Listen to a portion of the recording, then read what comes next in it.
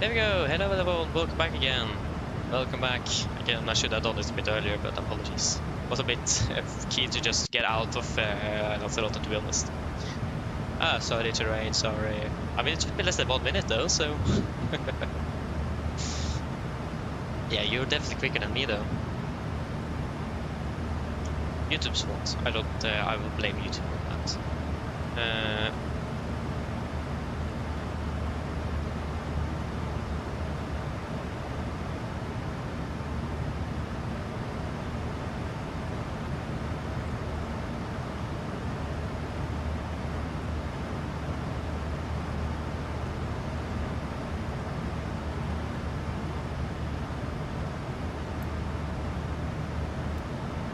I don't have any other airports really.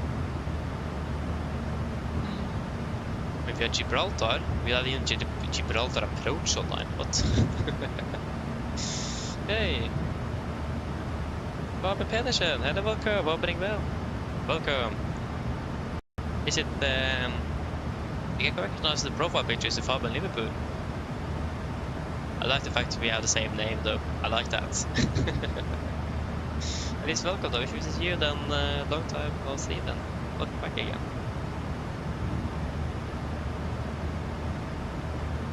Yep, nice. Nice to see someone else with the same name. So next point is Nedeb. Let me just check something. Yeah, we can increase the cost index to 40 then. Performance going 40. Firm, execute. Need to try to catch up as quickly as possible here. We have a company here, but he's below us by 2,000 feet, so should be fine.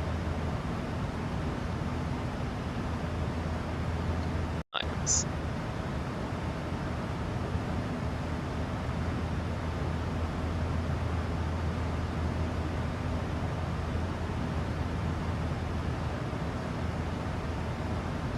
What do you mean? Yeah, we did just take off, but we are still landing. We were still landing half an hour behind. Now we're just landing 20 minutes behind, or 19 to be exact. And fuel-wise, we're looking good, so we were spot on the last waypoint. I checked that, and the next in front we're actually 200 kilos above, so.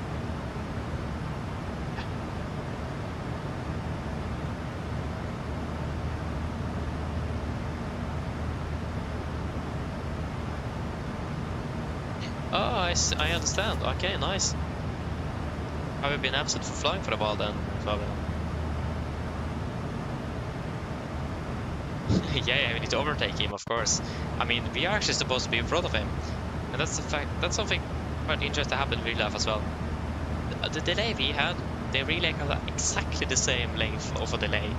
For whatever reason. I'm not sure why. But they departed about exactly the same time as us. They landed just ahead of us. And guess what?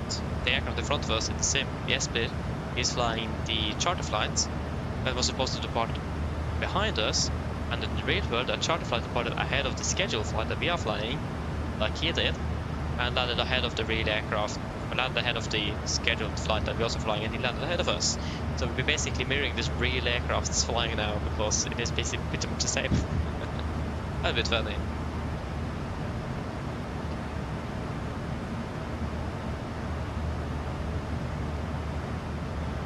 Yeah, it's getting tight, but I think maximum duty time actually we have is 14 hours, not 13, it's actually 14. So we have an extra hour then. If it would have been 13 hours, we would pretty much be landing 10 minutes before our duty time expires. But with that 14 hour, we're actually landing about 1 hour 10 minutes. It's actually 14 hours, not 13, like I thought it was. I was looking further down, that is at the maximum. It was 14. Yeah.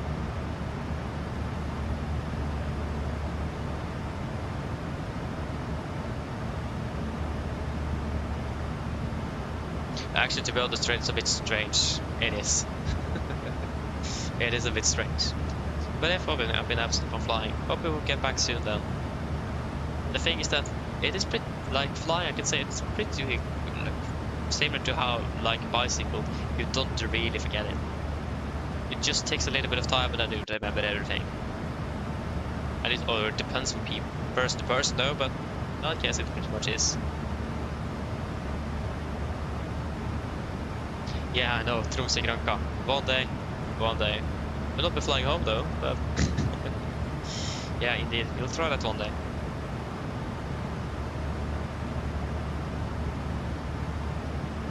Train for what I understood, no, actually not. And that will make sense because otherwise Norwegian would have rostered a round trip like this. So yeah, from what I've understood, the maximum allowed is actually then going to be 14 hours, and then 15 hours is extra added.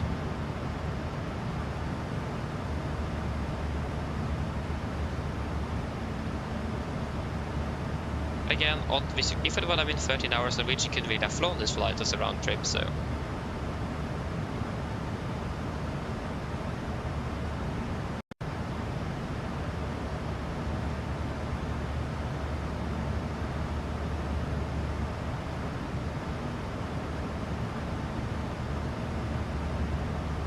And here's this maximum daily FDP. So yeah, and that is the flight duty period FTP. Night duties under the provisions of Oro.FTL 205B and D apply with the following. When establishing the maximum FTP for consequent night duties, the number of sectors is limited per duty. 2. The operator applies appropriate fatigue risk management to actively manage the fatigue effect of night duties. What is it, night duties? Here it says something else. The extension of FTP without in-flight rest under the provision of order is limited to the value specified table below. But there was another table I was looking. I mean, this document is actually a bit confusing. Because I thought I was 14 hours and they could extend even up to like 16 and 18 hours. I just, what? Oh no, that's you.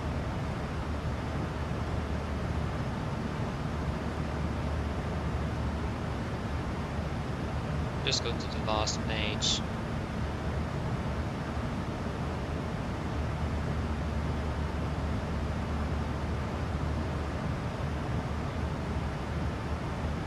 I think I actually googled, yeah, and then it said 14 hours, and then you can extend with an hour on top of that. Something like that.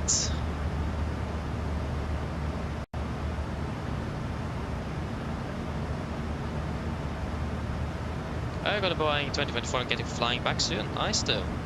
Yeah, MSFS2020 is fantastic, so you'll definitely like it. I would also test flying and it works very well actually. Starting to get dark though, that's a bit unfortunate. I don't like that. I don't like the darkness. It's a bit depressing.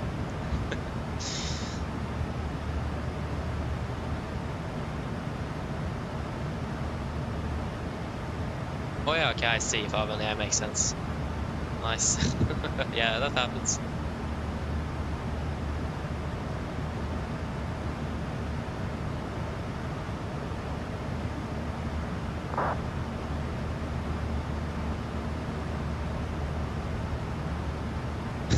Okay, train, I see. Yeah. Yeah, so Sea Aviation. What I have a document from the Norwegian the Norwegian aviation authorities. So it is from Luftfartstilsynet, or the Norwegian, the aviation authorities of Norway. And they have made an entire document about this, and I'm struggling a little bit to actually understand it. So this is certification specifications and guidance material for commercial air transport by airplane, scheduled and charter operations. So these certification specifications are applicable to commercial air transport by airplanes for scheduled and charter operations, excluding emergency medical services, EMS, or air taxi and single pilot operations. The home base is a single airport location assigned with a high degree of permanence. In case of change of home base, the first recruit extended recovery, blah, blah, blah, blah, blah.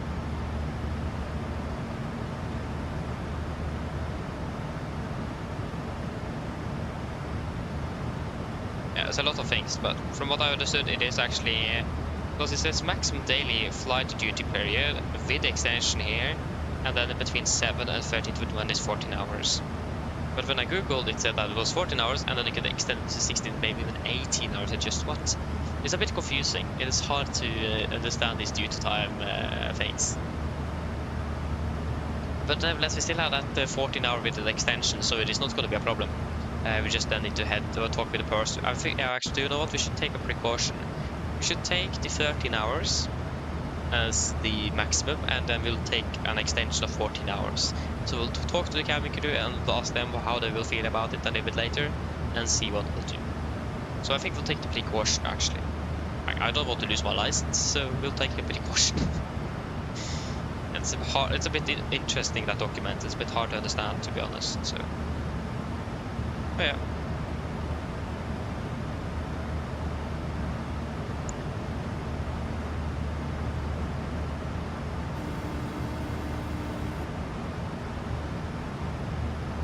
Hello. Hi, Captain. I just wanted to come by and ask if everything was going okay. Yes, everything is fine here. Thank you. Just give me a buzz if you need anything. Of course. Yeah, I understand that, train, but again, we're flying real time, so yeah.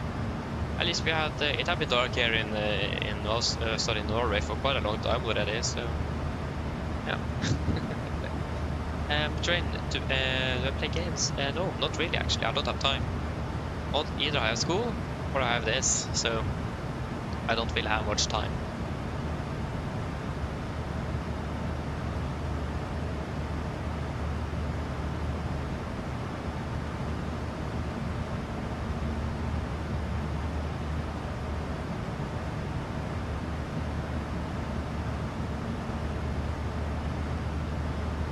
And we'll do a fuel check here at the Nideb. That will be our first fuel check. Think about that. We should finish with the simulator. It is... I want to think about it.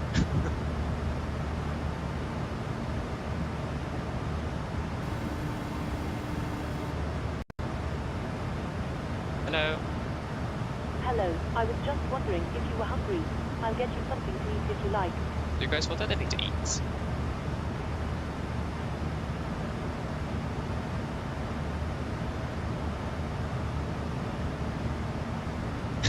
Oh yeah, teaching fish how to swim. Yeah, nice. I mean, that's something to do at least.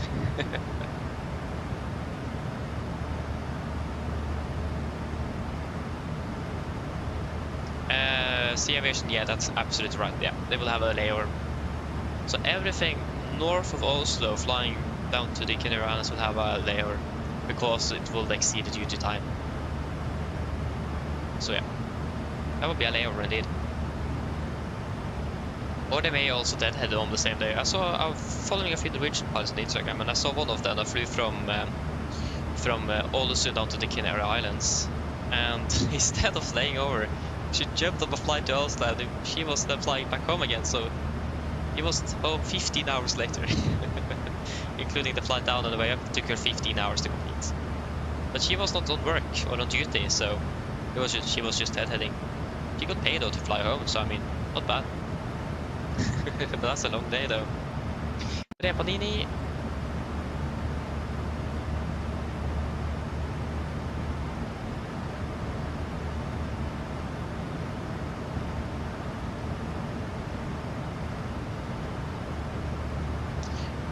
So nothing else then. Can I please get one panini? Of course, just give me a couple of minutes and I'll bring it for you. Thank you. Yeah, we'll just do a fuel check here at the Nideb. 12.5, I got 12.7, 12.7, 2.8 burned, we have burned through 2.6. And 39 minutes, we've gone 38 minutes. It's looking a bit more promising now. Nice. But yeah, we're getting quite close to each other indeed, but I mean, we have, what separation do we have? We are getting, yeah, we have 2,000 feet, so it's no real issue with that now. Yeah, it was food service. If there is any more requests of food, I can just ask again, no worries. But yeah, so the thing is deviation, no. The thing is that they will, Norwegian doesn't just fly from Tromsø, they fly from quite a few other places as well. So most likely what's going to be the case there is that you will fly down to the island. You will probably have a layover for maybe a day or two, and then you will, for example, be flying up to Ålesund, and then you will be dead heading home, or you will having a layover in Ålesund and then fly out of Ålesund early morning one day. Something like that. So no, you won't be there for a week. You will probably be flying to somewhere else. Something like that. Hello. Hello. Hi, Captain. Your food is ready. It's in the storage area, so feel free to collect it whenever you're free. Thank you. No problem.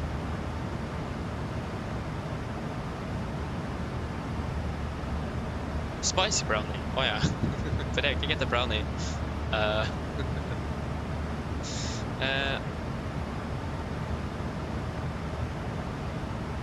Yeah, they get to see some interesting places indeed. So it is something else working as a crew on an aircraft.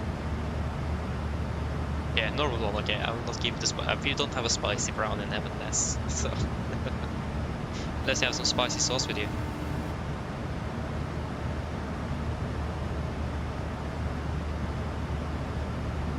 Well, hey yo. Yeah, no, can I please get one brownie? No problem. I'll bring it once we finish serving drinks. Okay, thank you. Yeah, so it should be coming then, Jesper. Just got to complete drink service.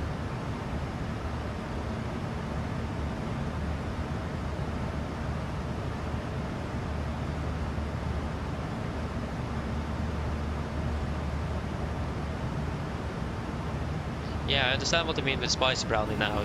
Yeah, now I know what you mean. Hello. Hi, Captain. I was just wondering if you'd like a drink, maybe a tea or coffee, or a bottle of water. You guys want anything anything you guys want to drink? And if unfortunately, Jesper said Norwegian doesn't have hot dogs aboard the aircraft. you want one? I mean, fair enough. Fair enough. Coffee with milk or anything else?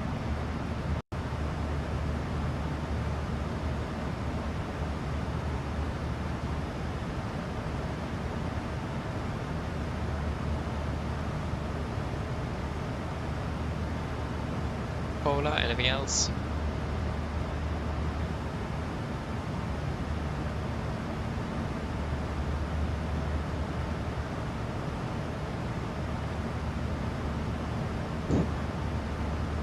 Okay, so one cola and one coffee with milk then. Can I please get one Coca-Cola and one coffee with milk? Of course. I'll go and get it for you now. Just give me a few minutes. Thank you. You have a point to the sea aviation. Because in my case, I actually don't really get too affected by caffeine actually. So yeah, but yeah, I woke up at 5 in the morning. So yeah, fair enough. Yeah.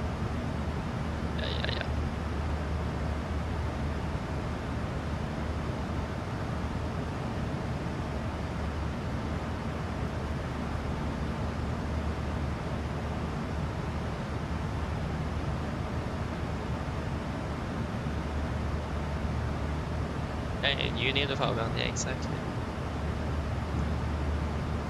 I mean, it's good to consume water as well. It's better for your health, generally. Hello.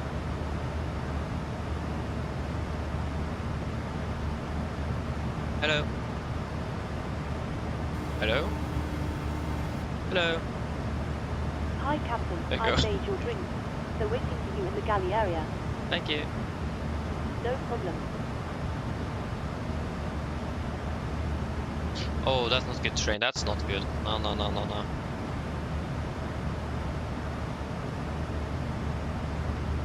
That's not very good. It will solve itself out one day.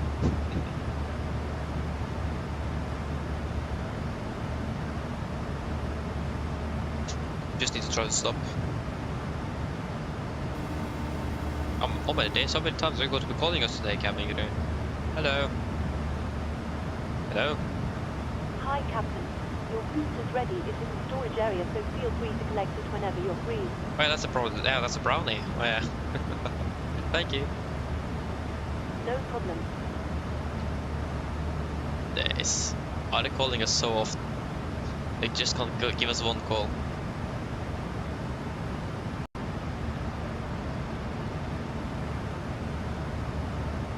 But to be honest, I tested it a bit. I do actually like it a little bit, but I'm not drinking it. But I mean, it does really depend what you're drinking though. But yeah, I'm avoiding drinking it, so that's mainly because yeah, it's not very good for your health really.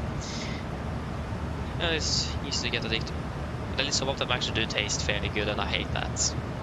It's not a good thing at all. So yeah.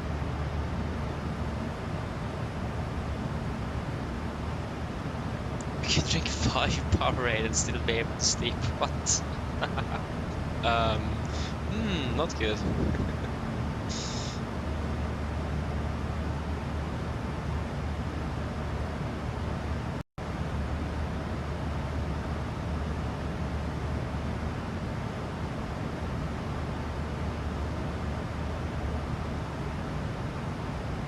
Okay, I understand terrain, I understand.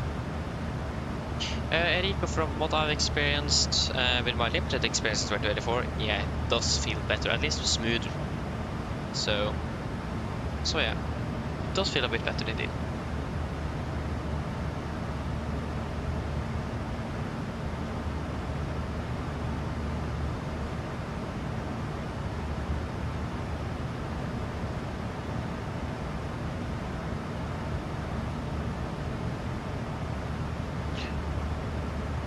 Electrolytes, ooh, that's something a little bit different though.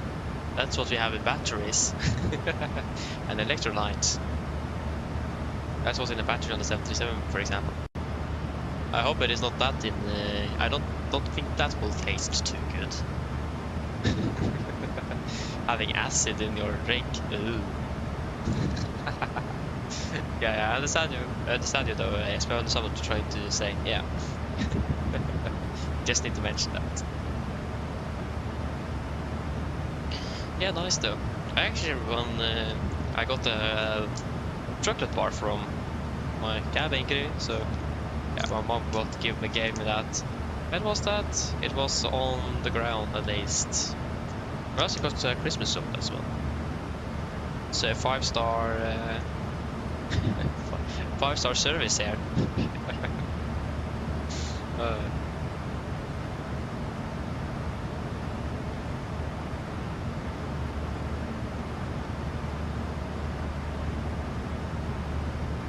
Wait, what does it say? Oh no, oh, are you serious? How in the world I have been able to write that wrong for 2 years? What? And not notice it?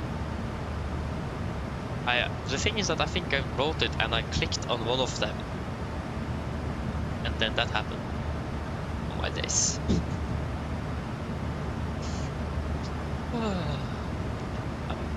I'm giving up. I have too much to think about. I don't want this anymore. Where is it? Oh my days. Yeah, it is even a hashtag, Norwegian.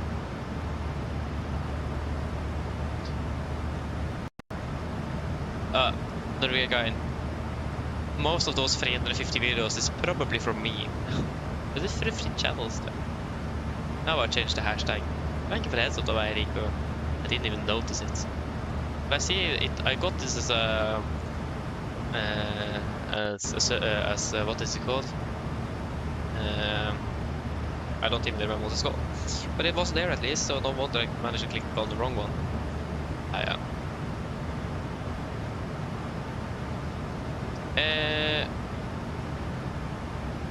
Yeah, the fixing is approximately 103 miles. That is approximately what we need to descend from 36,000 feet.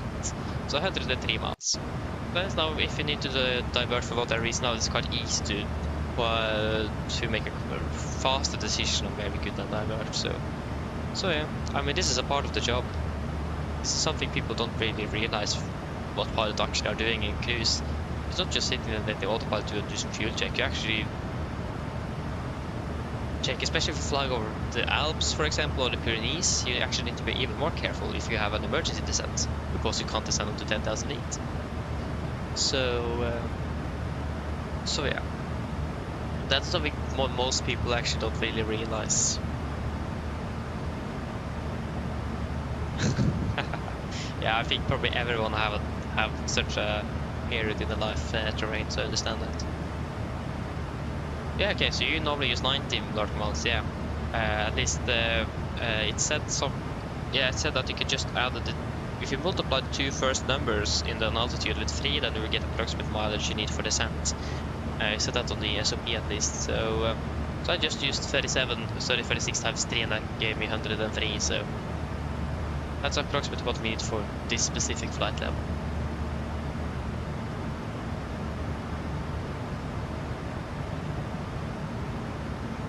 So that's where those 103 miles is coming from, at least.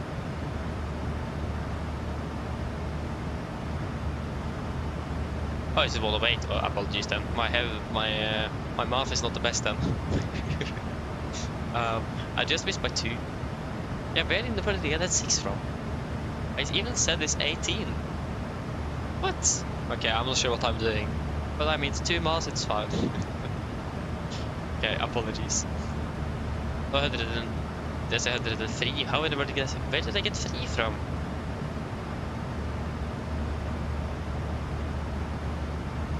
I'm not sure what I'm doing.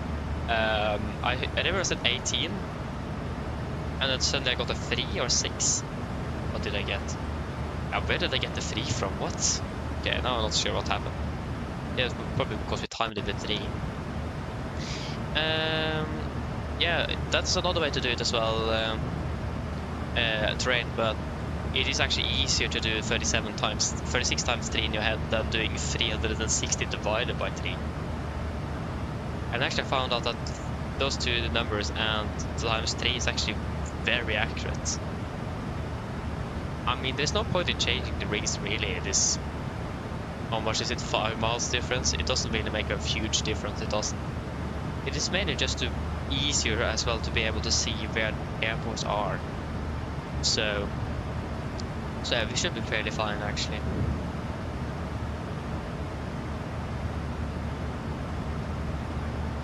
It is just to have an approximate estimate which one is going to be the closest if you need to get down in a hurry.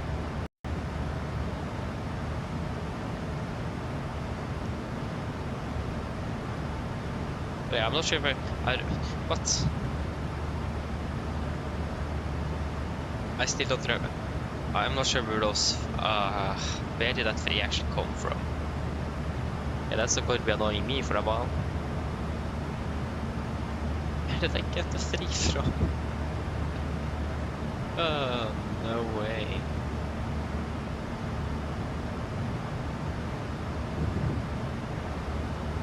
Yeah, so maximum 392. We can climb to 380 actually.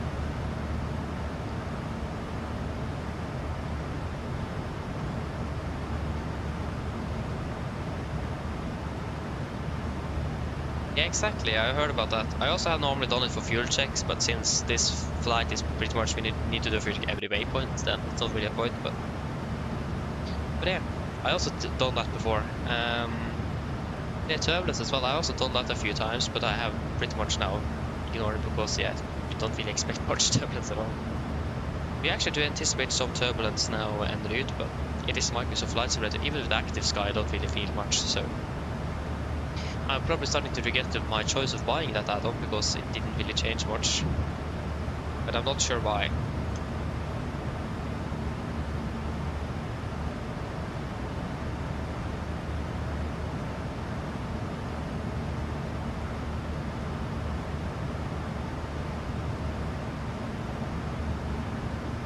Take the 1800 surcharge.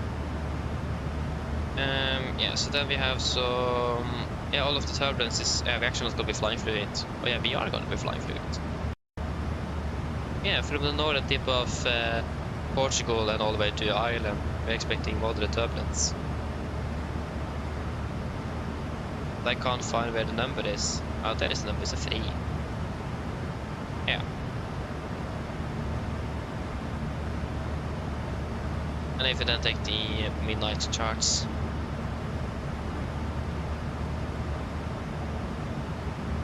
pretty much the same area though, so not much changed actually.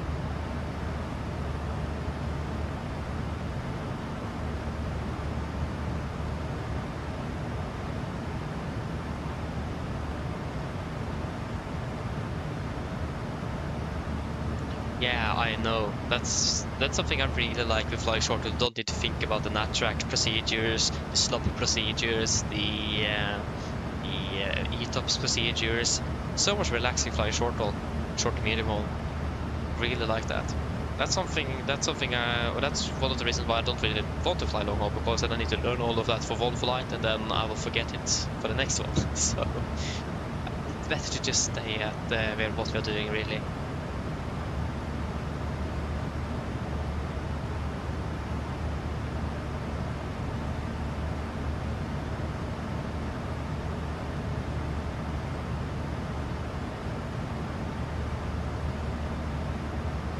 Yeah, I know terrain, I know.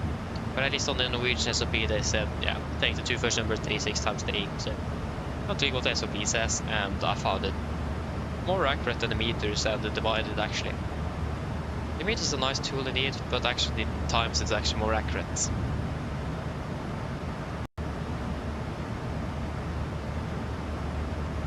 At least for the most part, when we are actually starting our descent, it's bang on the double descent. So not complaining.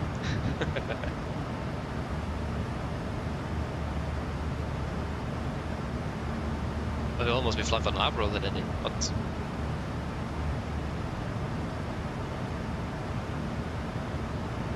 yeah, the Norwegian SOP from Virtual Norwegian, yeah. It is made by a few people that have access to the real SOP, so pretty much close to the real thing.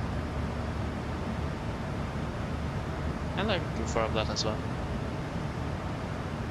from what I've learned myself, so yep.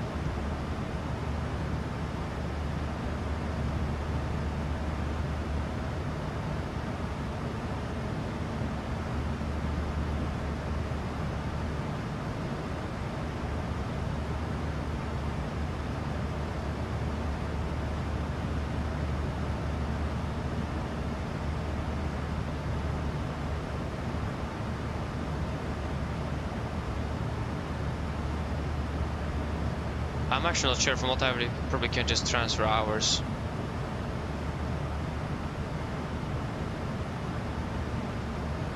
I can see if I can just I'll ask if maybe could be able to just transfer the number of flights and not the flights. I don't think you can transfer that. So yeah. Yeah, I'm actually not sure what yeah, flying Virtual Norwegian did. I was flying for the old virtualvision.net until today. And they're using one of the ones. I'm not sure which one it is. I didn't know it was so many. But I know they just merged with another Virtual Norwegian, so yeah.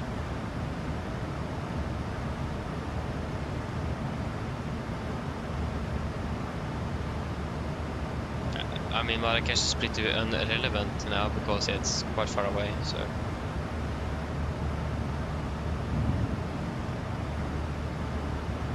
Okay, Fabio, thank you for tuning in again though. Been a long time. But yeah, I hope to see you again the next time we did, and have a good and yeah, have a Merry Christmas at least, and Happy New Year. Bye bye. Yeah, think about it, it's only 4 days until Christmas. Wait, for only 4 days? What? Why is it so close? Oh, oh yeah. It's only 4 days until 2024 is going to be first flown, so yeah.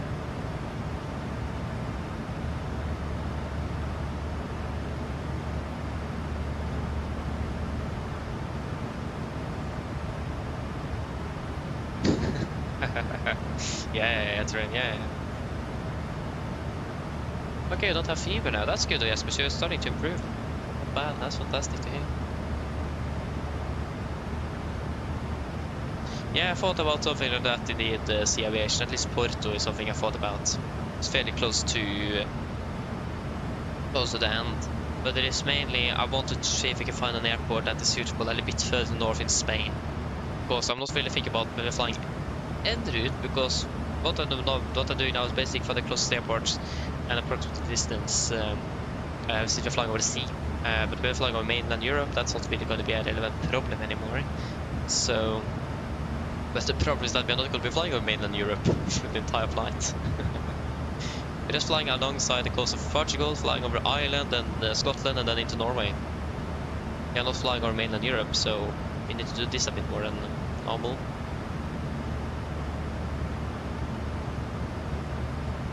Yeah, I get it. Yeah, I don't really... I see that there's an airport in Spain that you have 80s, and there is Lima Echo Sierra Tango. Never heard of the airport before, but it's fairly north... it's northwest in Spain. Yeah, we've got the same airport. Nice, I will check at it. I will take a look.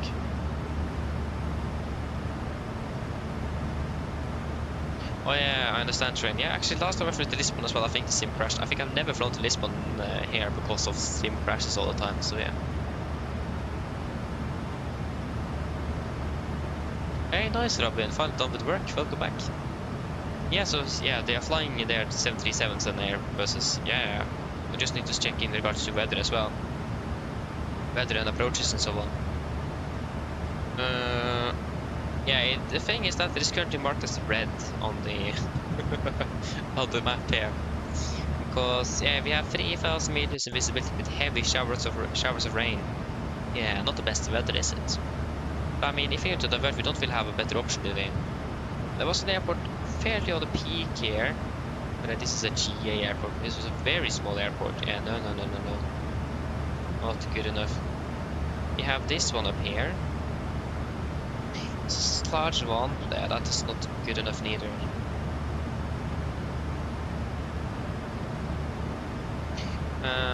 What about approaches? We have the ILS Zulu for 17.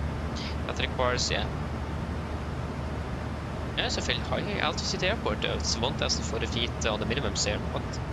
Yeah, we have ILS for both runways, and it's looking fairly good on the visibility side. It's a little bit more VR required for the runway 35 than 17. But yeah, generally should be able to use this one actually. It's broken at 1800. Yeah, it's not really required, not in the requirements for an alternate airport, but it is something we could use nevertheless.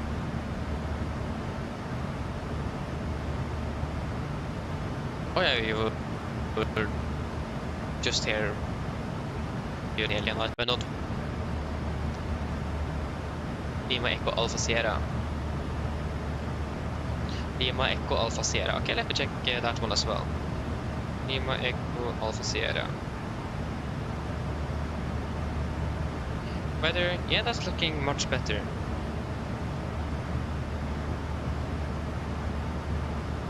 Okay, so we have at least one ILS. Well, it is this airport. I thought this airport was the GA airport. It looked so small. That was actually a fairly large airport then. Wow, the runway, how long is it? It is 2,200 meters. Yeah, that is a possibility indeed. I think we can actually just write down both airports. And yeah, we can just go accordingly. So, Echo Alpha Sierra, Lima Echo Alpha Sierra, and that would be now in this case 108. The next one, the other one we got was Lima Sierra Echo Tango, isn't it? No. Echo Sierra Tango. Yeah, that looks pretty. Yeah, that is the airport indeed. Lima Echo Sierra Tango. Lima Echo Sierra Tango and 108. And yeah, we'll do a fuel check at the Tiki. So Tiki 11.5. We currently have 11.8. 3.8. We currently have to 3.6. And flight time 1 hour 5, 1 hour 4. Just switched over to 4 as well. Fantastic. Yeah, looking.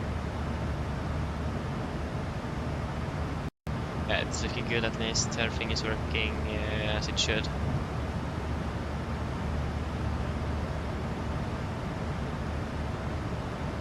Some light here, it's a bit depressing.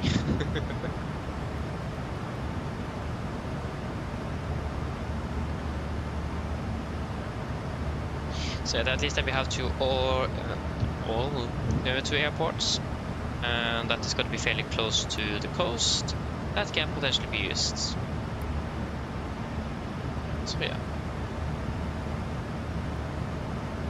Again, just to have some situational awareness when we're flying over sea, especially when we're flying over.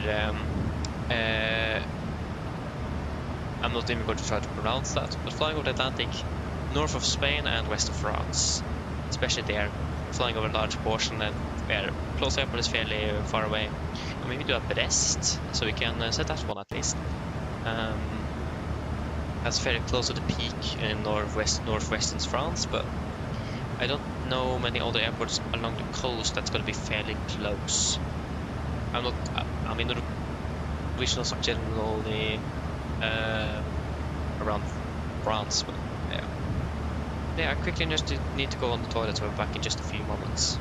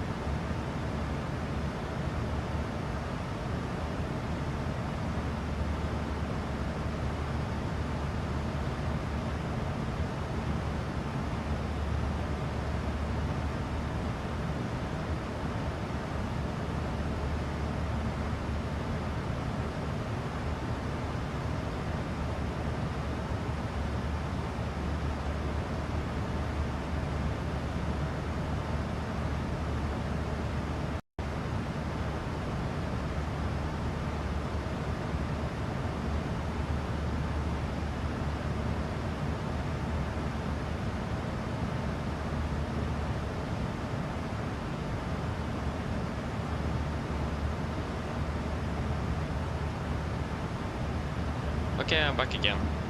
Got a cup of coffee as well, so that's why it took a little bit longer. Yeah. Yeah, Brest will work indeed. Yeah, so I think we'll at least take Brest. But I think you mentioned Berdux or something like that. That could also work.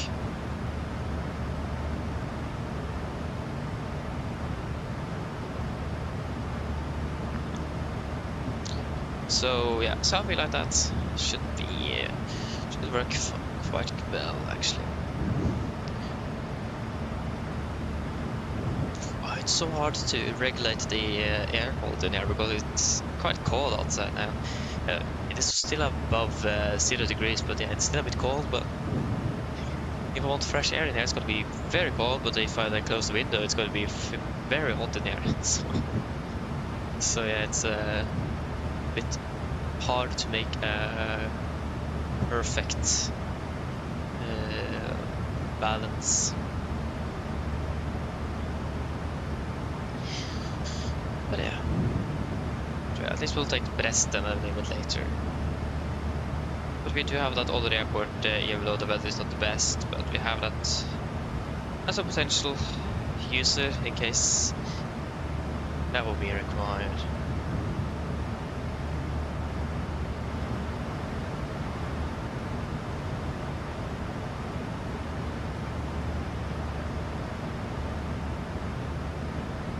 Hey, what happened? Why didn't we have a headwind?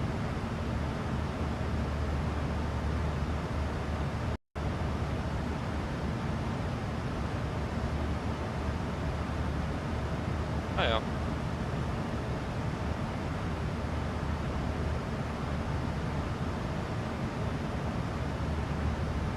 Let us take a look at the weather in Perfermance. Weather in Garden 1 looking very good, 310 at 5, 2834 variable, okay, 3 degrees. Yeah, so it looks like we will probably be actually using 01s for landing then. I mean, it would be fun to end the era of 2020 with an RMP AR approach. But the question is just, do we even have the capacity to do such an approach because of fatigue? That's the question.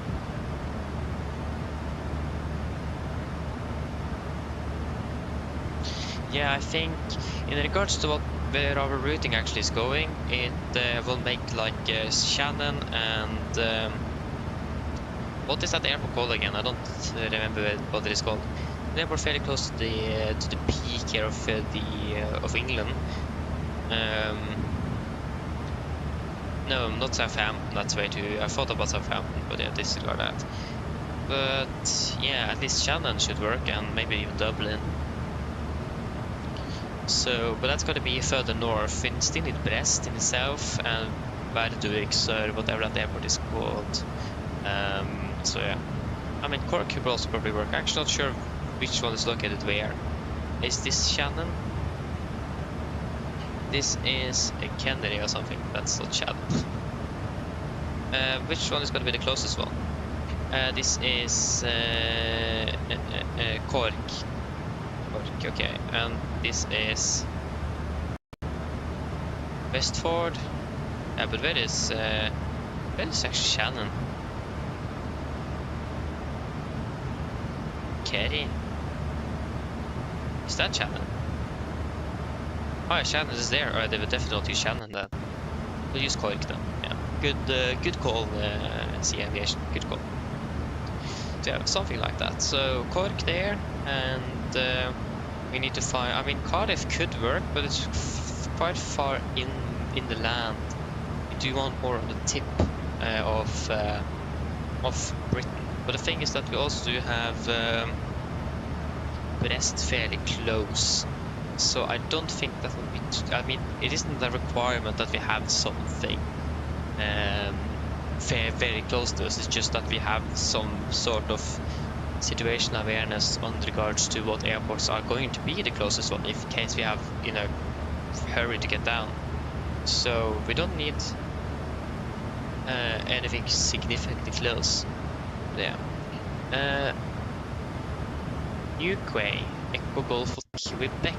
Okay, let me check. Echo Golf Hotel Quebec. Echo Golf Hotel Quebec. It actually does not have any ILS apparatus though. It does actually have that. Sorry, it does. I can't read it. I just saw NDB and I just no NDB for me. It has a 2,700 meters. It was a fairly large airport actually. What airport is this? This is Echo Airport. Instructed by ground crew only. Fox. Where is the gates? There's not really any gates here though. But there's a terminal, okay. So you are located. Show map, please. I need to go out there. Okay, there you are. Yeah, it was you. I'm always looking at an airport and just disregarding it, and you are coming with that airport as a as a suggestion. I'm looking at it. Yeah, good work, and it's the same airport just disregarded just a few moments ago. What is up with that? No way. Oh no, sorry, I didn't look at that one. I looked at another one. Oh yeah, sorry, I was. No, I did look at this one. No, I don't remember. But at least I was looking at. No, probably not actually. I was looking at one further south. That would definitely work. But yeah, we'll use that one as well.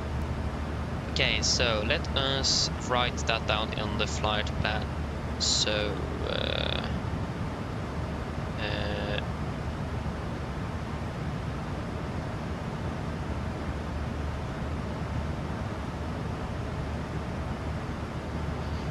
So we don't forget them. So we have these ones now. What is the what is the ICAO code for Brest? Brest is Brest.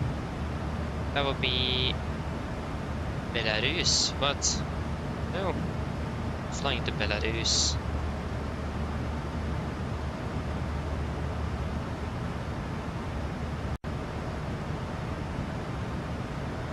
Bremen. How would you do? I can't even write Brest correctly.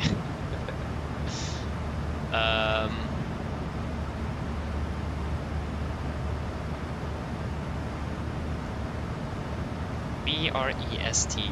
B-R-E-S-T. Brest in Belarus. Why is it Belarus? Oh yeah, maybe they don't actually have an airport in Brest. Don't they? I thought they had.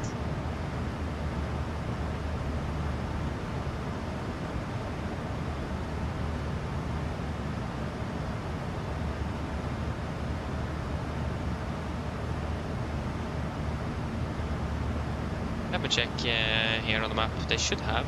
Yeah, they do. I just need to find the correct one. So this is an NDB. Not an NDB.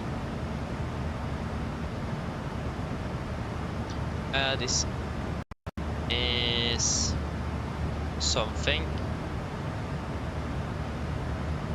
What is this one? Oh yeah, you would definitely not work. You are definitely not large enough. This one looks a bit more promising. Yeah, here we go. Here we got Brest. This is Britage. Oh, sorry. Apologies, I can't pronounce it. Something. Lima Foxtrot Romeo Bravo. So Lima Foxtrot Romeo Bravo. Brest. What else? What is Echo Golf Hotel Quebec? Echo Golf Hotel Quebec. It's Uquay.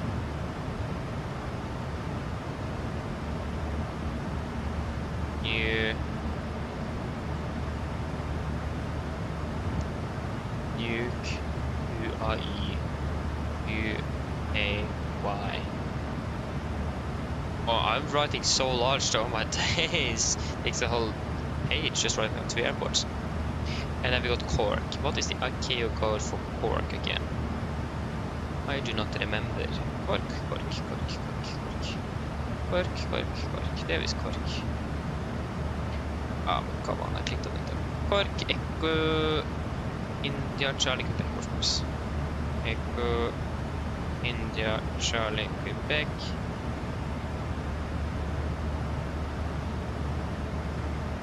Kork. With a C or with a K actually? It is with a C. Let's see, and oh, looks like it is going to be merging together. Kork.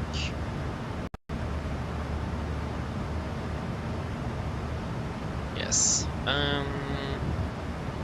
I got Brest. Is there any more airports along the coast of France that could be in our close proximity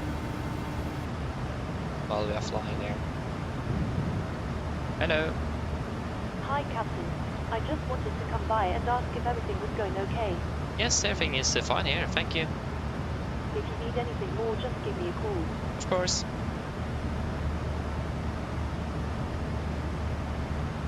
Yeah, so we are based in Oslo, so that's our base. But yeah, we have had layers of at both Trondheim, Bergen, Stavanger, Stockholm. I think that's the layers we actually have had. Yeah, I think we have had a layer at Tromsø as well. I don't remember. But yeah, we have had a layer at those airports at least that I mentioned earlier. But we have actually not had a layer in Copenhagen yet. So let's see when that will happen. But yeah, we are based in Oslo, but we have been having layers a little bit here and there. It is not unusual in Norwegian to having a layover. Ålesund as well, Molde is two other airports we've been having a layover at. Kristiansand as well. So yeah, a lot of airports. I mean, Norwegian is the thing is that Norwegian are flying for the most part. They're flying from the district into Oslo in the morning. So that's where our layover starts. That's why we have a layover there, because they're starting from the district into Oslo. That's most people flying into Oslo in the morning and flying out of Oslo in the evening. So yeah, that's something they learned quite early in their when they started up. So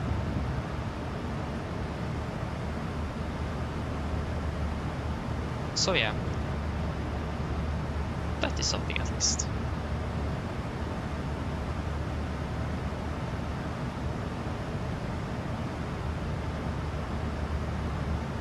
Yeah, nice. Yeah, I saw that here been released brand new tutorials. It's fantastic to see though. With the update 7.3. I've not adopted those though because they are not Norwegian specific. But yeah, if you refer to those, fantastic. Most of the systems I've learned on the aircraft and small quirks with it, learned from him, and he's absolutely fantastic. That's if someone asks me for a specific tutorial that I haven't made myself, for example, I always just refer to go to him because he knows what he's talking about. He's a former 77 pilot, so he knows that aircraft. Yeah, I know. Yeah, SCS also do it. So yeah, but again, that was something that we learned quite early that they should do, because they started flying from Oslo to the district. They learned quite quickly. No, that was a bad idea. We should do the opposite. So yeah, but that was like in the early 2000s, so it's many years ago. Yeah, Haugesund as well. We done a layover in Haugesund. Couldn't forget that one though.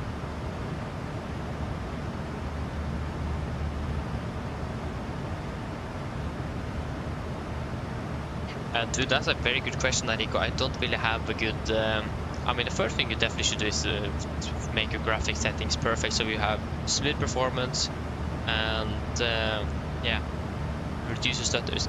The goal in a flight sim generally is not actually to have the highest FPS. It is more relevant to have the most stable FPS, since it is not a high competitive game or it require a lot of FPS. Then definitely go for smoother FPS. Of course, you should have optimally above, at least above 20, hopefully around 30. 30 plus is very good. So smooth performance is the most important thing. So definitely make performance the best as possible, and of course set up your control bindings. That's also very important. I think that's probably what the first thing I would do, and that's the first thing I did. So yeah, setting up the sim, so it is perfect with all of the type of different settings. Definitely do that first.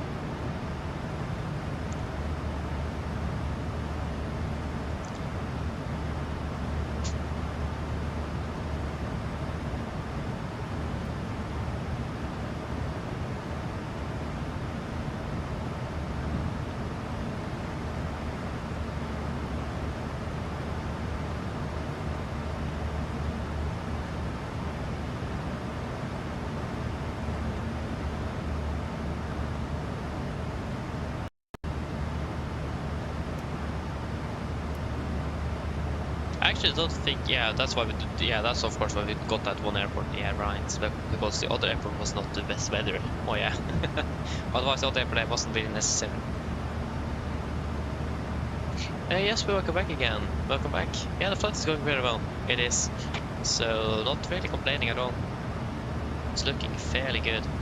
We'll be doing another fuel check shortly. I mean, the time is flying by fast here, so not complaining about that. But it's horrible winds though. So yeah, we'll do a fuel check shortly at Ursus.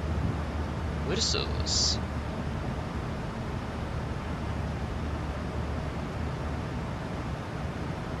Ursus. So yeah.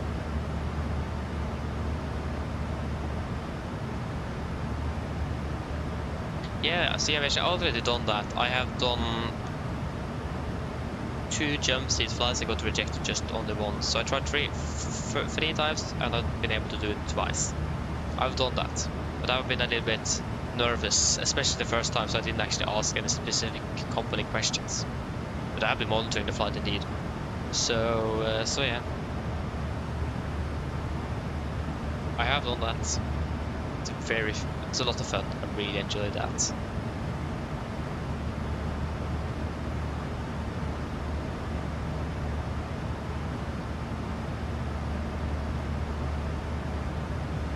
Okay, interesting, Ego, interesting. What am I supposed to know? It doesn't sound very good though, to be honest.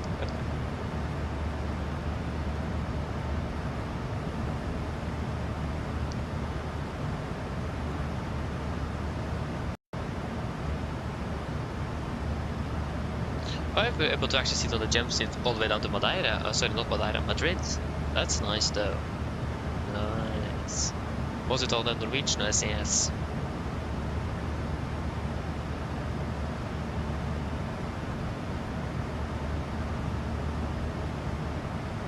Wait, with Iberia?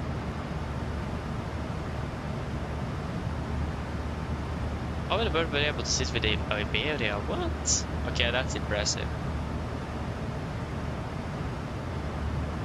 Not bad.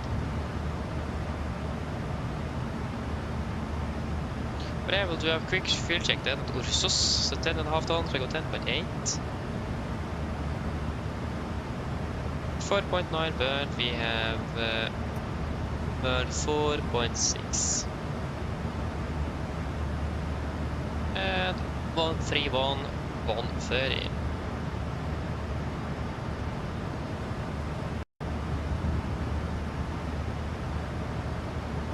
Yeah, jumps into virtual, that would be, would love that.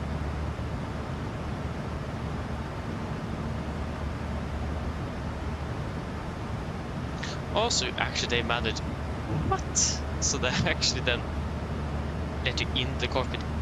Whoa, that's okay, that's interesting, I never heard of that. Don't really hear often that people are being able to, like, being let out and let in again during the flights.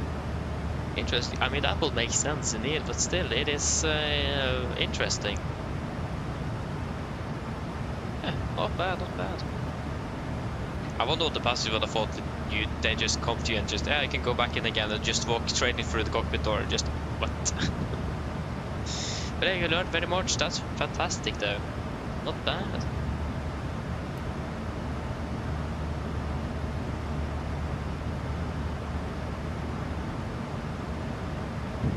I think we're entering the area with the expected turbulence as well fairly soon. It is, yeah, we are pretty much here in at the next waypoint actually. You can definitely see that it's raining at all the airports, so a bit of weather just south of it, so. Wait, it was with CRT screens as well? Oh, even more amazing. Then we're talking about an old Airbus. Now we're talking.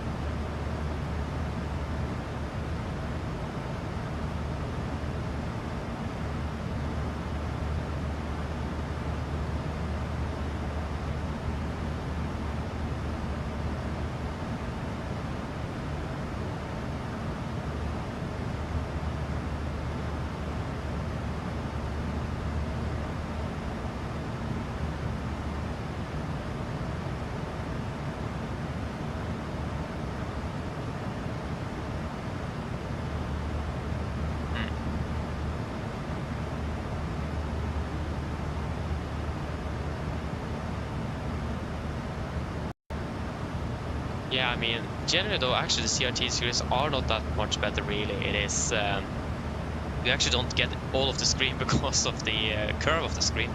So actually the LCD screens are much better.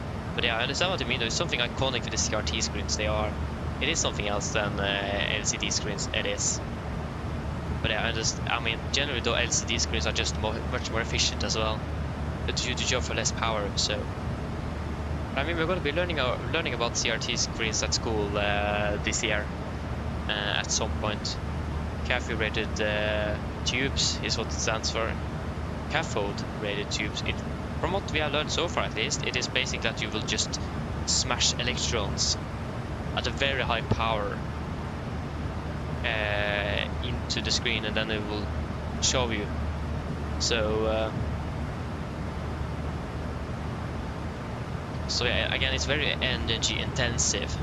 So I think you need probably more than 1,000 volts. I think our teacher said when we just learn the basics out of context. Really, we're not supposed to know about it at all. But yeah, it is. It's quite energy intensive. It is. So yeah, it's no wonder that they have replaced with LCDs, because yeah, they are just much more energy effective as well, or efficient, and yeah. They are generally just better. But yeah, I mean, again, there is something, yeah, I understand you though, with the shape and so on, it looks much better, it does, with the CRT, but I understand that you change to the LCD, it is just something else than the CRT, it is. I understand you need though, Enrico, I do.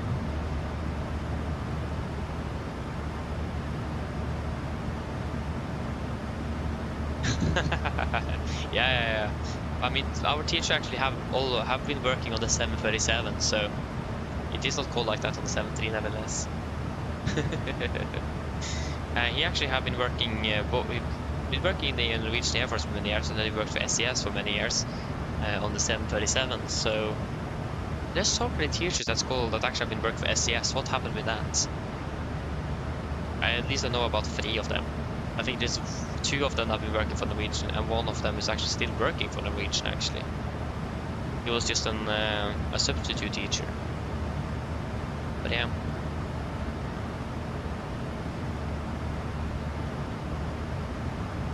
But at least it is not. The 77 actually doesn't have those type of screens, except for the classic.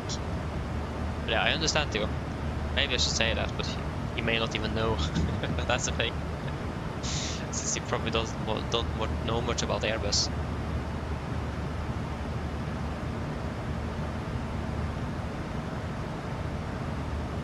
Okay, coming back later. See you soon. Hope to see you soon then, Enrico. See you soon.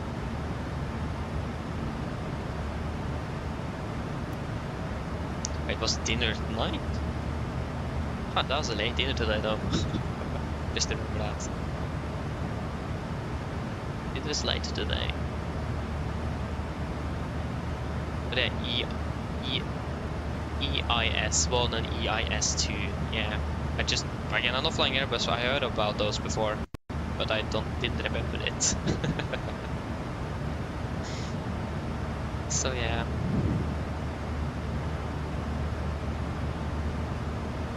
But I mean, yeah, that is definitely another experience. Like, think about it, if the NG would have those type of screens, that would be interesting, wouldn't it? That would be something by itself. And now it's time to consume some chocolates.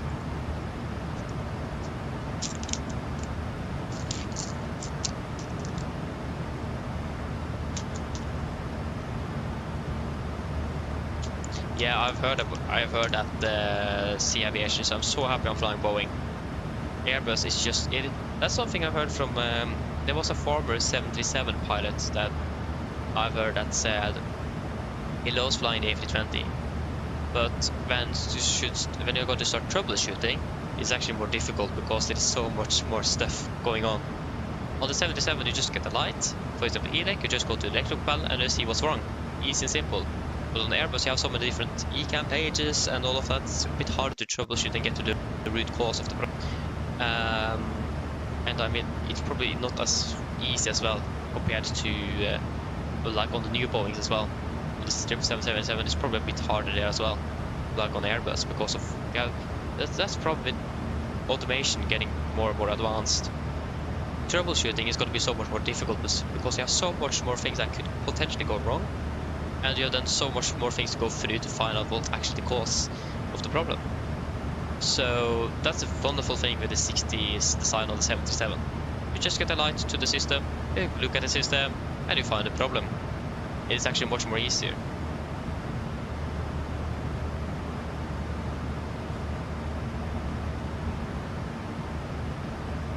Wait, what?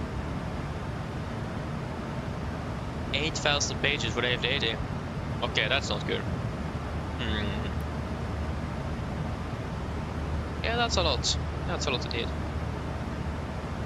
But yeah, I heard that generally though the Airbus FCOM is at least twice as large as the Boeing. But again, that's because it also have much more systems on the aircraft that you need to know about. So it makes sense.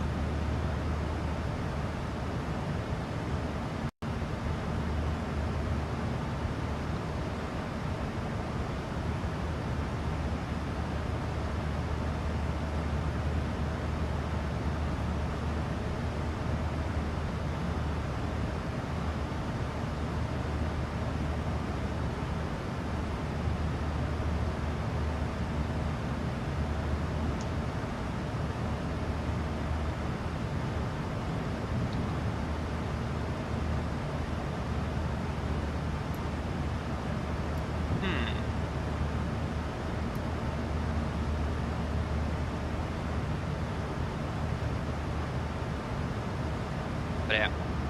So I mean the 737 FCOM is just about 1,000 pages. A little bit less than that. And it took me still half a year to read through it, but that was because I didn't read every day. I did have time, but it took me half a year to actually complete the FCOM. It took me so much time. And like pretty much almost half of the FCOM was basically the FMS. Because it is basically the only computer that you would read properly through is the FMC. I mean, reading through like the Air Data Inertial Reference Unit, the ADIRU. It's nothing really special for a pilot to know about that one. Just that it exists, what type of information it takes, and what it gives you, and so on and so on. Fairly quick and simple to read through.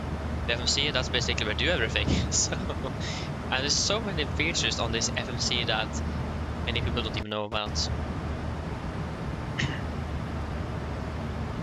Yeah, that was actually a pain reading through the FMC pages. So yeah. So that was the hardest thing to go through. Got a bit demotivated reading through the FMC. But yeah, you're reading through the A380 one now. 7,156 pages. I'm so happy I'm not flying the A380. Again, this is the downside with the flying more and more automated aircraft. It is so much more you need to read through. It is so much more you need to know about the aircraft, and there's so much more things that can potentially go wrong as well. So yeah, I'm happy with the 737 and how it's built. I love it. It's perfect.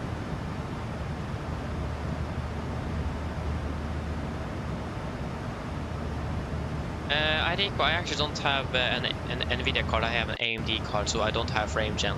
But if I would have used NVIDIA, no. It won't really do much, really. Or I will probably actually, but there is still going to be some what is it called? It is called yeah, there will still be some rendering issues here and there from what I've heard. I'm not sure though. Again, I'm not using NVIDIA, so don't ask me that question.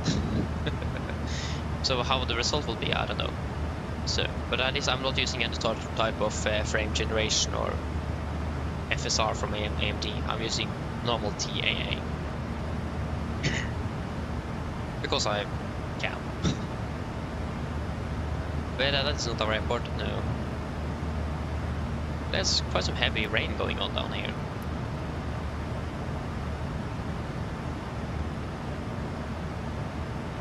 There's a lot of weather going on.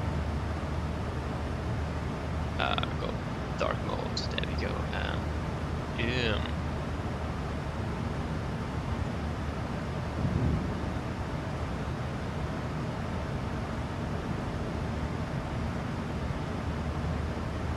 There we go. We'll have it online.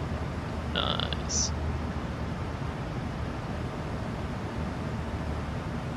I'm flying November in the Oscar tomorrow to Nice. Nice. I'm doing a morning flight tomorrow as well.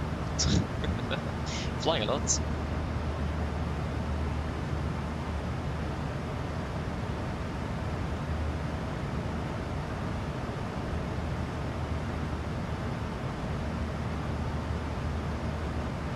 Yes, but how many flight hours did you get again through the year, if you remember?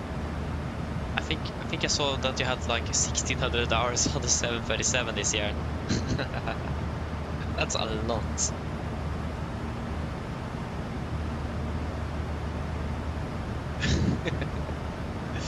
Oh, nice. Don't ask. Okay, I will not ask then. Yeah, you have been flying a lot though. I think actually my Volanta said I did one flight today or this year, and my top airport was Milano with one flight. So my VATSIM roundup was not accurate at all. So that one did not work.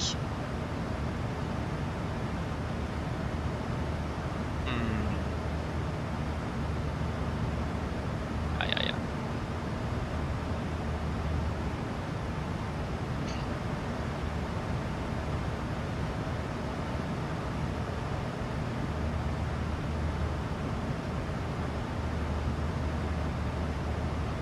One thing I need to be honest to say that's a bit hard to track in the flight sim is actually the flight time you have been doing through the year.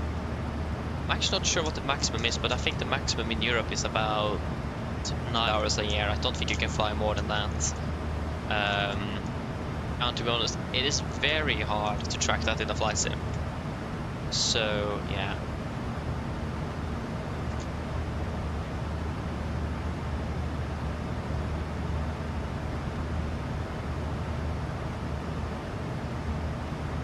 $1,700. Oh my days, you have been flying a lot. Almost 2,000 hours. And almost all of it was on the 77. You're basically experienced on the Type 10. You have more hours than me on the 77.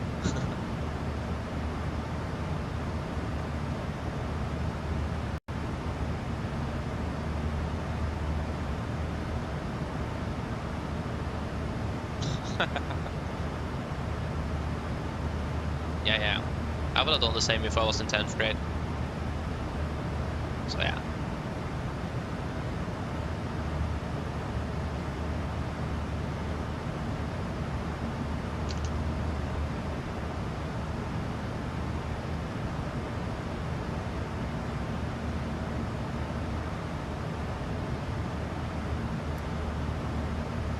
But again, I actually don't 100% remember what the maximum allowed flight hours you can accumulate through a year is. I think it is, like I said, 900, 1000.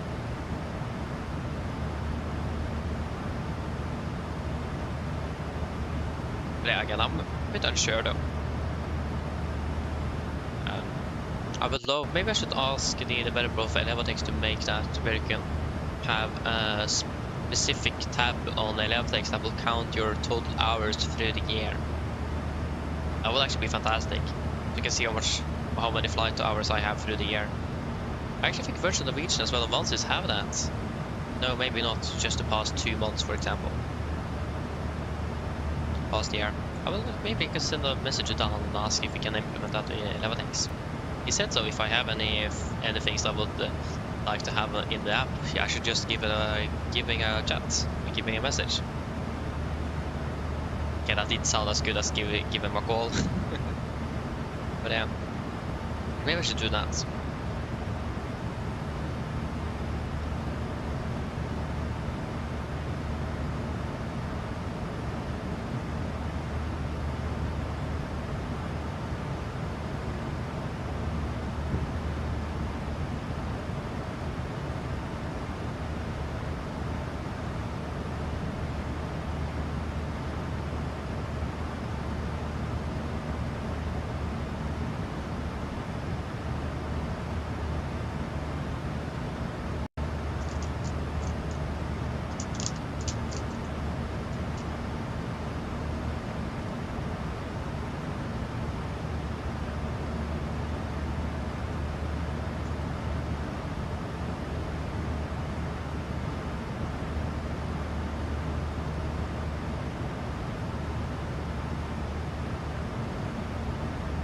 But yeah, that aircraft, the 6077. It's sad that Norwegian got rid of that one. This is what the 6737. How many now? 11,077 have been delivered now, so it's a bit obsolete. Yeah. Yeah, you didn't have anything else in the FSX. Yeah, fair enough though. And you stopped using Volanta. Fair enough as well. I understand that. I mean, that is something that also could be a way to do these rosters, is to just follow one specific aircraft. But it will be a bit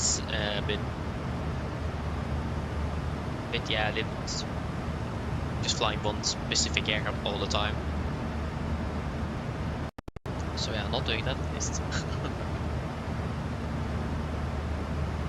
I mean, that's also a way to make a roster as well, if anyone would struggle to find where to fly. Just follow one specific rig and then you are good to go.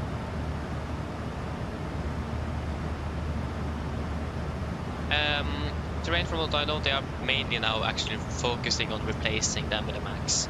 They have already started to retire a few of them that they have owned. They are gradually buying outright more of the released planes to cut down costs. But generally though, it is more that they're retiring the NGs and replacing with the MAX. So they have already... How many NGs have left the fleet now? I think at least 3 NGs for the last 2 years have left the fleet. Maybe even more. Maybe even 5 actually, I don't remember.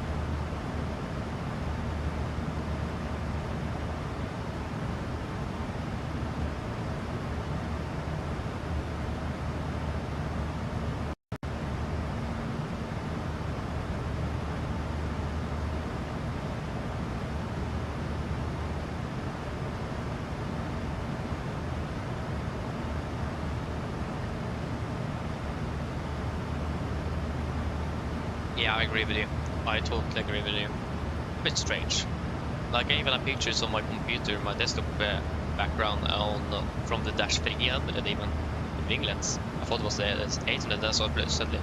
I just won emergency exit on the overwing. Is it Dash 300 then? I didn't notice that before now. So yeah.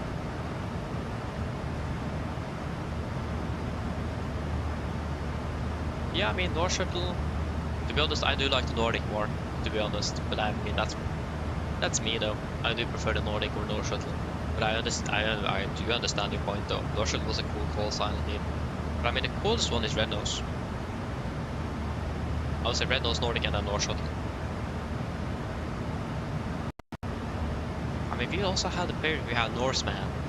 That was a fairly cool call sign as well, but that wasn't there for even a year before they changed to Nordic. So that was, I remember when they changed from North Shuttle to Norseman and Nordic. Just, what?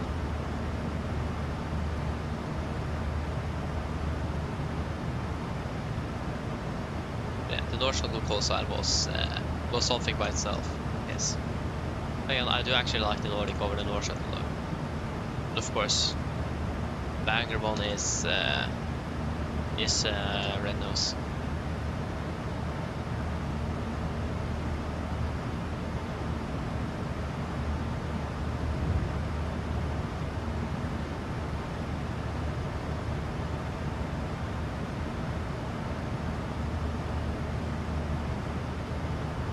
I mean, I can agree and disagree with you on that terrain. If you mean in the form of the JFK context of the video there, yeah, makes sense. But I still like it on the 737 as well. But I do understand you. It was something else on the 787, it was. But yeah.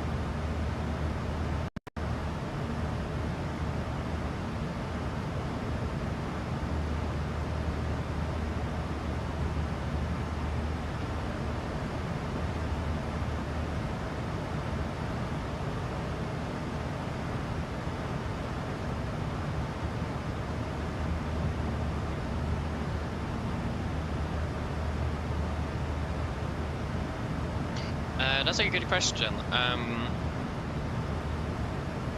think that just did want a new call sign because I think they still used the North Shuttle in the 2020 or in 2021, 2022. But then I don't remember they changed from North Shuttle because I remember flooded a bit with North Shuttle before they changed to Norseman, and then quite quickly changed to Nordic. So I think they it may have been because of the collapse in 2020, so 2019. May have been because of that actually. So that could explain it, but I'm not sure actually. That's a good question. A quick Google search could probably give an answer on that.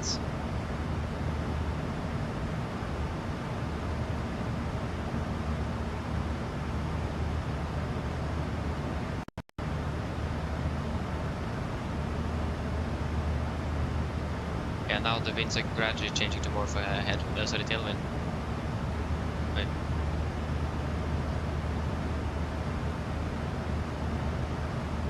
Yeah, it's a very good question, Doctor, and I actually don't know.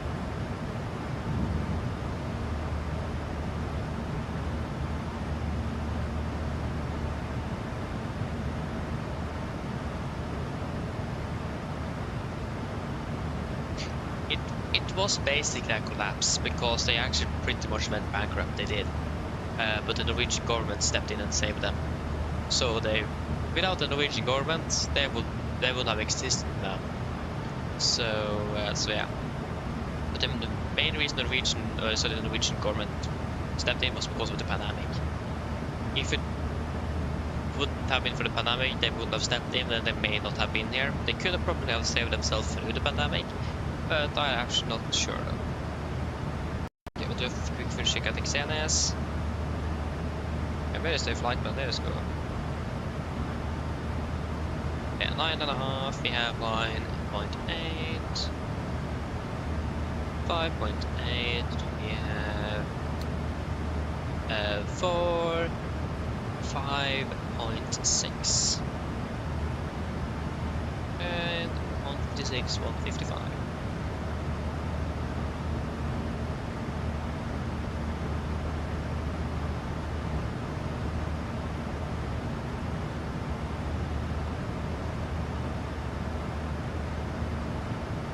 Yeah, it is sad indeed that eco. And the Bravo Airspace, I have no clue. I have never flown with that aircraft, so I don't know.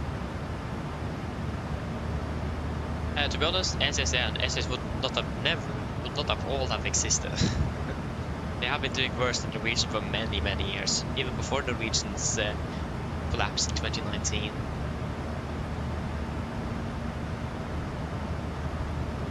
So yeah.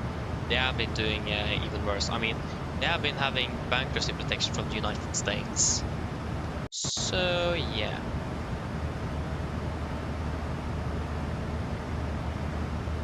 We can they have been doing worse than SES. I mean, Norwegian was even like the Norwegian government proposed Norwegian actually to buy their stake in SES in 2010 or something. And Norwegian looked at the possibility to actually buy those stakes in SES. They looked at the fleet and it just never. Like one of them said, quote, they don't use medicine, they drink it. And then, end quote of course, and yeah, that referred basically to the fuel usage. They were using gas guzzling all the aircraft. So they didn't buy it. And and they were happy they didn't, because not far after their bank account did go basically straight down. They lost a lot of money. So SES have not been a very safe bet generally though. So yeah, they have been doing quite bad. Any good 77s? I mean, we have the Horizon Sim, that's a freeware project, and it even have A cars and so on. It's probably the best one actually, but I mean the default generally is very good. And the Horizon just adds a little bit on the system depth of the aircraft really, and the different variants. That's pretty much it. So yeah.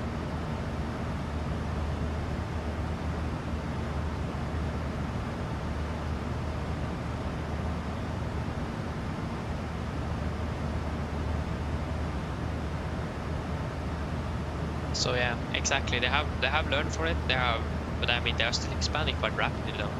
But yeah, they have definitely learned about it. The thing is that they were also a bit unlucky. Like for example the 787 with delays on the program there, and with the Rolls-Royce engines that had so many issues, longevity issues with that, and then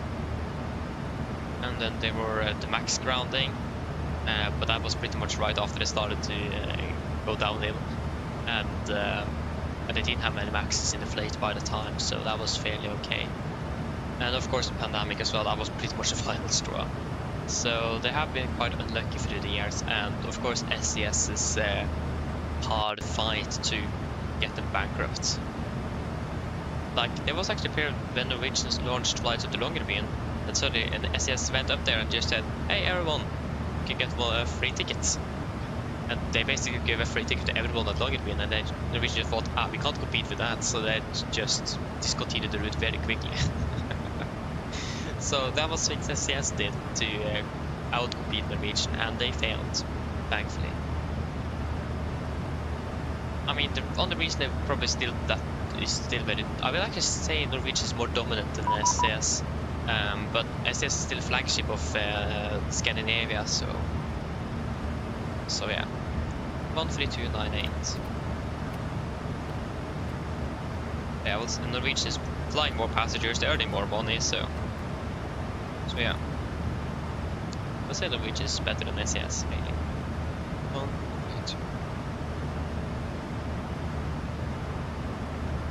Control, good evening, we want to Eka passing at 7000. We are at 9 Foxtrot soon.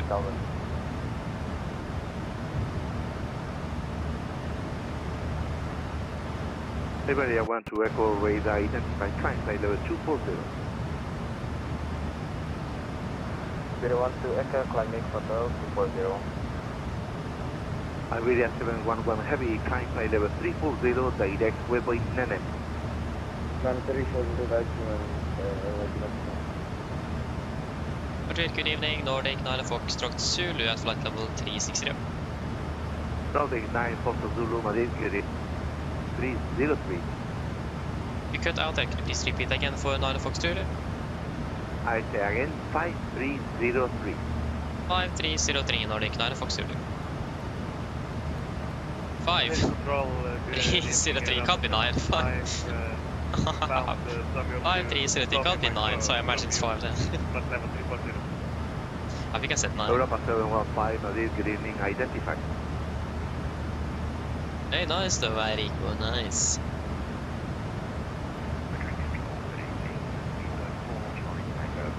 Yeah, exactly.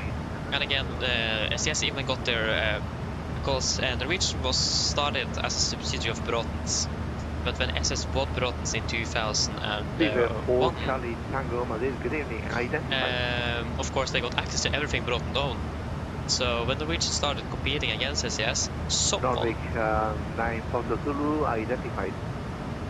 So when someone in SES found their password into the reservation system, they of course utilized that. So if a larger group have booked tickets on Norwegian, they will just call the group and say, hey, we can offer you cheaper tickets. So then they bought SES tickets instead. And we actually don't know how long that lasted, but it ended up with them getting. It was actually competition authority in Norway, Konkurransetilsynet, that and Luftfartstilsynet, the aviation authority in Norway, that caught SES, raided their office, and they found out about this, and they showed it to Norwegian, and Norwegian just what in the world happened here? And yeah, so then it ended up in court, and SES got fined quite a lot. So that is one of the reasons I don't like SES, because they have been very dirty. There are many airlines out there that have been dirty, and especially when Norwegian started transatlantic low cost, there was so many airlines that tried to stop them. There was one airline that didn't, and that was British Airways. They actually supported Norwegian's effort to get low cost long haul because they wanted more competition on the routes. BA was actually very positive to it. Everyone else, they didn't like it. Continue short Charlie for approach from So, yeah. to left. Descent fly level 1. Correction altitude 10,000 feet. It's like a mother and daughter. So Broughton was the mother's company, and then Norwegian was a daughter company. So Broughton basically leased Norwegian to fly. So Norwegian just basically operated the shorter routes for them. So, yeah.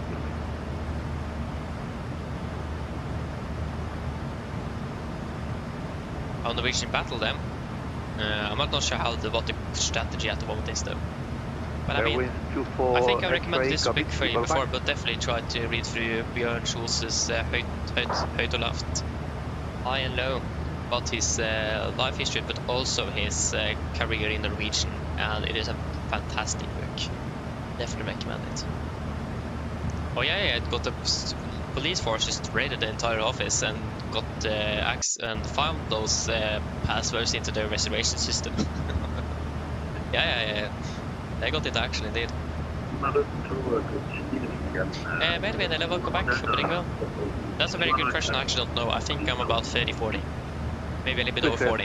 I don't remember. Good evening again. Identify climb by level 240. I think, well, that's really up to you. I don't have it, so I don't think it will be anything else the ordinary to have it on.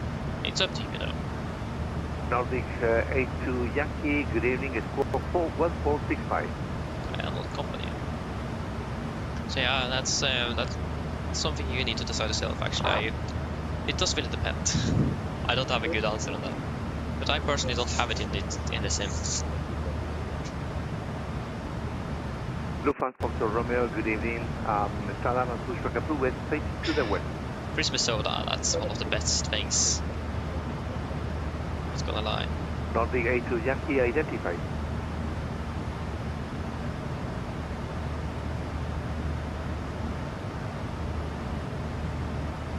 Yeah, so yeah, okay.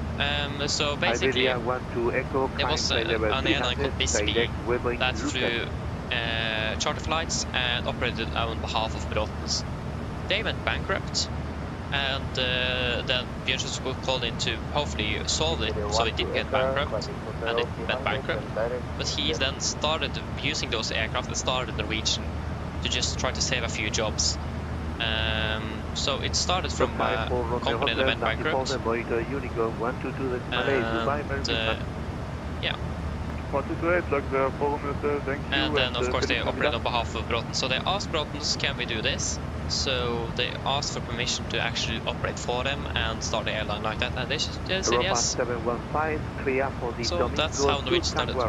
So a fun fact, the last flight out of Fornebu, the SES flight, was actually not the last flight at all. There was 2 Fokker 50s from Norwegian that departed after SES, just pretty much on the clock before Fornebu closed. Because there was technical problems with the aircraft, the technicians were working so hard to fix this. And I remember reading that Boris said he was standing and waiting for the clock, and the clock was soon midnight, and then suddenly one plane started, and pretty much right on the clock, midnight, the last Fokker 50 from Norwegian departed. So they were very close to not being able to depart on the Fornebu. Clear for the Domingo to Zulu arrival. Expect Island Zulu runway 12 at Bilbao. Yeah, Sea Aviation, I understand it's a bit expensive indeed, but I mean it's a very good aircraft. Clear So it is definitely worth it. Delta Golf Oscar to arrive on the ILS runway 12, Robert Tower time. That's 21 Delta climb by level 340.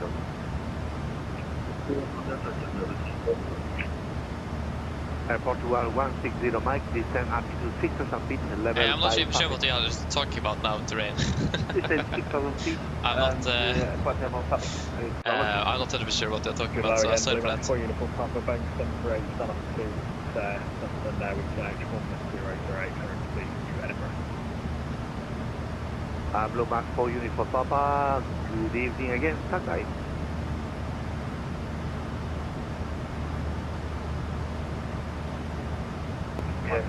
So yeah, so that was one thing. When Brotens got bought by SAS, again, Norwegian was flying on the contract from the Brotens, so then SAS of course terminated the contract and effective today. And then they just want to take the chance. And I mean it works. Papa, good evening, squawk 6063. Squawk 606, runner 6 Papa. Confirm 6063. 6063, sorry, runner 6 Papa. I mean, it isn't very difficult to understand. I mean, Swedish and Norwegian is not that far off each other, really. I mean, maybe that would be a good book for you to actually, that can help you understand Norwegian a bit better as well. I mean, it isn't very difficult. It is pretty straightforward, really. A Blue Mark 4 uniform Papa, maybe a bit, clear to Edinburgh 5, the band of 6 Alpha a little bit, initial climb by level 130, what's called more difficult words in regards to, for example, in regards to finances and so on. But I think you will understand pretty much all of it. Blue Mark 4 uniform Papa, read back correct. Start up and do it. Approved for uniform Papa. Ryanair 6 Papa, confirm scope code 6063. Maybe that's a good question to build. I don't know. I'm not the best at. I am very sorry for that, Ryanair 6 Papa. No worries, sir. Ryanair 6 Papa. Yeah, I'm actually not very sure, Melvin. I'm not the best at those types of things, so. Descent flight level 100. Expecting SIGAM for Tango arrival, runway 1. Yeah, exactly. It's not much difference between. I mean, it's actually large difference between writing and speaking. It's a bit interesting because the Norwegians understand Swedish better in oral language, but not the writing as good. But the Danish side, we understand the writing much better, we understand the oral language. It must make sense because the normal writing we're using here in Norway is pretty much shifted a little bit from Danish to more of Norwegian-ish. So it's basically all Danish writing. So it makes sense. But it is a bit funny though that everyone understands each other in a different way. It's something typical Scandinavian.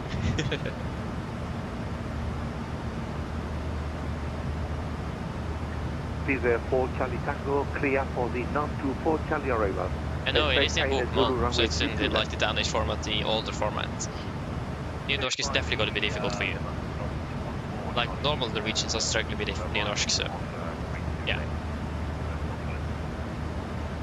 Finnish, yeah, that's something completely different. Like we have Norway, Sweden, Denmark, that's very close to each other, and Finland and Iceland is coming in. No one here understands what in the world they're talking about. So yeah.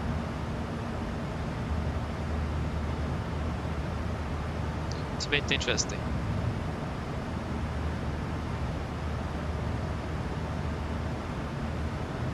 Utkuker 5 to 8. Hello, welcome, opening bell. Merry Christmas to you as well.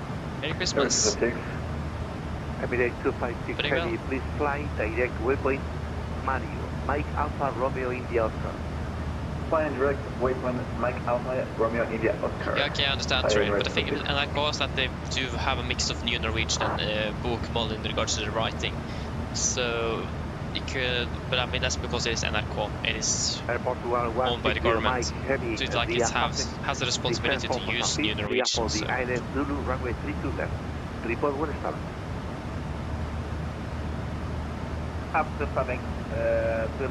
New Norwegian again is not an oral thing, it is just a writing language. So yeah. And again, New Norwegian is basically a mix of a lot of dialects into a writing language. So yeah. When I've been writing New Norwegian before, I just think about the North Norwegian dialects, and that have been working pretty much perfectly for me. So yeah. British radar runner 79 Bravo Yankee with you 5370 Lanzarote. But yeah, we can take in a few other airports then. Identified. We can take Lima Foxtrot Romeo Bravo. Why did I write so large? Runway 17. Just confirm CPGLC online, runner 700 Bravo Yankee. CPGLC is available from my side. You can go for that quick. Nordic 9033, that's for the monitor 122 decimal in Dubai, Merry Christmas.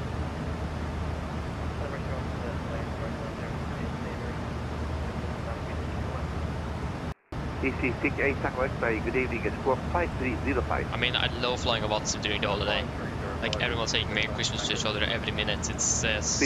I really like it. Monitor 122 decimal in Dubai, Merry Christmas. Oh, but this was actually that close. Oh yeah. Okay, but this wasn't that far away. So yeah. Fabian, welcome back again.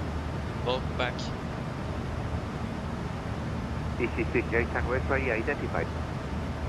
Thank you. Request flight 360 68 Tango X-Ray, approved with flying by level 360.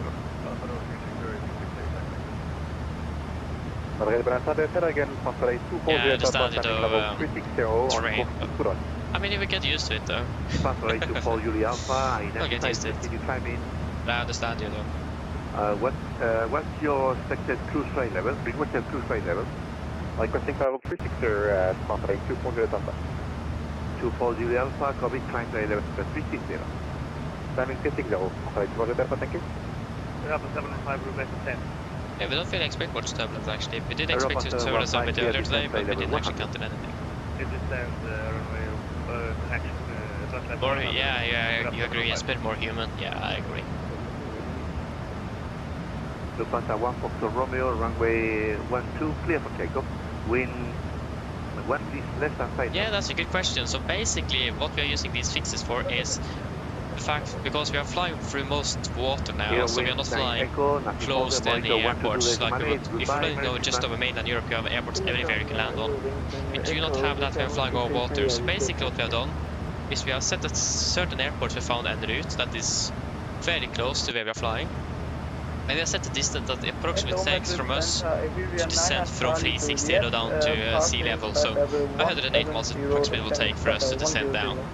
So then we have just improved situational awareness, because then we can see what airports are going to be the closest to us, and then it is easier to make a faster decision what airports we can potentially use for the diversion if it is very critical to get out quickly. Then if the fire starts on board, then we can see that we have an airport that is just past here, this one, we have this one here and this one here, and they are fairly close to us, so then we can do a turn and start descending immediately, because a fire on board is one of the worst things you can have on an aircraft. So it is just to have the situational awareness there and to be able to see what airports are closest that we can potentially land on if that would be required. So it is not more difficult than that actually. It is just a precaution in case something would happen. Again, this is a part of the job as an airline pilot. To have that situational awareness, that's very important. So I hope that was understandable. Descending flight 100, expect second Tom's ahead of welcome, and expecting IS runway 12. Nordic 9 Foxtrot Zulu, 94 there, monitor Unicorn, 122 decimal 8, happy Christmas. Over to Unicorn, Nordic 9 Foxtrot Zulu, thank you, Merry Christmas. Matrix control, good evening. Nice. Yeah, so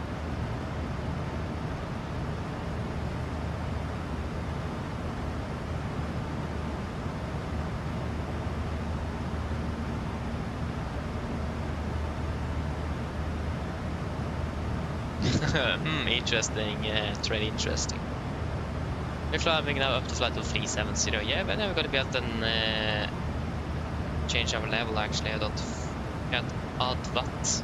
Yeah, that's now. Yeah, then we need to climb to flight level. Should we climb to 39 then? Will now be able? Oh yeah, we're able to flight level 390. But maybe have that sweet tailwind though. We can start climbing up to 370, so we just comply with that. So 370 set, alt into vent, N1 be now speed, and 370 set. Triple. Let me just check a little bit here.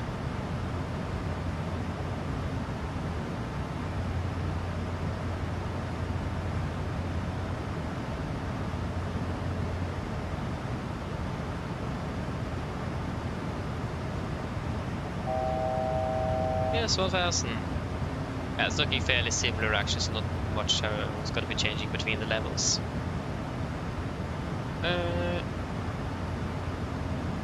flying in Riedberg tomorrow, Sea Aviation to Munich. Nice. Good to hear.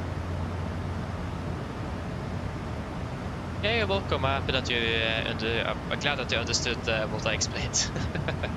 Can be a bit difficult sometimes.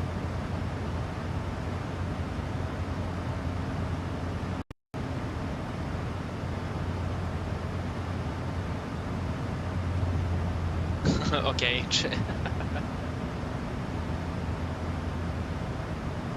Oh yeah, now I understood it, Tom. So, oh yeah. Okay. Yeah, I mean, why not? I should have said that, but I can't speak Spanish, so yeah. No Merry Christmas back, no, unfortunately.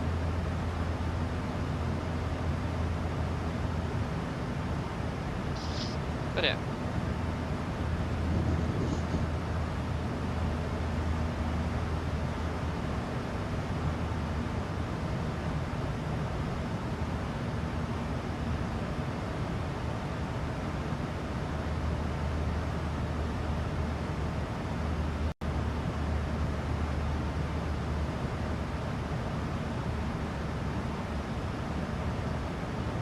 Ooh, okay, that's okay. I see terrain. Okay, ay. Not good. Yeah. But even your mom. Okay, that's not good. Oh, sorry, I'm laughing, but yeah, that's not good at all. No, Thompson. I had English, an extra hour or extra lessons of English, and I don't regret that. But also I do, because I did not learn at all with basic stuff. It was a bit too easy really, and again we didn't learn much from normal English, so but yeah. It was something. Yeah, Robin, I remember you can speak Spanish, that's nice.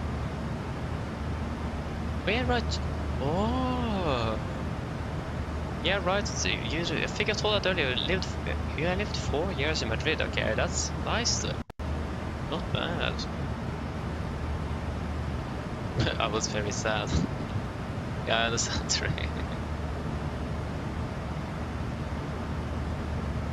Yeah, okay, you have the same. Yeah, you have that, Tom. So yeah, exactly how what I have it as well. Yeah, it's for the evening. Yeah. I had exactly the same. Yeah, it's kind of funny now, yeah, because it's not then. Yeah, I understand that. Hello. Hi, Captain. How are things? All good? Yes, everything is fine here, thank you. Give me a call if you need anything else. Of course.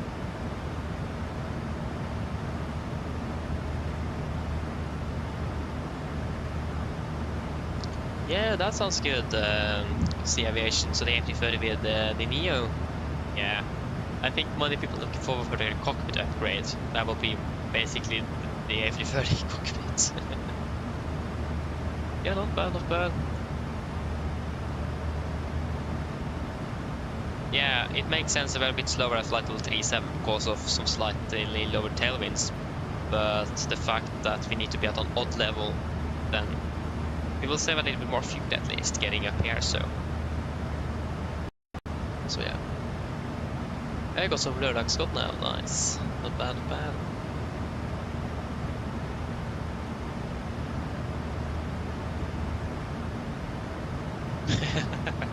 Yeah, okay, I see. Yeah. I understand that as well. I actually think I understand a lot.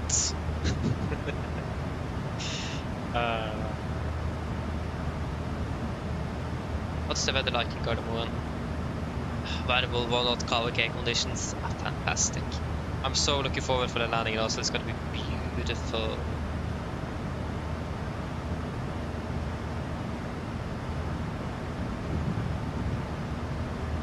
What is the runway news actually?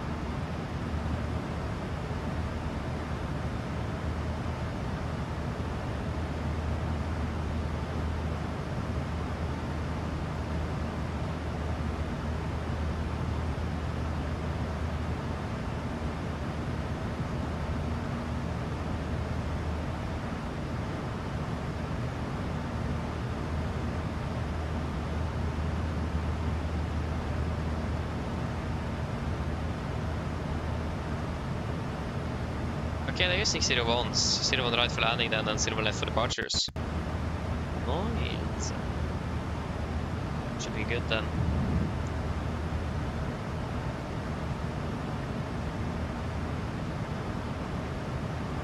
I think, yes, I have. I have the first mastered Boeing yoke. That's what I have.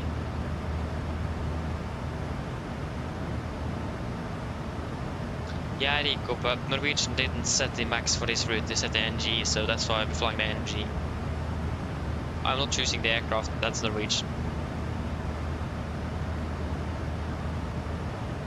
The NG is much more fuel efficient, that's right.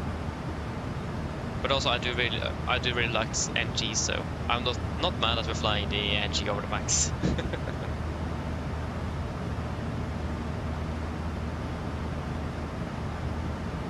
Yeah, you're absolutely right, Terrain. You're absolutely right. How in the world do you remember that?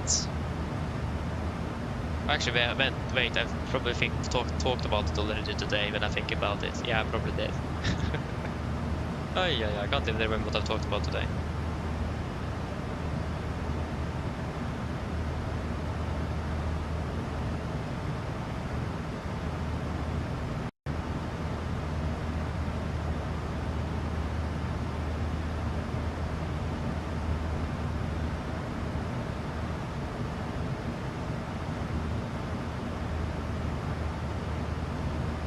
Yeah, to be honest, I don't really find aircraft particularly system good. No, the PNG is definitely better.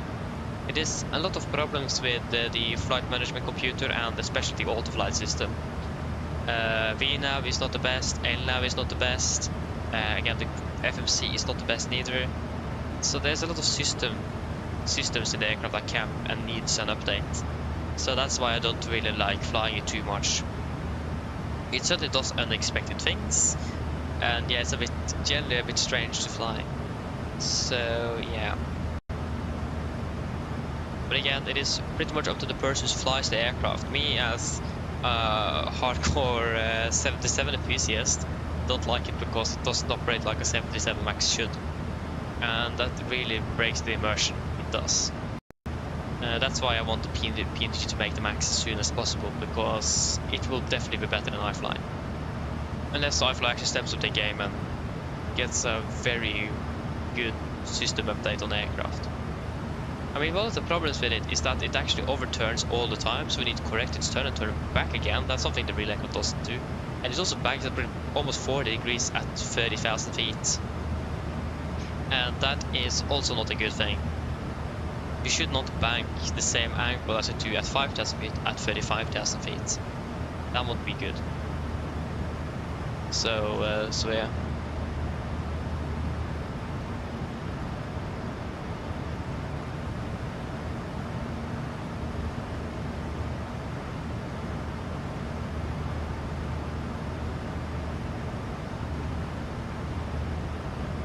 Oh yeah, I have a photo. Oh yeah, I did place a photo. Oh yeah.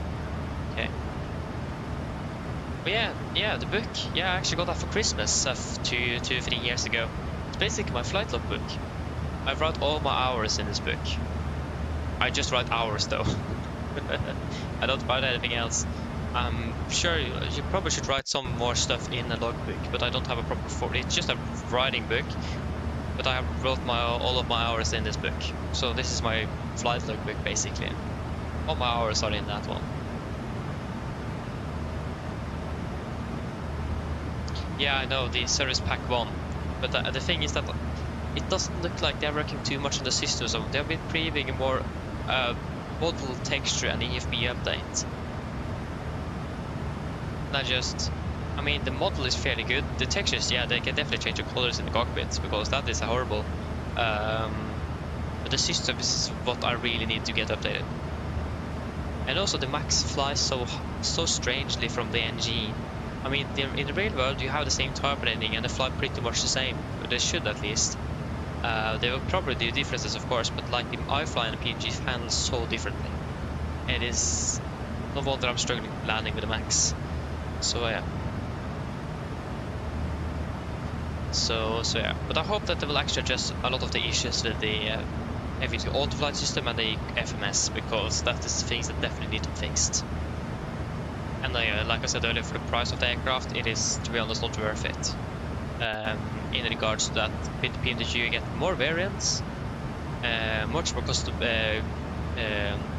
much more options to customize the aircraft, and a better aircraft in general, and it costs pretty much the same price. So when people say that PMG is overpriced and so on, I haven't looked at IFLY yet then. They pretty much charge the same thing for one aircraft, and it's even worse. So I don't understand why people are criticizing PMG for everything, and no one is looking at IFLY. So that's a bit strange, really. But yeah.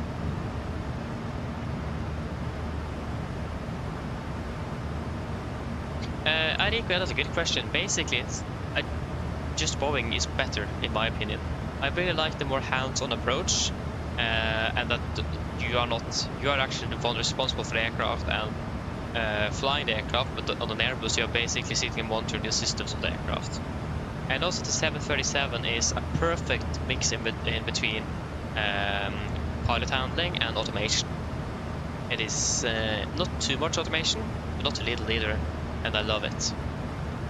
And because when I've been flying the Airbus, I've always thought on the turnaround, for example, I don't have much to do, and I thought it was basically boring to fly because there was nothing really to do with the aircraft.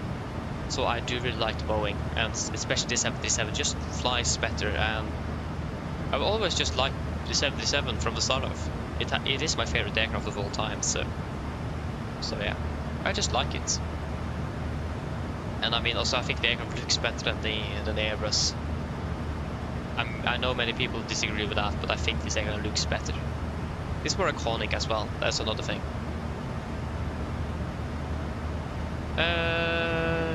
Yeah, that's another thing as well, the innovation.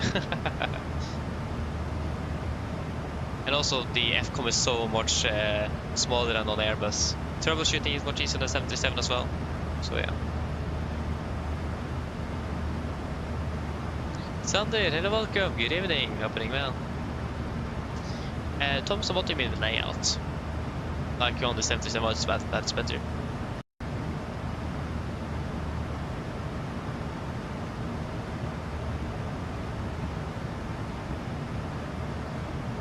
Yeah, it is annoying. I was supposed to, about 2 years ago, to get a new desk where I can actually then mount a little, not really a desk, but a little hatch where I can actually take in the yoke, and so it's actually mounted to the desk itself under the desk. But I have not been able to do it yet. Because this one is very annoying, it is. But I mean, it houses the checklist very nicely and logbook, so I mean, that's a good thing. But it is a plan to have a little extension under the desk that perfectly fits the yoke, so I can have the yoke beneath that one. That will make things much easier.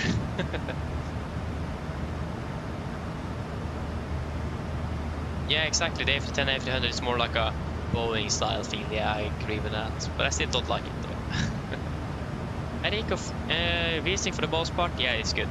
If you're moving the screen around and you get like screen tearing where you see like lines in the screen, then switch between. For me, if I don't use VSync, I will get that, and it's very annoying and it doesn't looking good.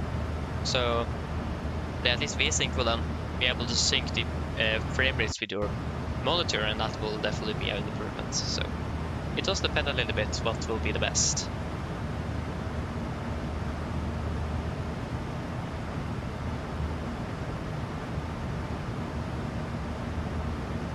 Yeah, exactly. Again, for me at least, this door panel is quite clean.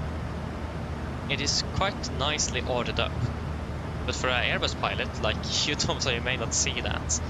But it is made in a way that is easy to find what you need. Like for example, one thing that maybe not a lot of people know is that these panels that is white is the critical systems aboard the aircraft. So like the fuel system is a white panel, the electrical down here is a white panel, the hydraulics is a white panel, and the air conditioning is a white panel. So they basically made the most critical systems on the aircraft in a specific color, so it's even easier to find quickly. So yeah, and again, how it is laid up to be easy to find and easy to use. But I understand you need to. But again, it does depend what you have been learned to fly as well. So yeah. Thompson, no. The first 2024 flight will be on the 24th. I need a few days to set up everything and refactor into my computer as well, because it is bugging so badly out now. I need to do something.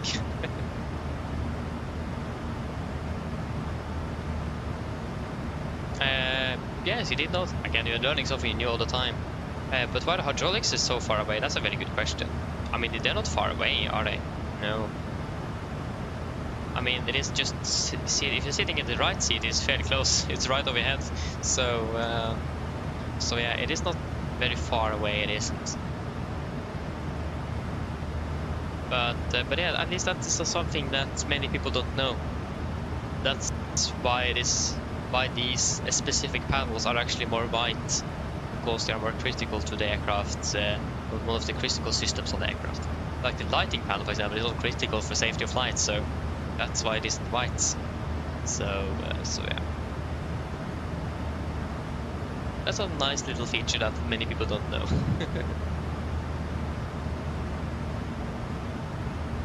I'm not going anywhere. I'm staying here, but I will have a guest over here, so get some visitor for coming tomorrow, and she will she will leave on 23rd. So for 3 days.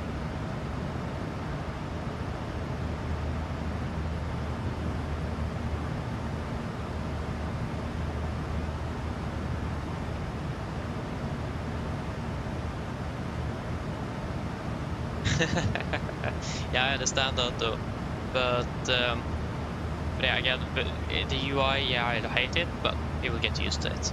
But I mean, when you're basically in the flight, from what I felt, it pretty much feels the same nevertheless. So you will get used to it.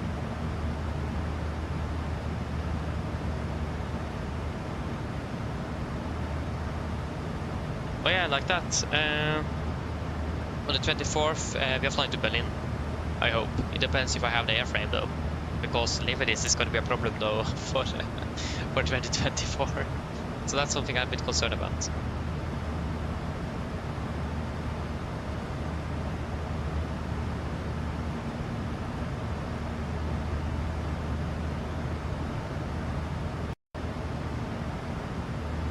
Oh yeah, no, yeah, it's white.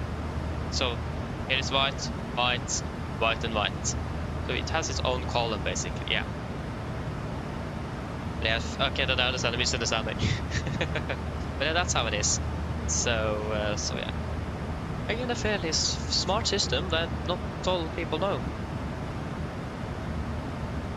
And there's another thing as well that's a bit fun as well. That not everyone. Do you guys see the white cross here? Do you know what that is for? Does anyone know that?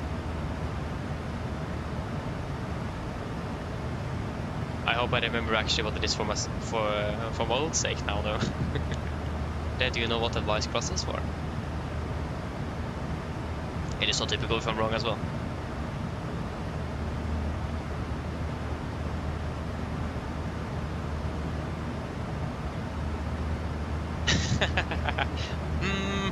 Maybe thumbs up, maybe.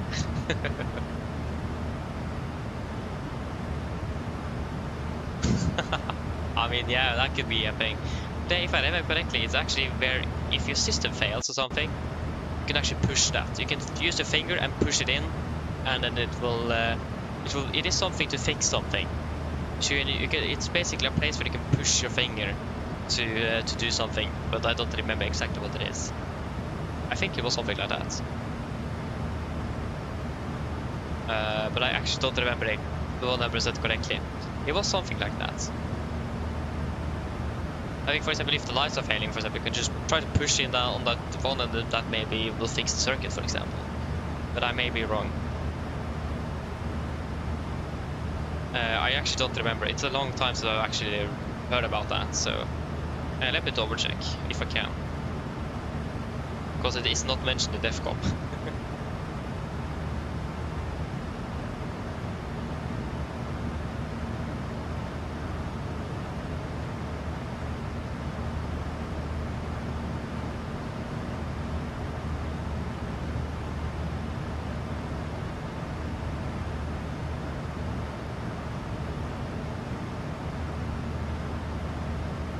Yeah, exactly. I was pretty much correct. It marks indicating the location of the electrical connector. So again, if something fails, you can press it, and that can probably reset the electrical connector, for example, or place it again if it have fallen off. So exactly here is where the electrical connector is located. That's what it is. So I was pretty close. So yeah, it is basically the electrical connector then.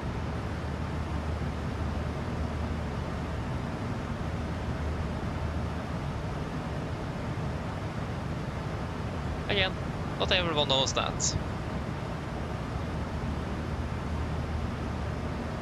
Yeah, so at FSIPanel you learn generic operations and the aircraft you have available. We will not learn about the 737. I mean, our teacher that is a former worked on SAS on the 737, he showed us, for example, the fuel system of the 737 in regards to condensators and how they use condensators to measure the fuel level in the fuel tanks. Then he showed us that on the schematic of the fuel system of the 737. But generally it's going to be generic. But yeah, when you start working outside, it is going to be more generic work. But yeah, you work on the aircraft type they have, but you will not formally learn the aircraft type. That's if you then can become a technician. So if you have more than 75% on all of the exams, then you can take an aircraft maintenance license and then be a certified technician or an engineer. But then you need to take a type rating course on the aircraft, especially or if it is commercial aircraft, larger, smaller smaller propeller aircraft or GA aircraft. You don't need a certification to write them off. Not to write them off, but say that yeah, they're good to fly again. But on the larger commercial aircraft, you need a special license to do that. And then it will be sent to a type rating course where you will then learn the aircraft. If you pass that, then you will get the license, and then you can sign out aircraft that is ready to fly again. So that's when you will actually learn the specific aircraft in question. But I mean, when you're flying, if you work for Norwegian and you're not a technician but just a mechanic, and you are working on it every day, of course you're going to be learning the aircraft. But it's more sort of generic, really. But I mean, when it comes to avionics, it is quite similar to aircraft in basic how it works. But I know on the mechanical side, it actually depends on if you're working on helicopters or aircraft. There's two different licenses for helicopter and aircraft for mechanics. But for avionics, you can pretty much work on everything when you have got the license.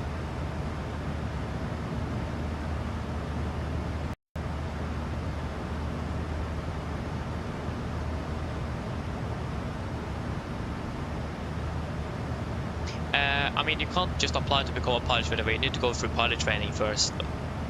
I mean, there is nothing wrong with. I know that our teacher said there's many students I have had that have gone through IFLY first, and then they have done the pilot training and become pilots eventually. They do have an old student that is now flying and maintaining the Spitfire at the Notodden.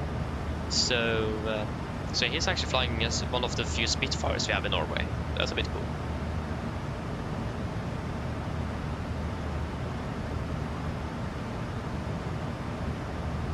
Actually, surprisingly enough, there's so few people in at 3.5, at least in my grade, that is actually flight enthusiast. It's more people that is more mechanical and just like to work practically on like cars and so on. So they're actually not very interested in aviation really.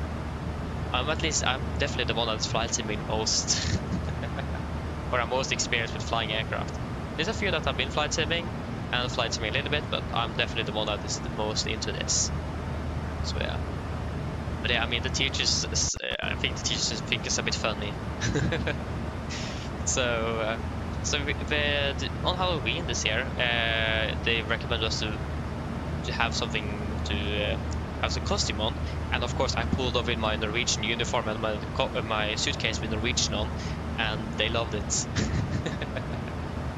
So yeah, but they definitely know that I love Norwegian, that's for sure.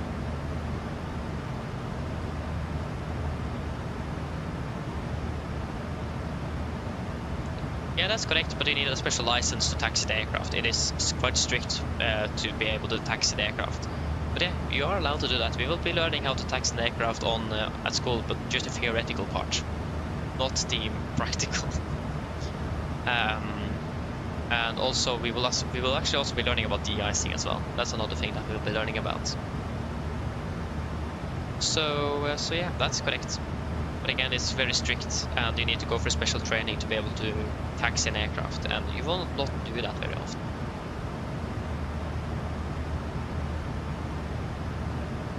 Hey, not bad, Tomsa. I mean, you should definitely do it. It's a fantastic aircraft. It is very fun to fly. So yeah.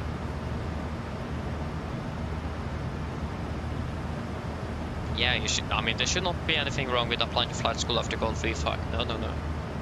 Why should you not be able to go flight school? Nothing that should stop you. So you just apply, and you learn basic aerodynamics. I will start with physics now in January. I finished with my basic math as well, and you pretty much learn how everything in an aircraft generally works, from the fundamentals of electrical systems and so on.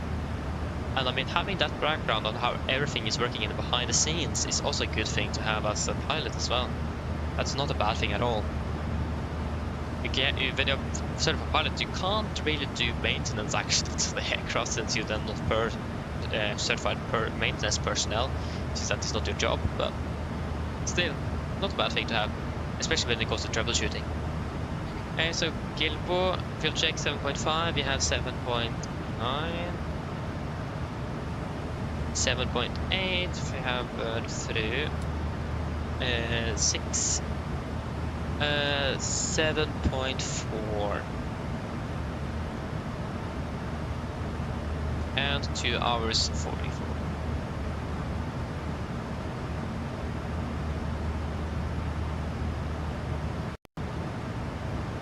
So yeah,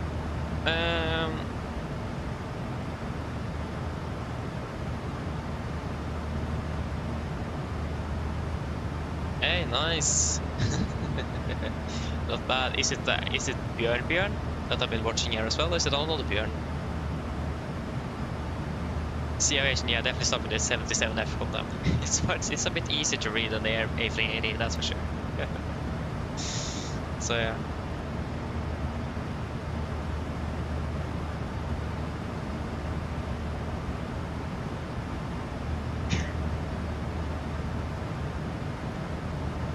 I actually don't know, Thomas, that's pretty much up to you, but generally I would recommend people to switch over, because it is much more future-proof this 2024, and again, most developers are starting to only focus on 2024 and not 2020 anymore, because the market is switching a bit. So I would recommend people to switch over if they want to, but that's mainly because of how the market is changing because of that. So yeah.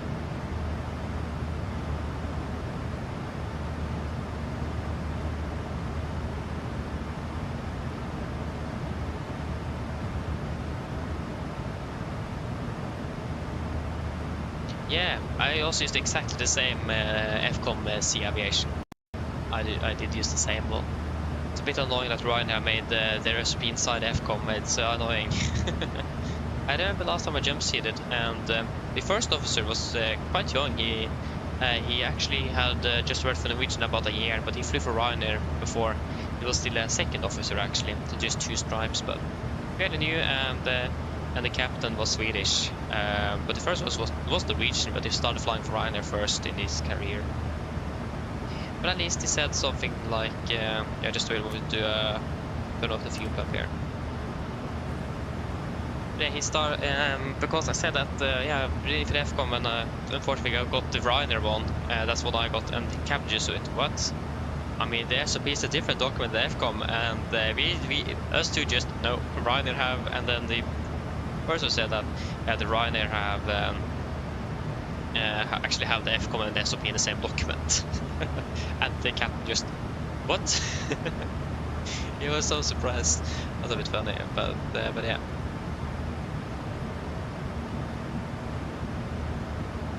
Oh, you amazed. I've been looking for it. I mean, it's not hard to find. It's just Google and the first result.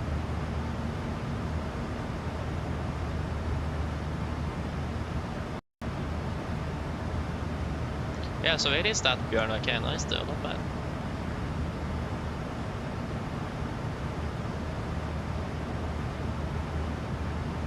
Yeah, that's also a problem I will have. So, but I hope that will solve itself quite nicely. But most series are portable from 2020 to 2024, but there may be some terrain bugs mainly because the terrain mapping have probably changed a little bit. Generally, it does work backwards though, or forward. I mean.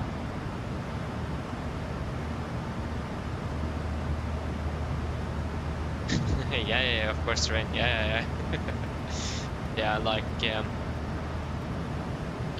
I like the reaction from the captain. He just that was something he had never heard of before, and just what? Just did not make sense. And I didn't understand that.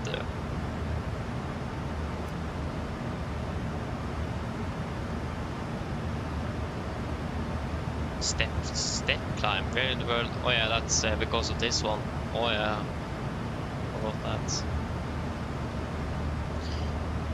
Yeah.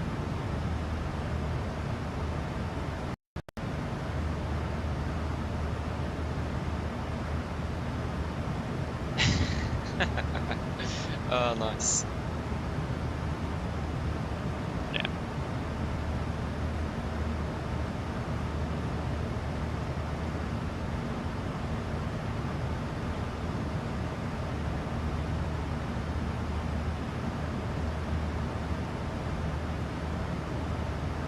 Yeah, doing fairly good though. We should be landing not too far behind schedule. I think we should be pretty much been saving up most of the delay actually. We should be landing probably just about 10 to 5 minutes behind schedule now, so looking fairly good.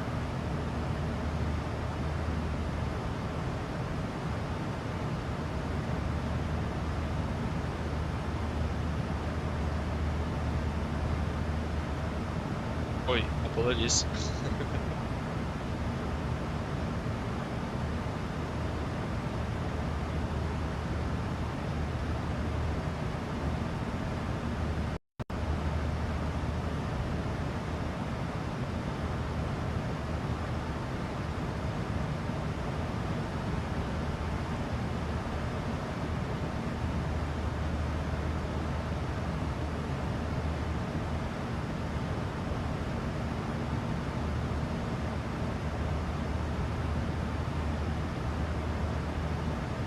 Yeah, that's what I want to try to do, but that have been delayed and delayed and delayed and delayed for about 2 years now, so I'm not sure when it's going to be happening.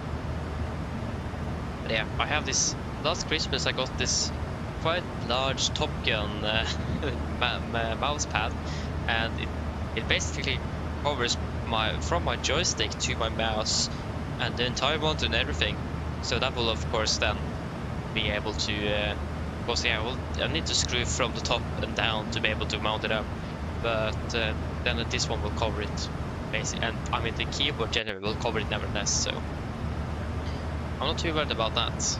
I was scorching fuel, and I can turn off fuel now. Fantastic. I did check as well. There you go. Oh yeah. But yeah, I'm not sure when it's going to happening, but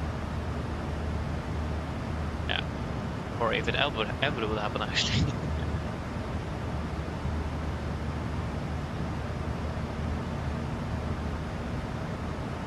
Oh, Thomas, that's actually a very good question. I actually don't know.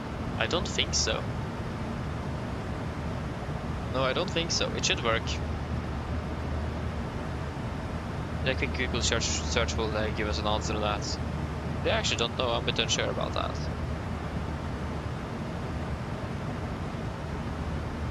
Good question. Good question. I mean, I will find out. And we have Dublin control over Dublin. So we basically have an entire center control just located right over Dublin. Nice. Ah, we're more than halfway through the flight. Yes. Yeah, we stood with for 3 hours. It's approximately 2 hours and 20 something.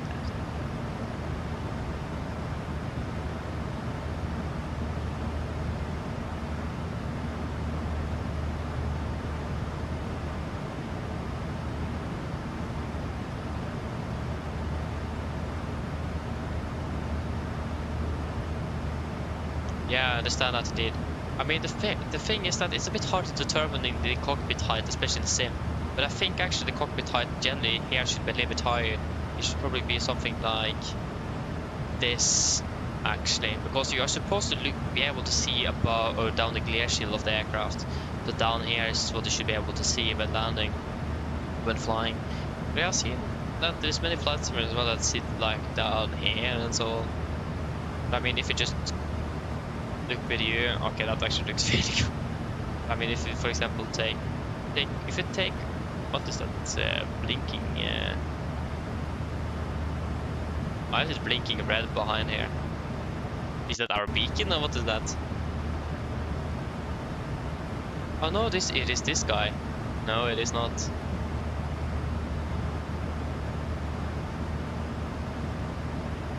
No, it is not that guy. But yeah, at least here you can see we're pretty much in the middle of the headrest, so I'm just using that as a reference, really.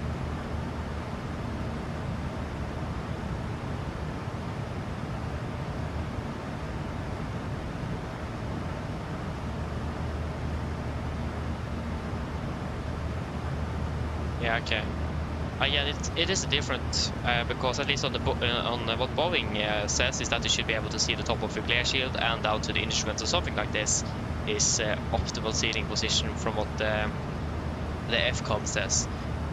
But again, it is pretty much, it does depend on it's personal as well, really. It is yeah, it's up to you as a person and individual what you find the best. But the correct seating height is definitely what you should aim for. And at the Airbus as well, you have those dots that will help you to make it correct.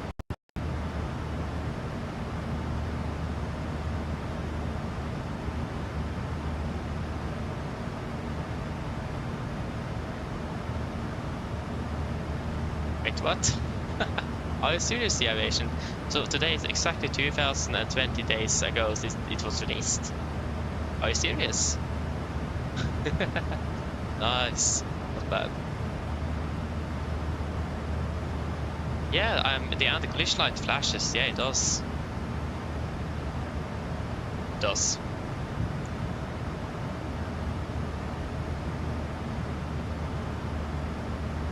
Try low view. I mean, I'm not going to changing my view, but I mean, the thing is that you don't see anything at this view.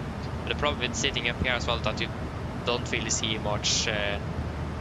I do like to see the flaps, for example. I mean, also when we are disarming the auto brake, if you see it up here, you can't even see that light. Boom, don't see it. So, oh yeah, but generally, from what I've understood, you should actually be sitting a bit higher, from at least what Boeing describes as their primarily sitting position on the 73 at least.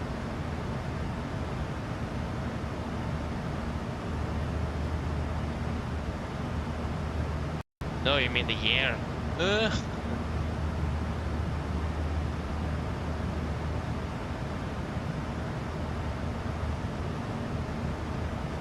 Oh yeah, so you mean the year 2020 is today 2020 days ago? Is that what you mean? I hope so.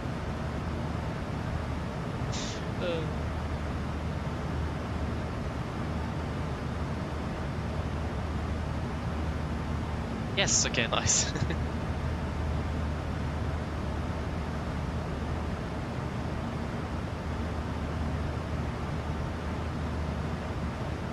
Yeah, that's what you're using, yeah, exactly, yeah.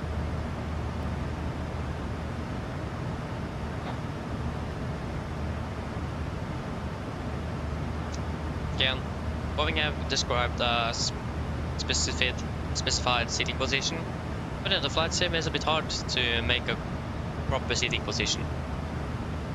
So it is really up to the individual to decide what it feels is the best.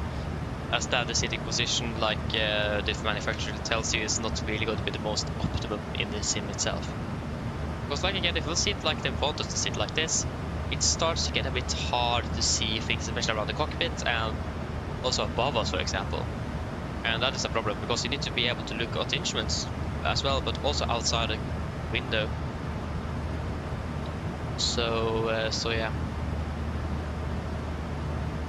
that is mainly the issue. So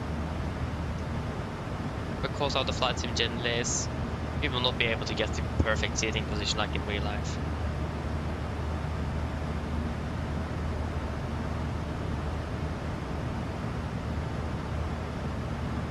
Very interesting though with the fact there, Sea Aviation. It's 2020 days ago since 2020. Where in the world did you get that fact from? Just out of nowhere.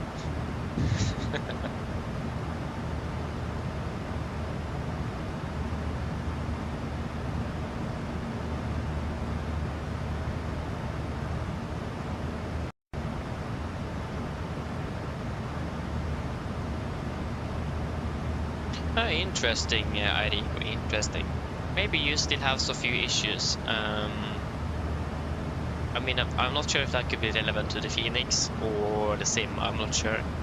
But, I mean, are you using the RX 11 or the RX 12? We can start with that. That could have something to say. If you see the RX 12, then I recommend you to try the RX 11. Maybe that could fix it.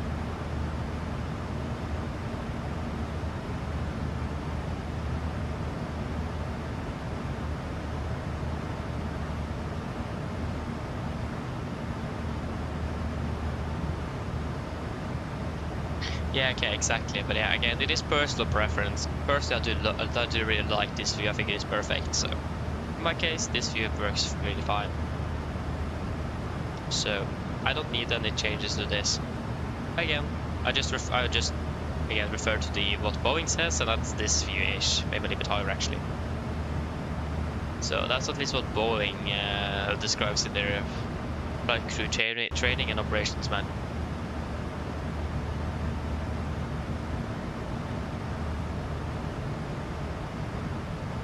Okay, that X11, okay. Oh yeah, you're using the beta version. Oh yeah, that didn't make sense.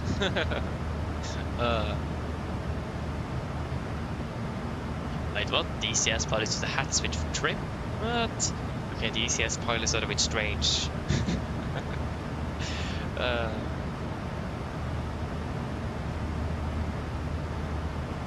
Yeah, I don't care. What? Yeah, again, DCS pilots, they are a bit strange.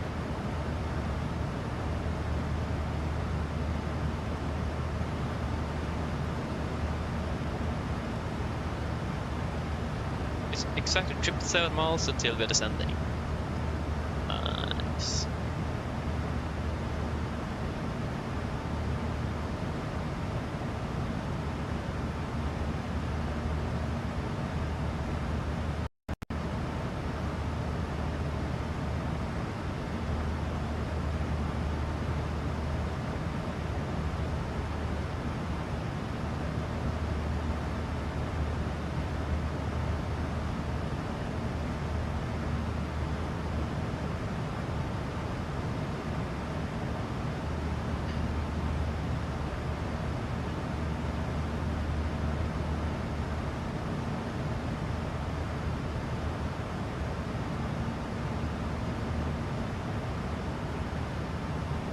checkball. I've actually heard of that.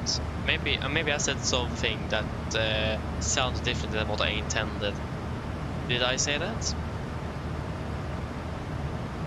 If I did, then apologies. I would also meant to say that because I had not heard of that boat before. I mean, my English is not the perfect or the best. It isn't, but compared to many others, I will say that's fairly good. But I also hear that my English is actually much better when I'm flying than when I'm talking generally to other people. It is a bit strange, it is, but it is actually fairly good when I'm flying and not as good when I'm not flying. It's funny.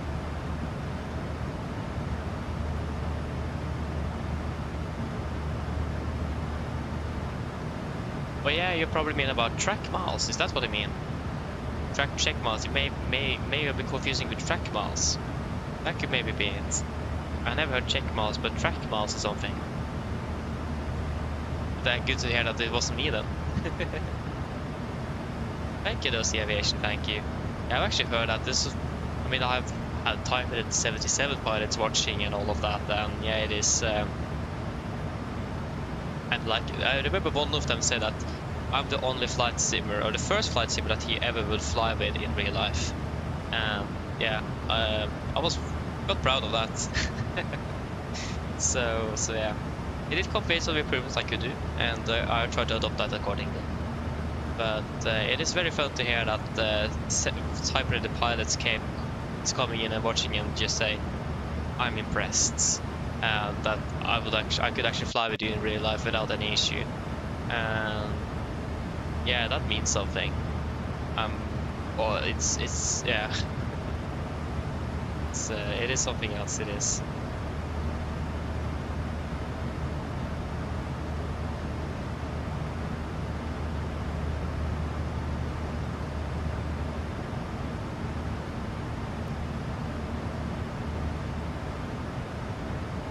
Just wait a moment there. Yeah. So yeah, track miles. So basically, track miles is the amount of miles you would track. So if the controller says that it's approximately 50 track miles to touchdown, that means you have approximately 50 miles to touchdown. That's basically what it means. There is nothing special. So that means you expect to be tracking another so many miles before landing. So yeah, nothing like that. So not that complicated actually. Well, that was understandable.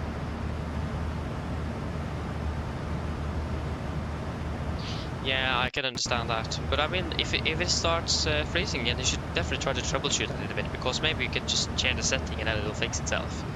But also, if it starts freezing with the same aircraft all the time, maybe try another aircraft as well. Could be the aircraft. It's hard to tell. But I will definitely go if there's some troubleshooting. That could probably help. Yeah, you're welcome. Happy that you... I'm glad that you understood it. Yeah, Arter. Oi, no.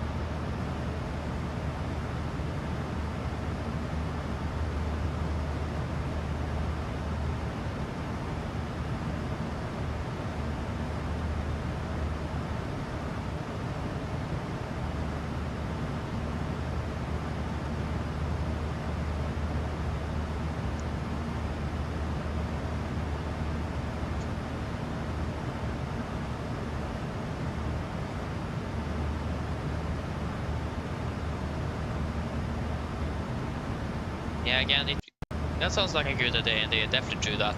If you don't troubleshoot, then you will probably be able to fix it as well. That's the thing. But yeah, again, it could be the aircraft. Maybe you need to change the setting within the Phoenix app itself, for example. Maybe, I don't know. But with the aircraft, could be the airport, could be many factors actually. So, but I hope we will be able to fix it though, because 2024 looks amazing. I mean, we finally get seasons, Aurora Borealis. And I also saw that the poppy lights are so much better. It's actually easier to see. At least the guard one, I can see them from quite far away. Not in Torp, so that was a bit disappointing. So maybe they haven't fixed it generally around the same, but Airsoft have done it. That could be it.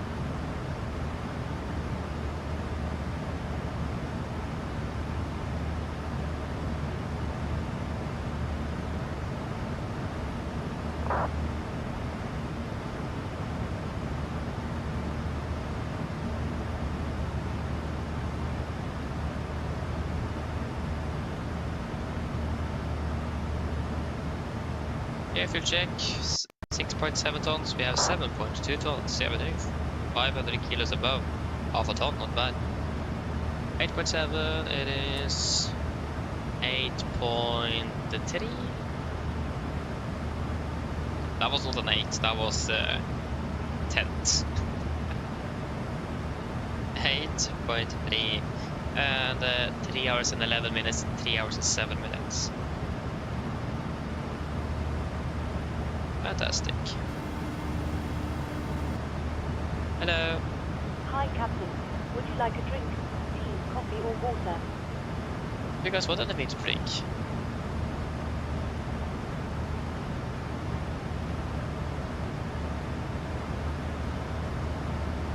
I have pretty much what I need. I have soda, I have water, and I have coffee. I'm good. Cola? Okay. Perfect. So 1 bottle of water, 1 cola, and 1 ha. I'm not sure what ha is, but yeah, so at least 1 bottle of water and a cola. Anything else?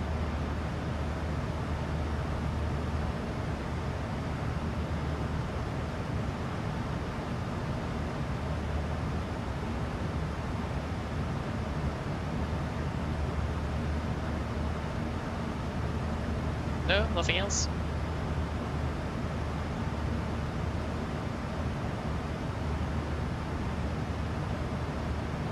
Oh, we're getting a bit closer with weather though.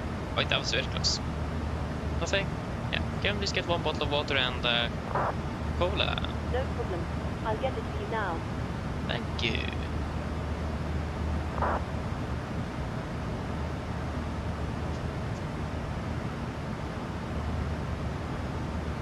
Weather in Gardermoen. Still looking fantastic, but what not car conditions. I'm looking forward to landing. Yeah, it didn't freeze. Fantastic. Fantastic.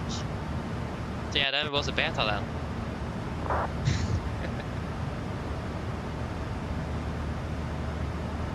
But again, I agree with you. The actual thing looks so much better. And generally, there's so much improvements to the sim that you just simply can't ignore its existence. And the fact that PNG have updated the 77 and it's just available in 2024, then I've been stuck with using 2024 as well. So yeah.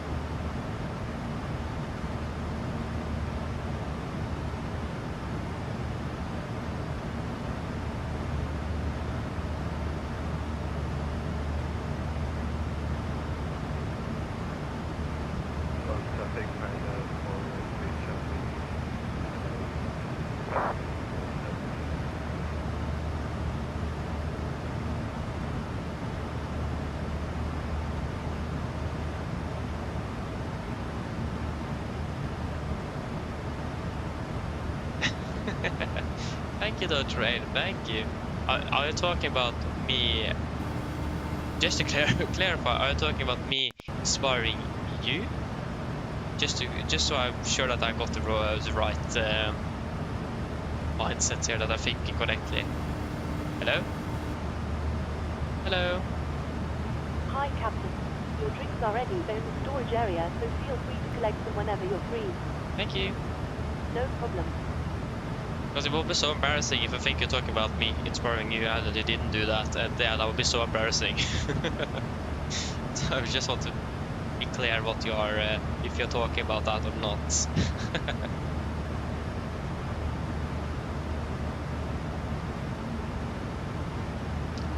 Your screens won't turn on. Yeah, again, that may be a problem with. Okay, forget it. Okay.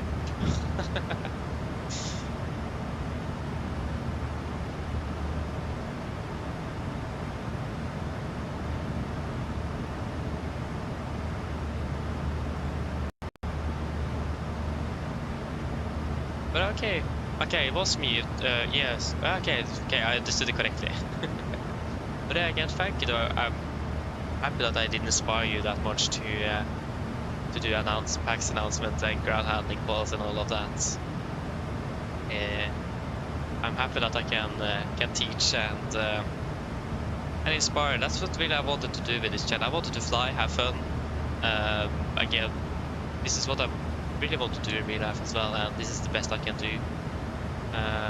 and also that to be able to teach and be taught as well. Learn something new is always nice. Like also the quote from Captain Joe, "A good pilot is always learning." So I really like to learn something new about this aircraft, and I'm learning something new quite often. And I'm also happy that I can teach something to you guys as well that is bothering. Like for example with the white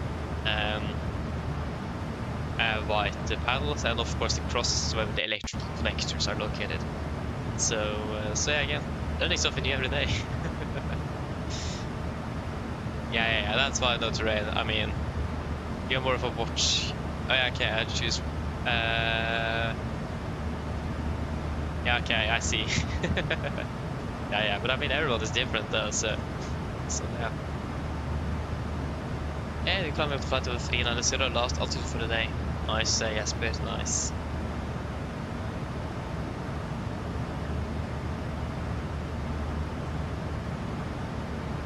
Yeah, okay, I understand that. To be honest, Rain, I started off that myself. I was playing Roblox when I was flying with the AFLY20 before. So I mean, I had my time as well when I did that.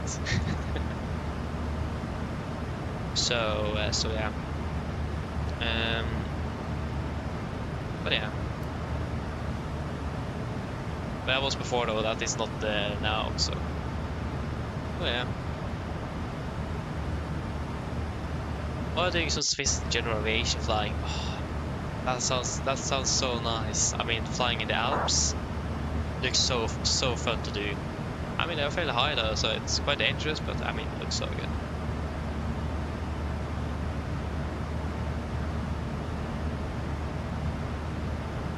Yeah, exactly, Nico. I mean, Phoenix have been able to optimize the aircraft quite a bit lately, and Microsoft has also been able to optimize the sim as well. So yeah. Performance is much better.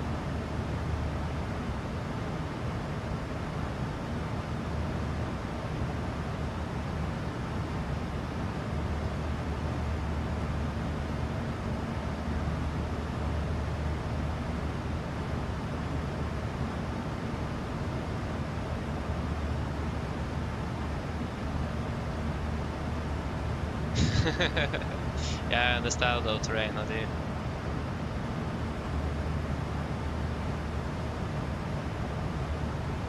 Okay, I see terrain. Yeah, that sounds yeah, nice though. I mean, maybe we should do that. I mean, maybe I should actually do that as well. I don't know. I mean, I've been making tutorials how to operate aircraft, but maybe I should make a more in-depth system description in the videos. But I mean, then I'm pretty much doing exactly the same what the AFLY further drive have been doing. So I don't want to be a copycat either. So yeah. Negative. I mean, there's nothing special. My third monitor is. It is actually just chat actually, and the grow on the YouTube studio in the stream section, and then the chat basically. That's pretty much it. Nothing special.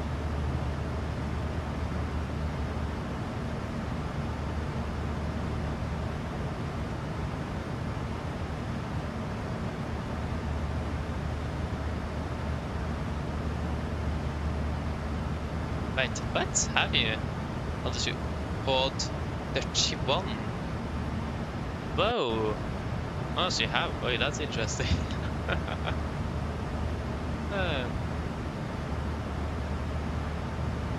Ah, nice though.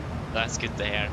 That is the most casual flight simmer I met. Okay, I still knows a lot. Yeah, exactly.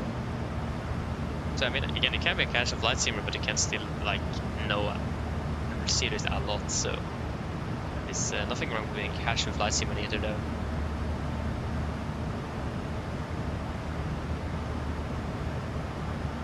Aha, I see train, I see.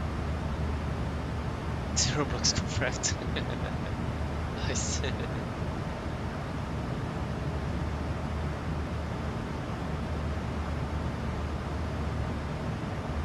Yeah, I understand that. Yeah, so I've been in Switzerland in July as well. But yeah, Switzerland is a lovely country. I mean, Norwegian is going to be. I think Norwegian is starting to fly to Swedish this summer. Regularly from also. I'm so looking forward for that. It's going to be fantastic. So I'm looking forward to that. I mean, flying to Geneva as well. Fantastic.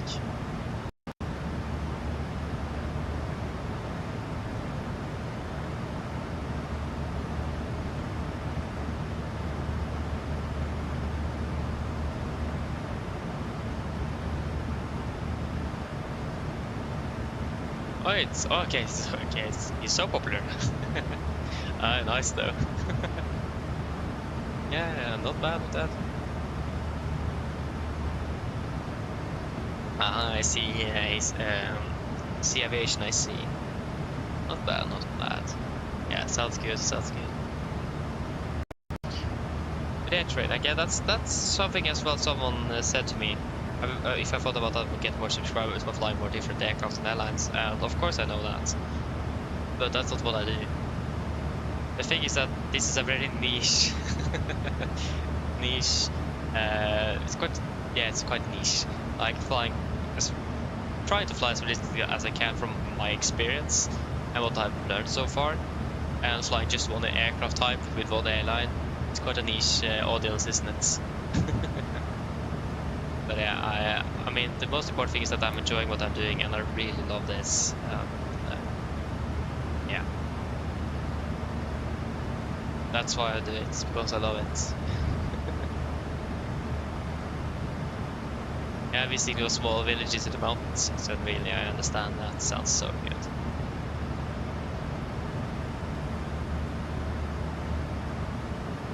Hey, yeah, I mean, that sounds very beautiful indeed. Mongolia and Kazakhstan, yeah. I mean, one day. I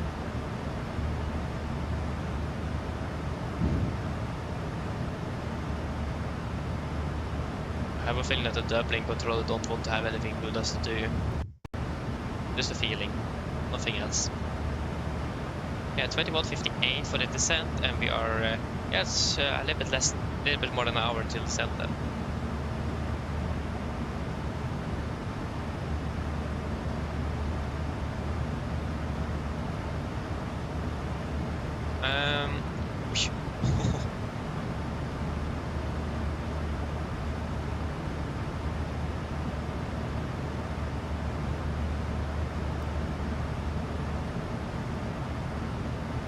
I think I understand what you're talking about, terrain.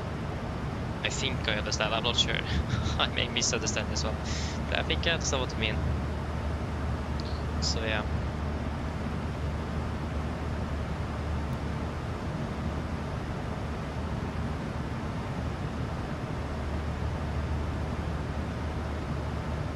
I mean, now I really understand why pilots in cabin could load these longer flights. Maybe they don't like the Granca flights, but maybe like that Alicante and so on. I mean, just talking and chatting, and yeah, it is enjoyable. It is. I can confirm that.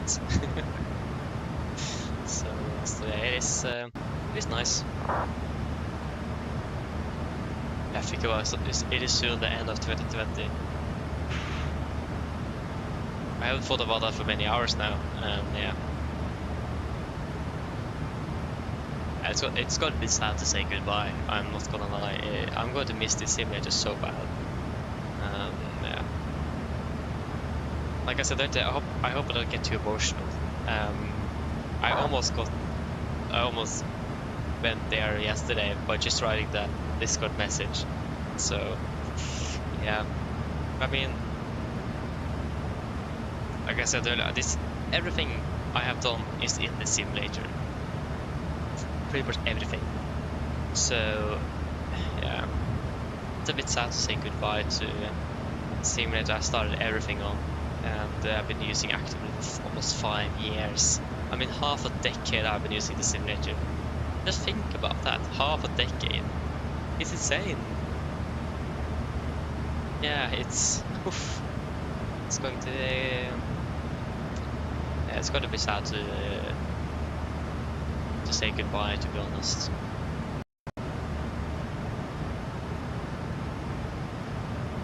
Yeah, like we already finished with the last takeoff, and to be honest, I've been struggling so much because of takeoffs, but this one was perfect. I mean, I could probably not have got it better. And I now just reminded myself in the middle of the takeoff run time, this is the last takeoff, don't mess it up. And the outbound climb was fantastic. Yeah, I'd probably not flown a departure as good as I did this time actually. So yeah. I just hope I don't mess up the landing, it's something related to that. But I mean, it is moments like this where you actually do your best, isn't it? Like when you are in an emergency or bad weather, or this is when you do the best. So.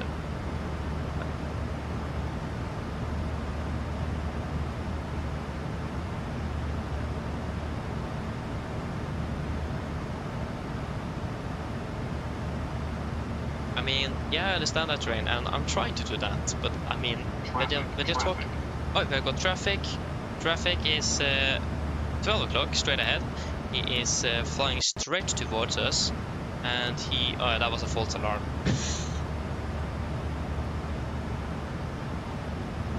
I just suddenly saw the display, it's like 99 something, and just what? And then it disappeared. Yeah, that was a false alarm. I hate when the aircraft does that. It is freaking me out. Oh my gosh, we got traffic again. He's now... Yeah, he's still minus 99 feet. He's nowhere near us at all. Traffic. My days, what is happening? Why? We got another traffic, but he's far away. This is the third traffic ball. What? I think our transponder is messed up. Oh yeah, oh my days. Have you seen the arrivals into Dublin? Traffic. We've got traffic again. And this is all of the arrivals into Dublin. I think our aircraft is getting confused. Yeah, this is the fourth. Fifth. Yeah, the false alarm. We'll just monitor the ND here. This is the fifth. I will answer everything after we'll go and finish with the traffic. This is the sixth. Just to be flying through Dublin here without getting caught in a conflict. So 6 false alarms. Traffic.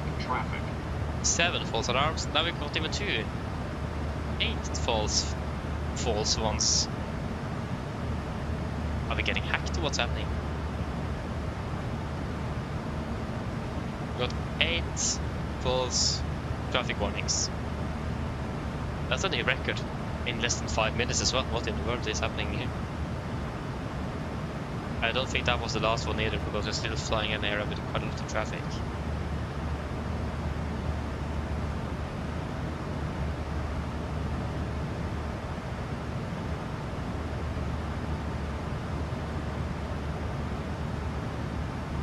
Yes, 8. Yeah, it looks like that was pretty much the last one. But yeah, so again, like I said, when somebody is saying anything in the chat, I'm trying to have a conversation going so that the time will go faster and that it will actually be interesting to view for you viewers. But to be honest, it's actually very hard. That's the fun thing I really like when you guys are there and actually chatting as well, because then it's much easier to have something to talk about. And when no one is saying anything and it's getting late and getting tired and all of that, and just I'm not sure what I'm going to be talking about, yeah, that's quite hard. So it is very nice, and I'm very thankful when you guys are actually trying to have an active conversation. It's fantastic. It really makes a difference, it does. And especially when it's getting late like this and you're getting tired of working for almost the entire day now. So yeah. Talking about that, we actually need to get the purser in here so we can talk to her about the duty time. Yeah.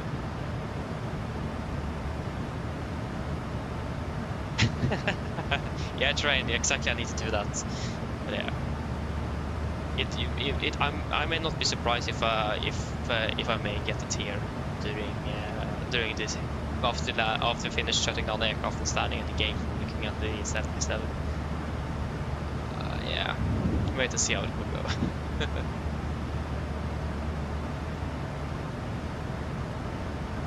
Oh, Robin, that would be fantastic if we could have that fire, the water salute. Yeah, that would be so cool. No, we don't have that. That would definitely have made the day even better with a water salute. Oh, yeah, we should have had that indeed. Traffic. False alarm. He's minus 99, yeah. He's below us with a lot of feet. So a lot of feet. Oh, that was the 9th one. 9. Walls. T. Us. Warning. Oh. I mean, my writing is not very good, and I've used probably almost an entire page in writing that's one sentence, but it works. I'm going to be able to remember it at least. Yeah, to another fuel check, so that will be Rutev or something. Rutev is it? 5.9 tons, we currently have 6.4.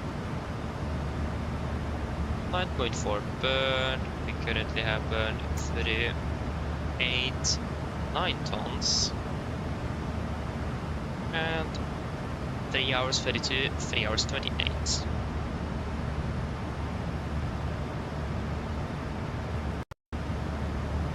So yeah.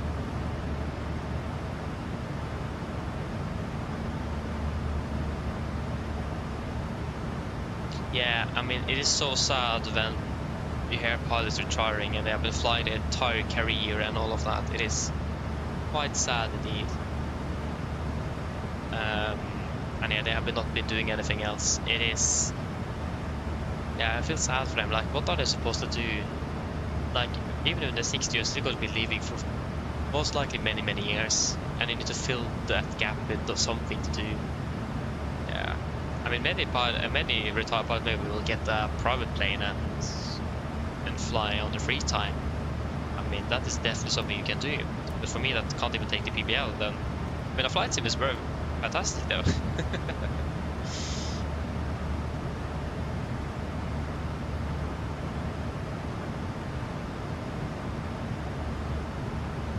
Yeah, I understand that, Robin. Yeah, I feel with you.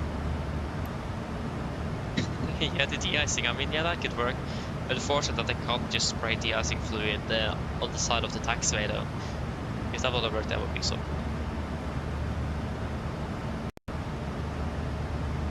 But I mean, maybe we should request it from GSX that fire the water salute from a firefighting department event, something like that. That would be so cool. Like when you're doing the airline doing a first flight to a destination airport, for example, you're opening the route. They normally do that, and we have no way to simulate it in sim. That would be very cool if you could do that indeed. Yeah, I mean, they probably can, but I'm not sure. Are they allowed to fly then, or can I just be a grounding structure? That's the thing, because you're forced to retire because you're getting older, and that's in regards to health mainly. That's the main issue. So are you still then allowed to fly as an instructor? That's my question then. Yeah, I don't know, but maybe you still will be able to fly as an instructor. I don't know. Oh, you can. Okay, yeah, that's definitely something you can do then. To be honest, I would probably have done that. I mean, having so much experience flying many different aircraft, for example, and being able to learn brand new young people, motivated people that really want to do this and want to learn, that will probably be one of the best jobs you can have, actually.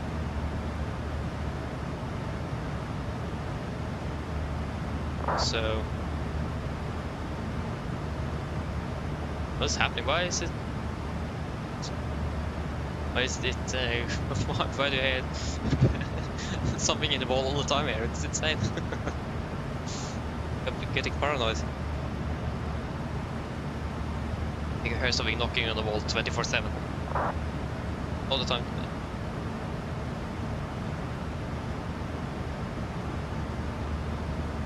Oi, okay, I see. Yeah, okay, nice. But yeah, again, that is probably one of the best jobs you can have. I mean, I would probably love it if I could be an instructor and to be able to learn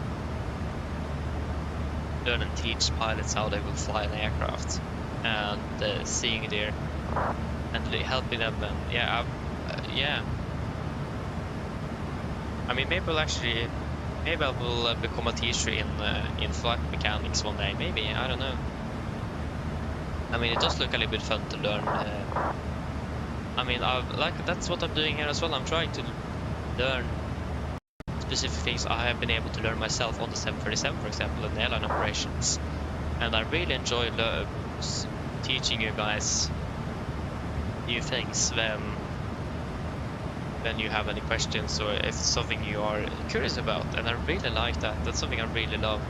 So maybe I'll become a teacher in flight mechanics one day in avionics. You never know.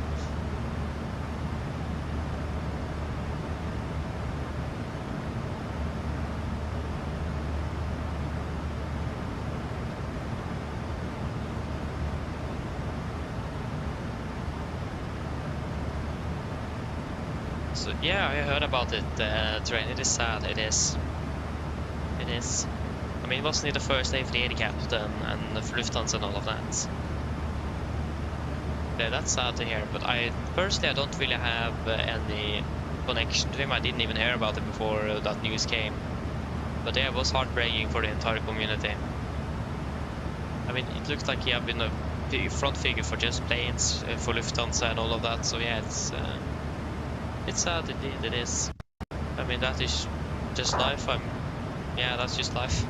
Can't really do much with it, but yeah, it's sad indeed. Oh, yeah. Hey, thank you though, Robin. Thank you, appreciate it. I'm happy that you do. Again, like I always say, that's the most important thing. There would be no point for me in doing this if none of you would have enjoyed it.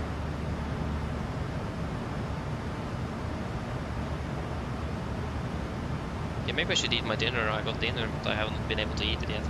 I was expecting to be contacted Dublin control, but he never got contacted us, so yeah.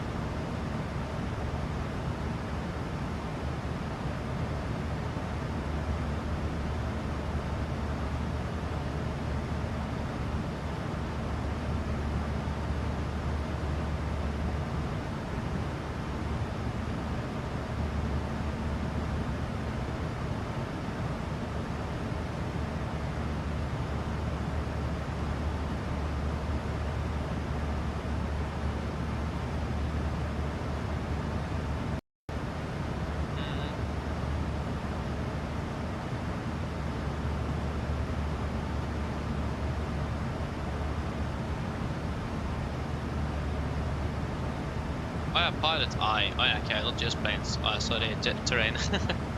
Yeah, no, I didn't really hear about it before the news.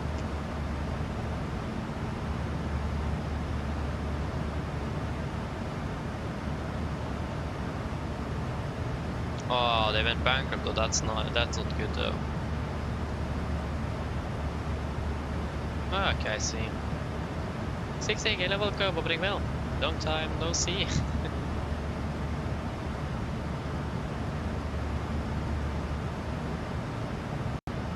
Yeah, I have, and guess what? I just starting my training now. Actually, I got almost a year after I applied. I finally got my place in the queue, and I'm going to be starting training now. So I've just been studying through the modules I need to go through. In the future, you'll be able to see me as a controller in Bergen.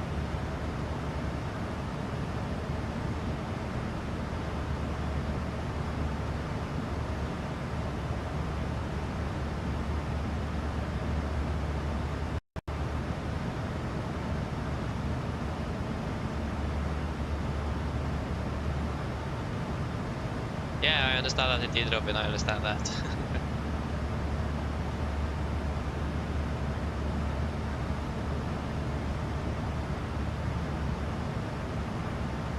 Hi Fred, hello, welcome, opening bell. Welcome.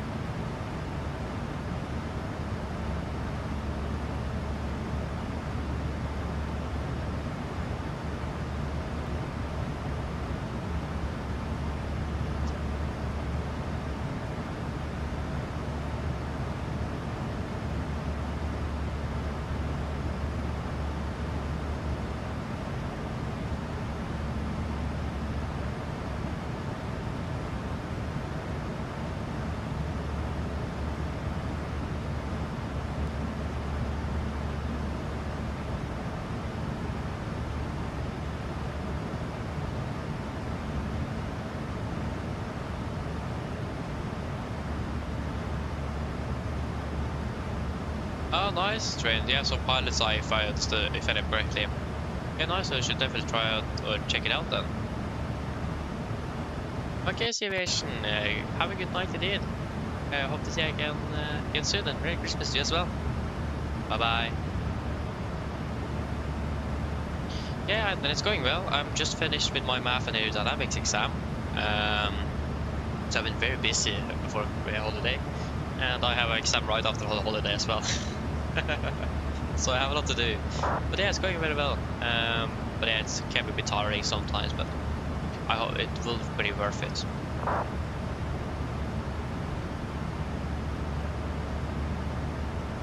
Oh yeah, okay, so you have been a few times here, but you have just not been saying anything. Oh, okay, I see.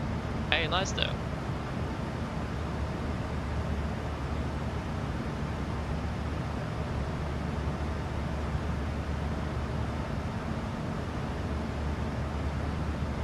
Oh, okay, so you are currently sitting as the ground controller at Gardermoen, nice.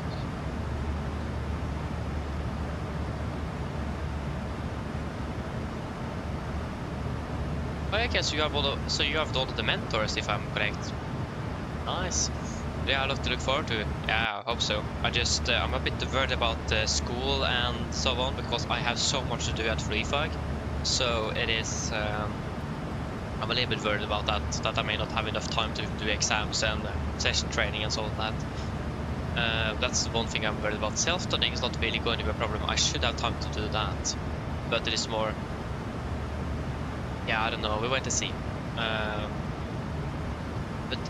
from what I've understood, things are very strict in regards to timing. And that's one thing I'm so worried about, that I will miss deadlines or something like that because I'll forget it, because I have so much to do. So I'm very worried about that, but I think it will go well, and I really want to become a controller, so I really want to have something else than flying that I can do when I don't have time to fly. So when I'm bored, for example, so oh yeah.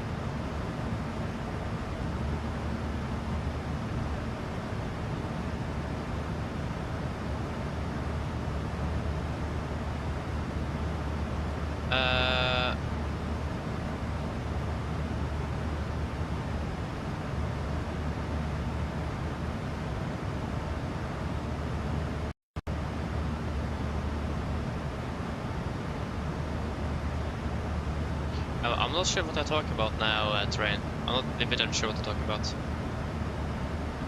Good day, welcome aboard well. How long left? It should be approximately 1.5 hours.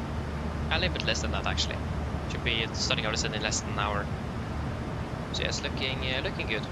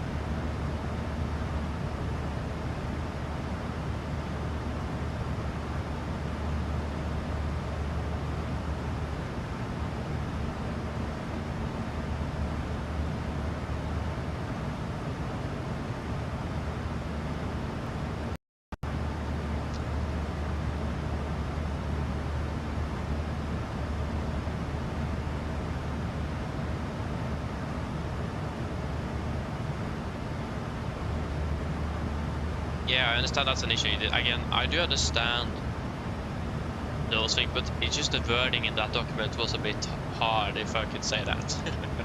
I got a bit stressed with that, but yeah.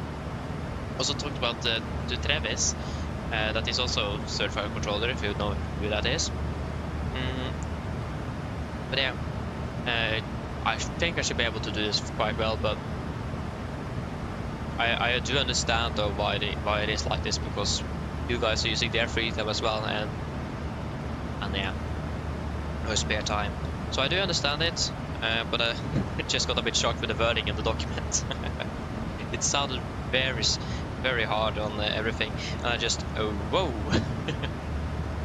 So yeah. But again, I do understand it though. So yeah, but I think it will go well.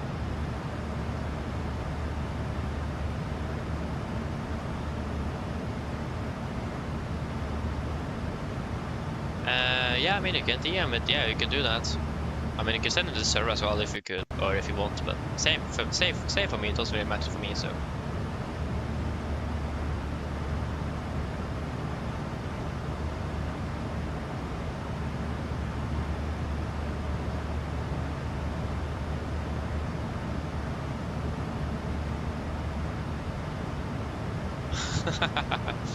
Oh yeah, okay, thank you.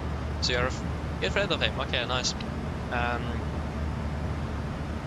But yeah, but I mean I read through all of this yesterday.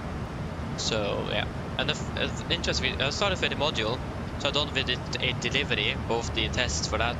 But the thing is that I started with the delivery SOPs, and I thought I did the test for the delivery FSPs, and I went through it, and then suddenly come across a question that I couldn't remember I read about. That was minimum visibility for VFR traffic in class D airspace, and just I have no delivery for that. Where in the world could that come that from? And then when I finished with the test, I found that I did the wrong test. I did the other delivery test and not the SOP test. So I've been reading through the SOP test and the SOP's paper, and I did the wrong test. So that was great. But I get passed though. I just got that one question wrong actually, so surprisingly enough. But when I did the SOP test, I then had forgot all of the SOP things I read through, and then I just passed that one as well, just with a slight margin. So yeah, I found out very quickly I need to be a bit more careful to read for the correct stuff and do the correct test. So that was an eye opener for me. So so yeah, I'm not trying to do that again. But yeah, I thought I was on the SOP still, and it didn't, and I wasn't. So yeah, I mean that just happens then. but yeah, not good. Again, I think I was just quite lucky though. Most of the questions of both tests were fairly similar, so yeah. Boy, what a voice crack.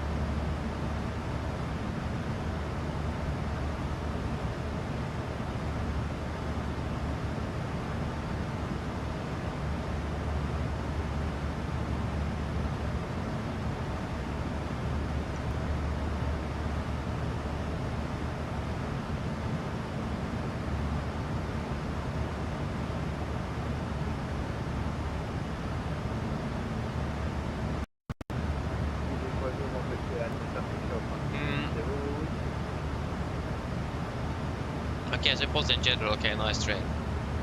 Yeah, we're currently flying on Scotland. We're just leaving Scottish land and entering the North Sea.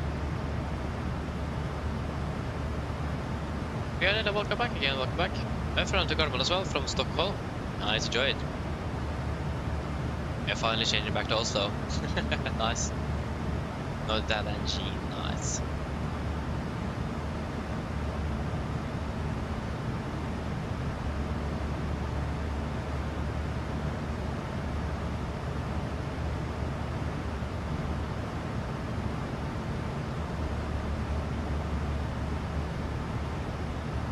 Yeah, I think I've got, is it the S1 training thing?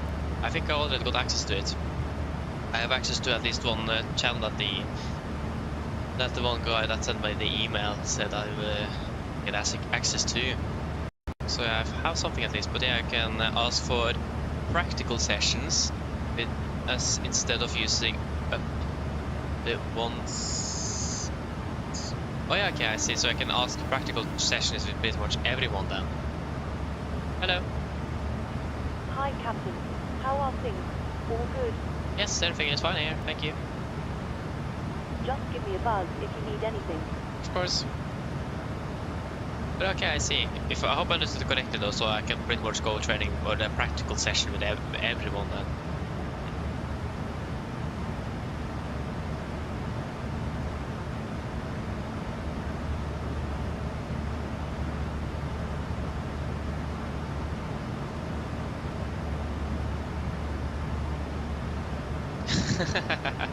yeah, terrain. That is. I mean, you need to start somewhere as well.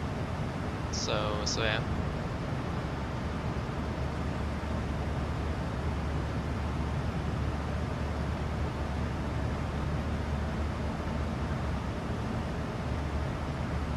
Yeah, okay, I see. Yeah, okay. Okay, I think I understand. But yeah, that's nice though. Nice. Yeah, we just see it train. Maybe it will open up one day again, but I think it works pretty well with the layer base actually. Yeah, fair enough though, Björn, fair enough.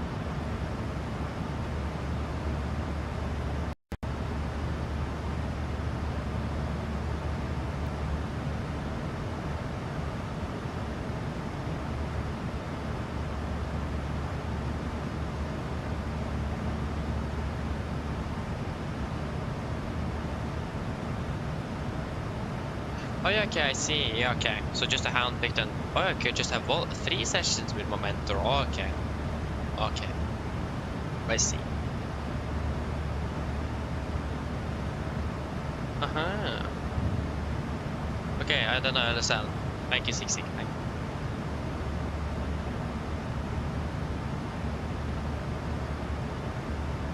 That's a very good question, Trent. I think actually Norwegian have a base in I think it is Madrid only during the summer, so yeah, I think it actually is a thing in the Norwegian. I'm not 100% sure though. Take that with a grain of salt. I'm not sure.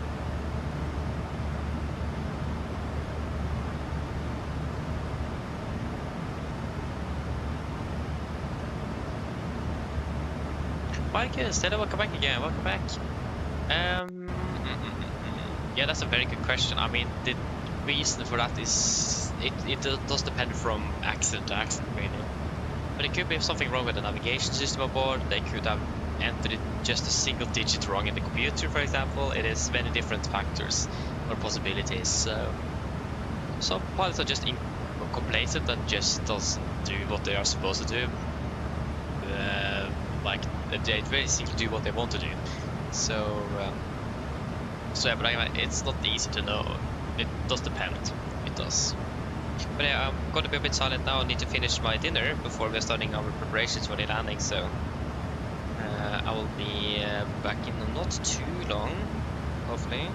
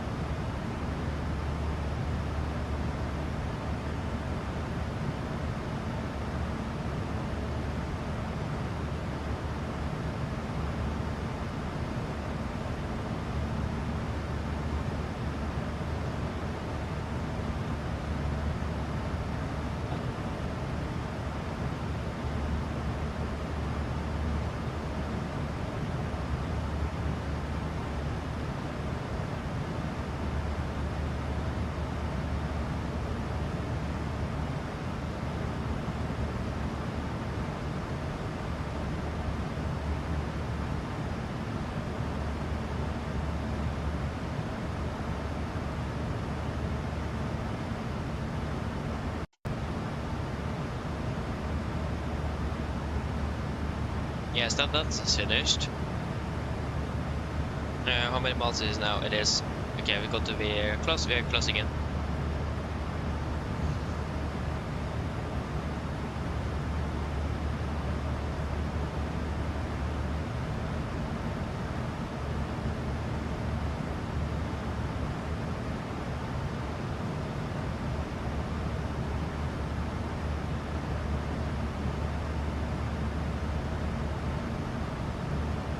Yeah, exactly, train again. That is some of the things that can be the factor. Yeah, could be technical error, or there's something wrong with the aircraft's navigation system. Could be a pilot error. Could be generally a human error. So, it's a lot of different things that could be the case.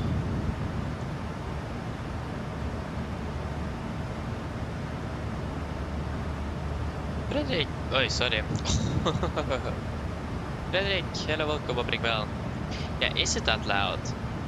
I've actually found sometimes that, for example, ATC volume as well should actually be, yeah, it actually isn't very loud when I look at it.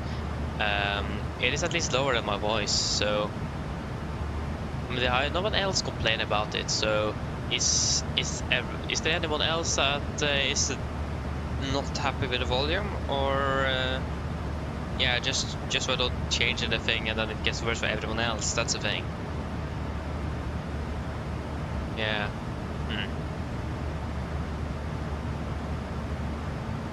I mean, you're supposed to hear the background noise, so I mean, you're supposed to hear the aircraft flying in the background, so I mean, the aircraft is the main priority here after all.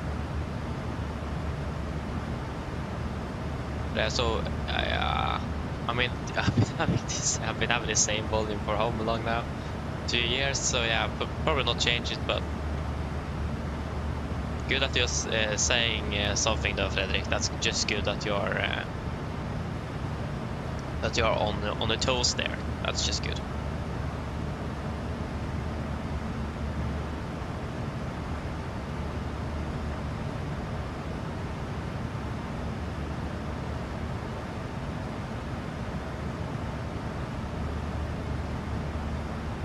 Okay.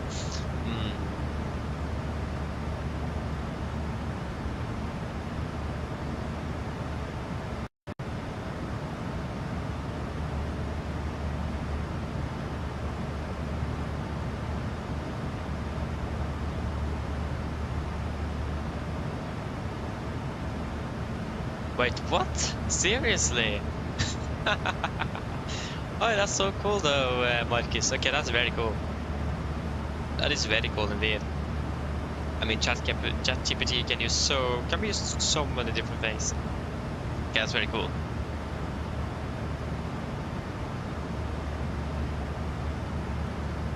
Okay, you have the pro version as well. Nice. No, never mind, not free FS2 yeah. Yeah, and again, the thing is that the thing with AI as well is it's not scripted like FS2 is, FSLC is also that. But I mean, also if you have, I think it is, I mean, that's something also you can, I mean, it's not as sophisticated as ChatGPT though, but if you buy the Entourage from Say Intentions, that's also AI based, and it's a one-time purchase, and you will also get a first option if I remember correctly. I mean, that's a very smart idea though, Marcus, to use ChatGPT to go through like that. Not bad, not bad.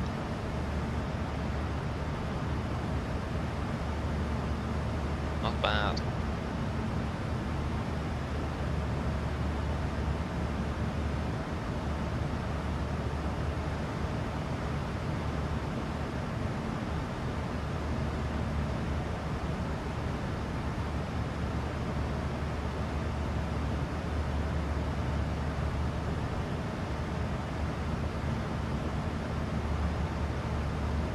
Yeah, I understand it did, but yeah, in the gaming industry, yeah, it would definitely be revolutionary. But the thing is that AI is generally, well, many people think it's so smart and it can invent things, but no, it can't really. It just takes everything it can find on the internet, so it can't create new things. That's the thing. So, yeah, maybe it will be able to do that in the future, but at the moment, it just can't do that.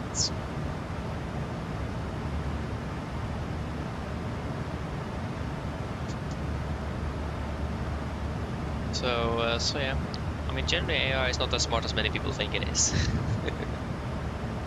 But yeah, it is going to be very good in a few years. It will be something different than what it is today. That's for sure.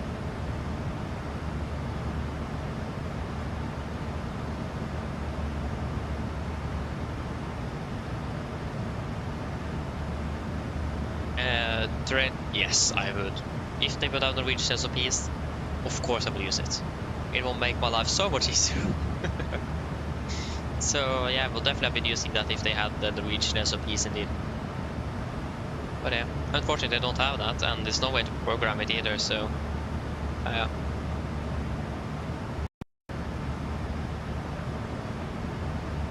But yeah, we'll definitely have been using it then. Yeah, exactly, similar stuff happened with the internet, that's the thing. Like, it was very basic and no one really thought it was going to be anything revolutionary, and then suddenly it got very, very revolutionary, so... And look at where we are today. So, yeah, things have changed. Hey, BLX Random, Elevatex, what happening now? Long time no see.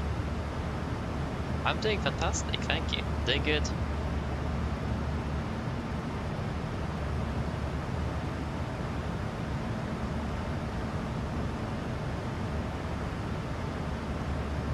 I think actually our clone waypoint is pretty much in between here, so if you're flying, if you have any problems and we need to divert it and we are before we are reaching clone, we would turn back. If we are past clone, we'll just continue.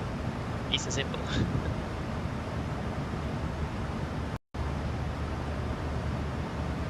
Yes, it is the last flight in 2020 today, and yeah. I will miss this simulator so much. Like, I mean, those who actually don't understand what it's just a game. It is nothing special with it.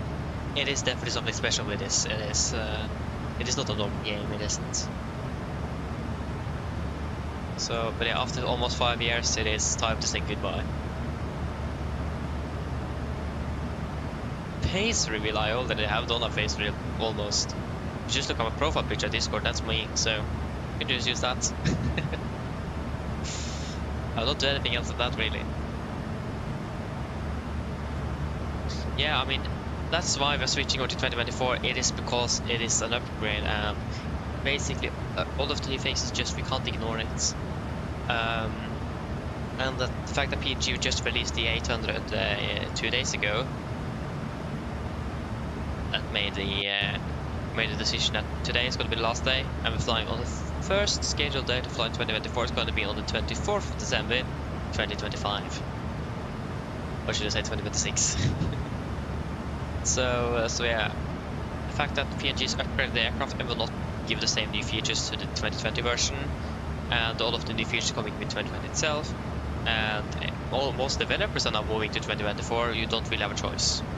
And to be honest, I want to switch over as well, I do, because of all the new things and so on. But it is still something with 2020 that is just... I mean, I started, my first ever flight simulator was this specific simulator, and I've been using it for almost 5 years, and all my experience is in this simulator, and I'm learning so much through it. It is just... It has been a part of me for half a decade. It is insane to think about. So it is still going to be sad to say goodbye. But it's going to be nice to switch over to something new as well, like with better graphics, better performance, better visuals. Yeah, quite a few better things really. But there you go, I've been flying it since release, so that's nice.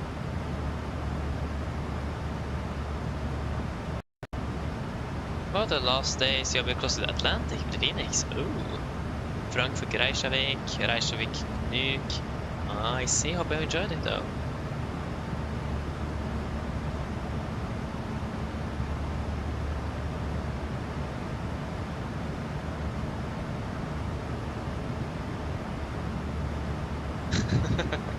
Yeah, again, if I would have switched a year ago, that would probably have changed anything.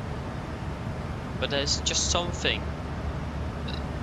because we've been flying with the simulator for another year after the 2024 was released and all of that, I'll probably have an impact on that, specifically. But yeah, I mean, since I've been using the simulator for 5 whole years. It is just, I just can't let it go without saying a proper goodbye and doing a good last flight with it. Yeah, 2020 was your first one as well. Exactly. I mean, there's many simmers that started with 2020, so it is a special sim, especially for me at least. 40% of my life, yeah, something like that.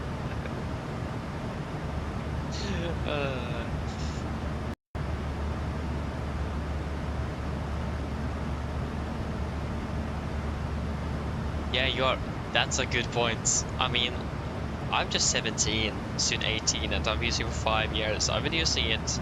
Yeah, that's actually insane to think about. Yeah. No wonder it's gonna be a bit emotional to say goodbye. Like, think about that, we'll probably never fly with this sim again.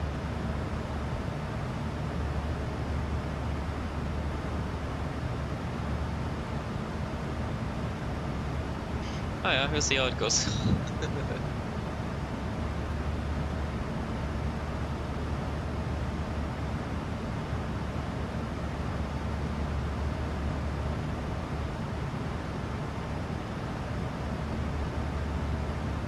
I mean, you could do that in it a bit, but to be honest, it is the fact that the reason I've not been using 2024 yet with a max aircraft is because I don't want to use 2 simulators beside each other, and the reason for that is because of complexity. Using 2 different flight sims alongside each other will generally can be a bit difficult. But yeah, I mean, that could be possible, but I need to install it again, make everything correct again, and then fly it, and then uninstall it again. So, to be honest, I think after today we will close the chapter completely for this simulator. There is not really a need to use it anymore. It has done what it needs to do, and it has been doing a great job at it, especially the last 2-3 years. They're doing fantastic. So yeah. Yeah, so 2020 was also your first sim as well. Marcus, yeah. When I finish today, tomorrow or something, I will factory reset my computer to get rid of it completely. And also I have so many, I can barely search on apps on my computer. I can't even get that to work now, so I need to factory reset. So yeah. But that is also a measure to just get everything I don't need from the simulator completely withdrawn from the computer. That's going to be sad indeed. It is. It's a sim I'm going to miss. It is.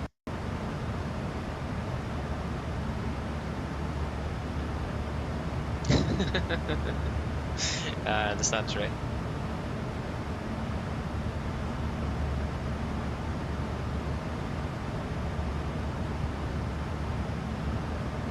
Yeah, I mean, that is something I want to do one day indeed.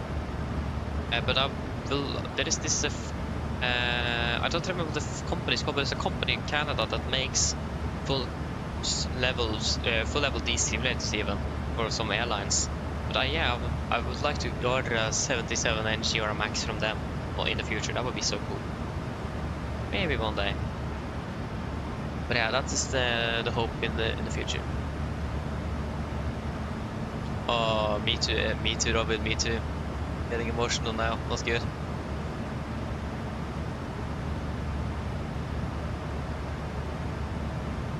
Yeah, I did. I think I read your message. Yeah, I think I responded, but that was probably not very clear.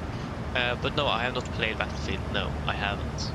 I've basically been flying flight simulators. That's the only thing I've been doing.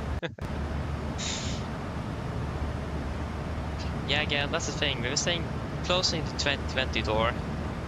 The 2024 door will open. So, I mean, there will be a new chapter. Yeah. We'll just see how it goes.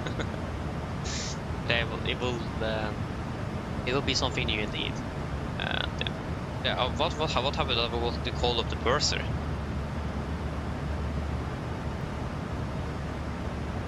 Yeah, of course. It is to just go there. Yeah. One day.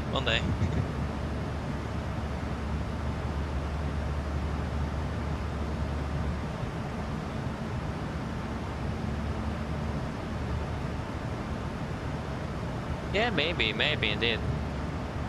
Maybe. Wait to see VLX, maybe.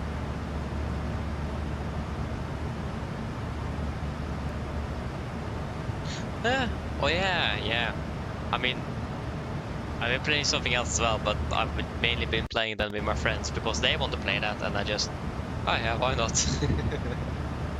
So yeah, but compared, if I compare the time in the game, all the games I have compared to Flight Sim beats them quite hard. It does. So yeah.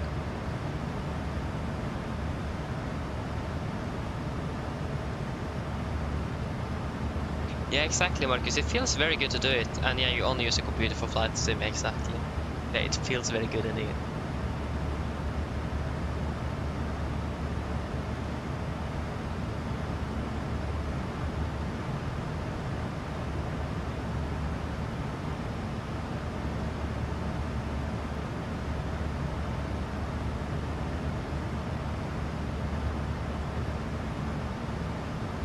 Okay, that's very good though terrain. Okay, that's impressive. That's impressive.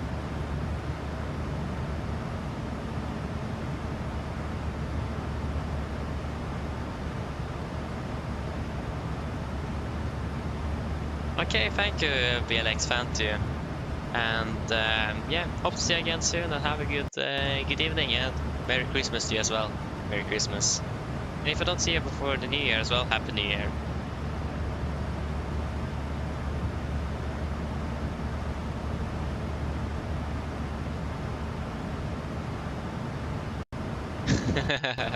I see you, train, I see.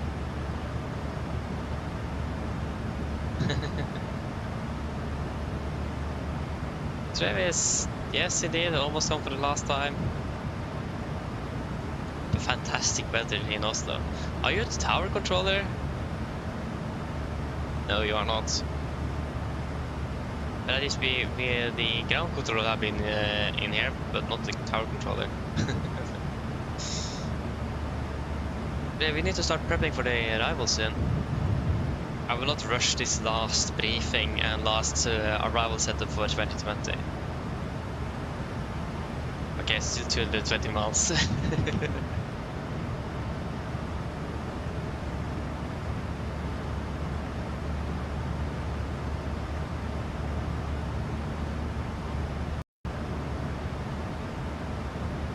Oh, I see a train, I see, Yeah.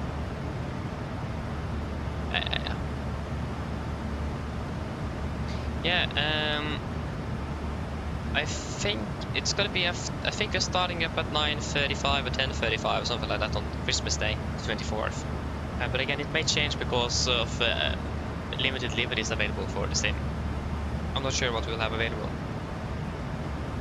10:20 is the briefing at Gardermoen on the 24th. Just all the skills. Nice. Oh, no worries. Travis, I just saw that tower was online. I just thought maybe it could be you. It wasn't you. I just wondered. Yeah, so it's look at the 80s. 80s. That's sim. Oh, that was the wrong airport. That was en route airport. Yeah, so arrival 80s. Information Juliet. Malaysia RP approach, 01 left and 01 right, RCR runway, yeah, 666 right, 666 right, positional 80. Let us check, we were expected to be parking though.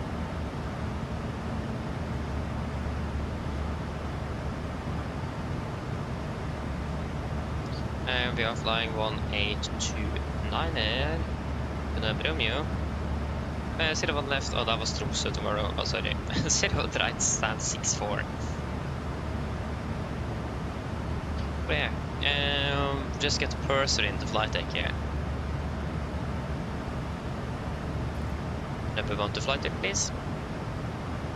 Just talk about the duty time here. Again, it looks like we should be able to do 14 hours schedule, but I don't want to use my license, so I think we'll take a 13-hour precaution.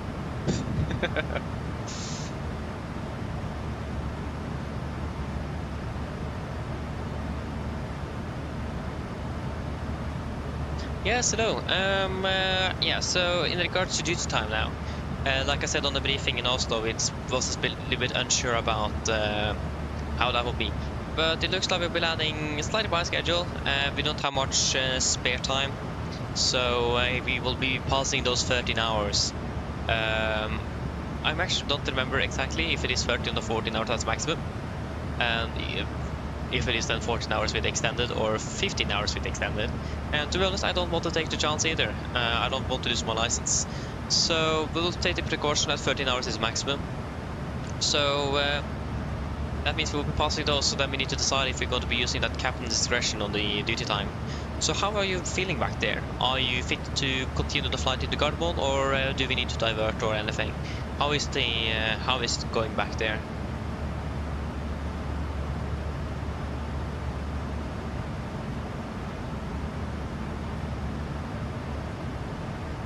Yeah, good. Yeah, okay, good. Let me know if there is anything else, then we'll take a reconsideration, but at least we will be then about 20 minutes in or something. So it should be fairly good. But again, let me know if there's anything new, so then if it is all okay for you guys, then we'll go with that hour extra, just to be on the safe side in case the authorities will be on my neck because of this. So then we discussed it, and we all agree on that. So again, just want to be on the safe side so we don't get in any trouble, any of us. So yeah. Yes, good. Thank you again. Let me know when, or if there's anything else then. Thank you. Yes, good. That looks good then.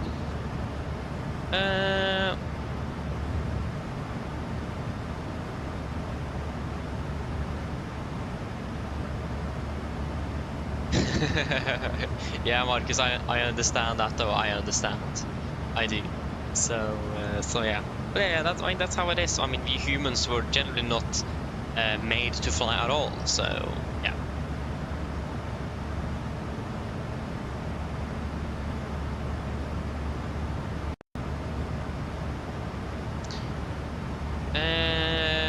Slimpan eller vad kommer väl? Just to clarify, do you want me still to call it Slimpan, or should I call it Tim? What do you want me to call you? But yeah, I've been flying indeed. Henrik convinced me to move over. So yeah. But yeah, I mean, I haven't much. I just have started today, so I don't have much experience with it. But yeah, yeah, I'm not sure what I should say actually. Again, it's actually working very well. There was something I was wondering about. Yeah. Does it say that? So does the Norwegian actually then use the flight time you will have is from push to engine shutdown? If I'm correct, I think Henrik mentioned that to me, but I actually don't remember because I was going to write my flight time, and then it's just why is there such a lot difference here? But yeah, so then Norwegian is using the taxi in and out as well as the flight time. Then I mean that makes sense in itself as well, but also not. But maybe that's a Norwegian thing. I mean, more money in the pocket. I don't blame, or I'm not. Yeah, I'm happy with that if that's the case. Yeah. Okay, team is fine. Okay, then I will do that. Yeah, I mean Henrik is a great guy indeed. He's very kind, and I need to thank him for the help. And of course Tower went offline, so now we don't have ATC at all. Yeah, okay, so he has some good experience. Yeah, so he knows pretty much all about that. Okay. Because I was going to ask him about a few extra things, and one of those was mentioned that but I think he mentioned it to me that here they do as a relay line where you basically the block time is the flight time really. So yeah. 5 Instagram bots just followed you. Nice try. Yeah, I mean that's another way to do it. But yeah. We'll do a fuel check here before we start prepping here. Clone it is. Clone, it's going to be 4.1, 4.6. 11.3, we have bird through 10.8. And for 25, it's 419. Yeah. But yeah, Tim, one thing I wonder about is when I booked the flight, it was something about the weight, passenger weight, baggage, freight, and the passenger load. You don't need to add that, do you? I just simply ignored it, and it didn't put that in. I hope that is not a requirement that you need to fill those sectors in. I hope not. Please let me know if I've done something wrong. Yeah, when I was booking the flight, it gave me something like so many passengers and whole luggage and freight and so on on the when I dispatched it. That it was. Yeah, maybe it actually makes a flight plan then. I mean, that would explain it. But I haven't really looked anywhere to find a flight plan, so yeah.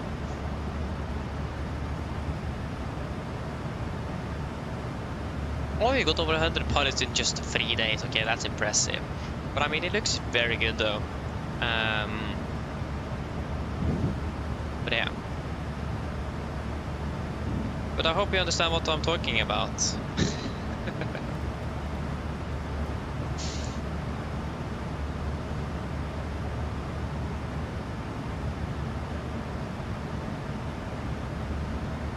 I need to change the runway though. It's going to be 01 left for landing.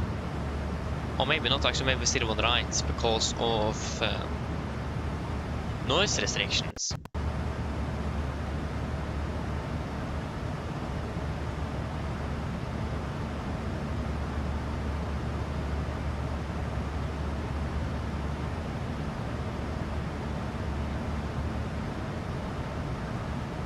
Yeah, okay, because I'm yeah, because it gave me maybe it actually didn't.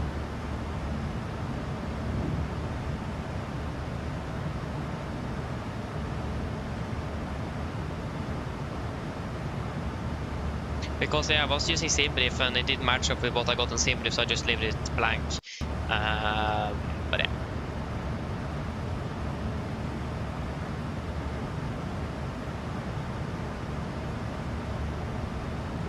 Yeah, I understand that train as well. That was one thing I also thought about. So yeah. Why are you making accurate profiles for every single Norwegian aircraft? Okay, that's impressive. I love that dedication though. I really like that. But yeah, I will stay tuned indeed. But yeah, that's a request as well that would be nice if it would be possible though, like virtual Ryanair had done, like Terrain have told me before, where you can have a system where you can have the tech log for all of the different aircrafts, so we can actually write in the tech log when we've been flying the aircraft. So we then can, when you're flying an aircraft, you can actually look through the tech log of the aircraft. I know that the tech log in Norwegian actually have become electronic now. At least that was the captain said last time I flew. It have been that for almost a year, for more than half a year now, I think. So that would fit perfect with the virtual Norwegian now, really, since it is now digital and not paper. But if that could be a possibility, then I would love that. That would definitely be an immersion jump.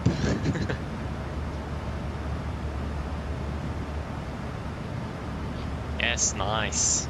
That would be so much. That would be so cool if we could do that. That will make a difference. Like for example, today we got 9 different false TCAS warnings. I mean, that would be fun to, if there's someone flying this aircraft tomorrow, just 9 faulty TCAS warning. Just what happened here? So I mean, that would be a bit fun to get things like that. But yeah, I mean, that will definitely be a nice thing to add if that would be possible.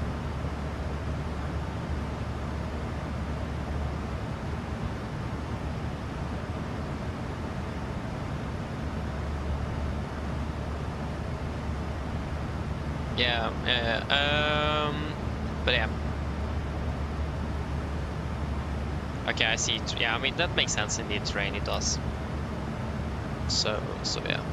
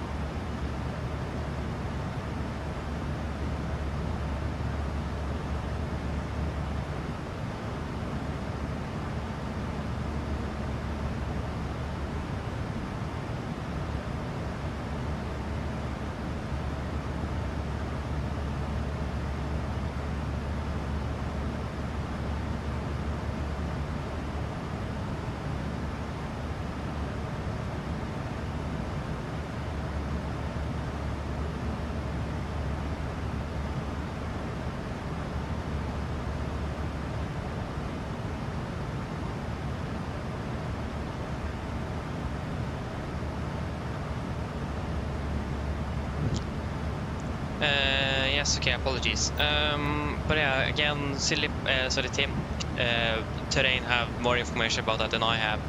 Terrain that told it to me, so I mean, just if you could make something like that, that would be nice.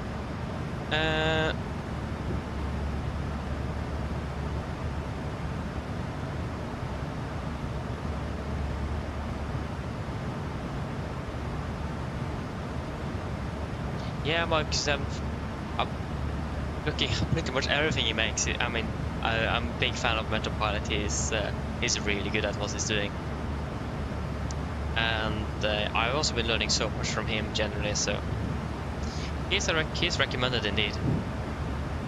Yes. But yeah, what runway? Oh, that was the wrong airport. What runway should we be landing on? Yeah, what does it actually say here? Did it say 0 on left or 0 on right?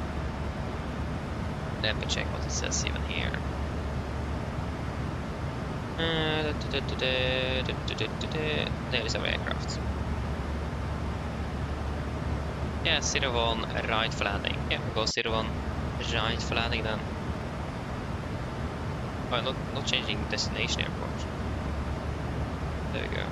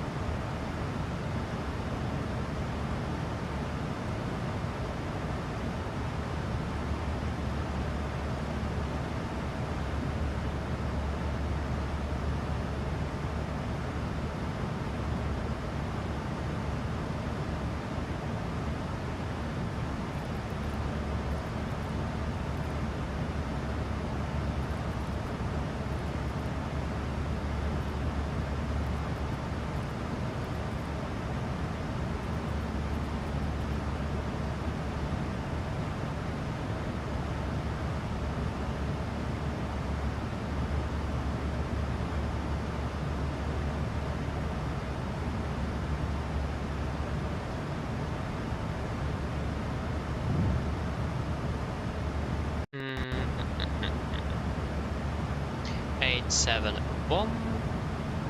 Okay guys, this is the last time I set the minimums with the old minimum selector. 8.7.1.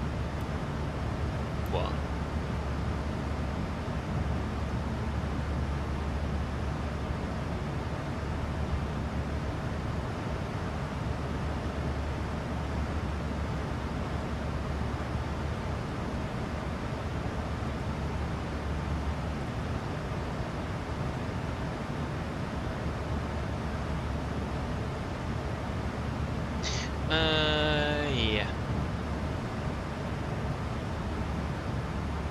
Yeah, again, like I said earlier, this is bang on. It's very accurate.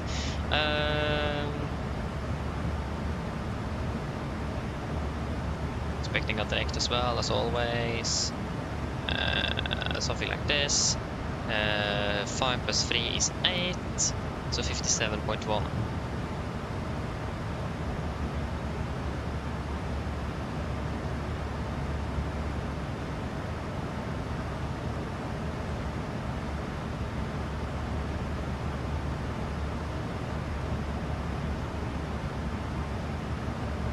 Winds are fairly looking good. It's a bit more windy though. It's 270 at 5 knots. It's variable.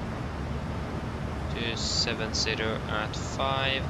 It is now -1 degree. Inclination is 1016.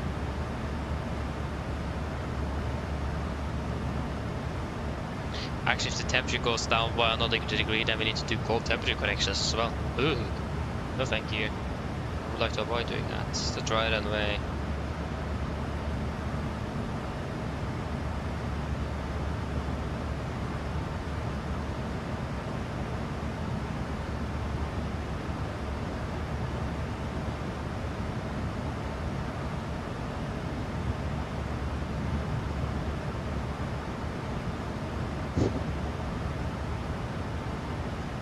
Yes, flaps 31, 38 knots, 139 is perfectly fine.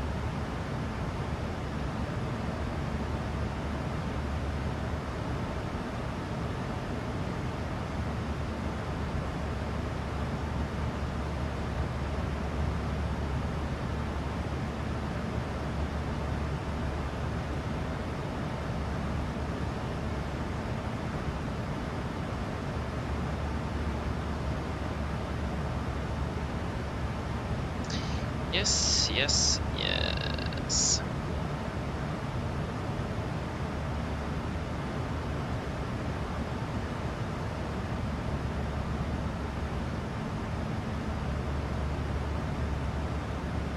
Are we ready for the briefing?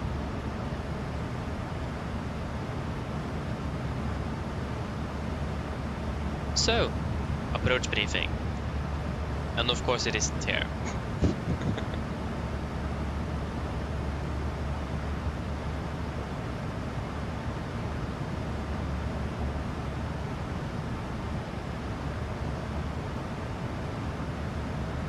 Are we ready for the last approach briefing?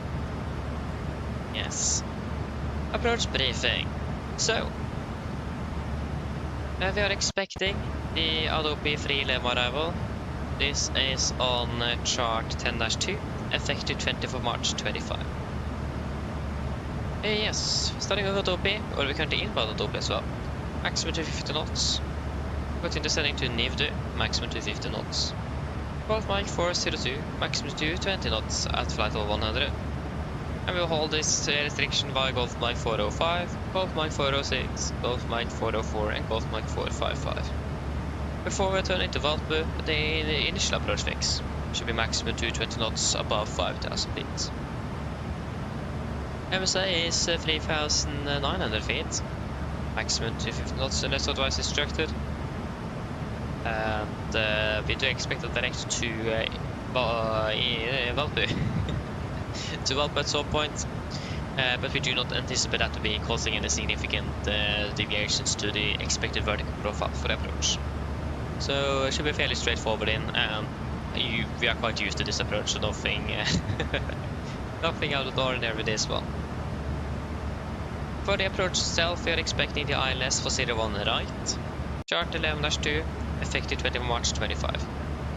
We are coming via Valpu, mounted to 220 knots, 5,000 feet.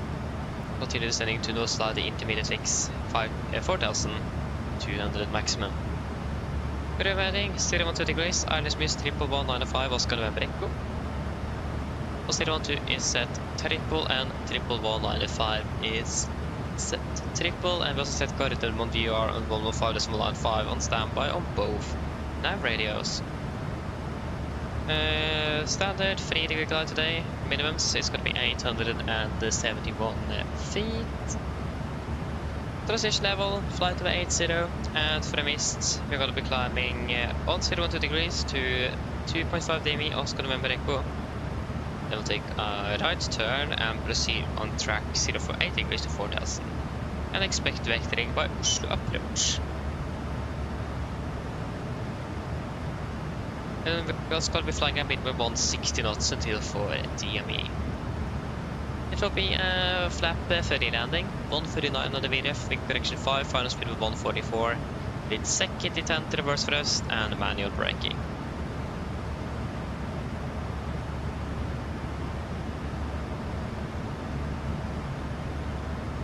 For the taxi, airport charts 10-9, effective 20 March 25.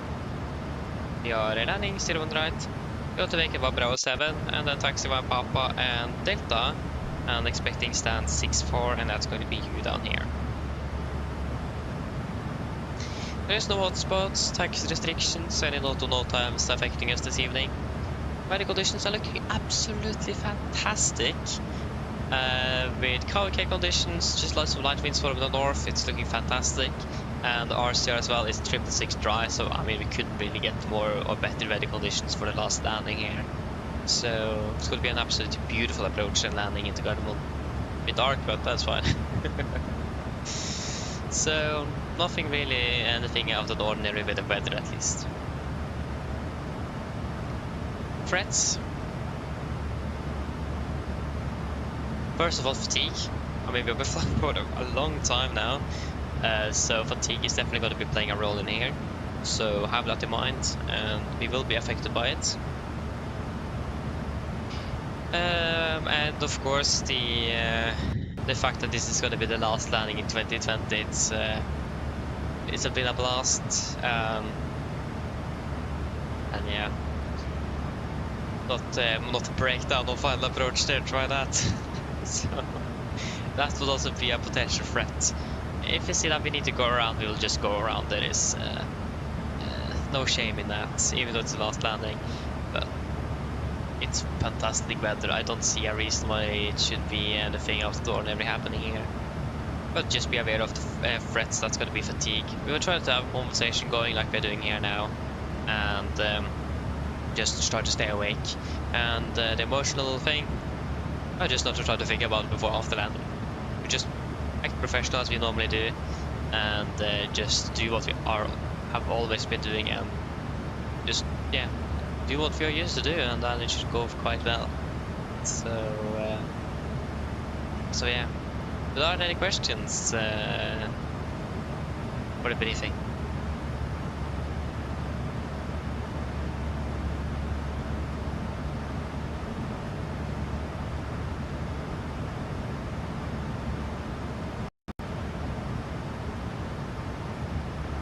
Coordinate and our approach briefing is complete.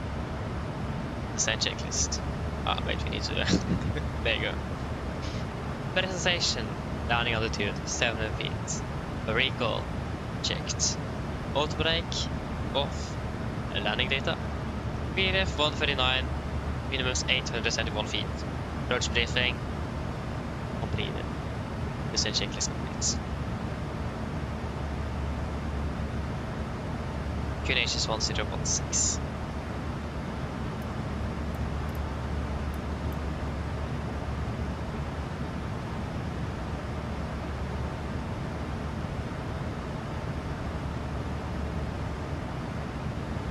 Ryanair 77 Max 8, hello, welcome back again.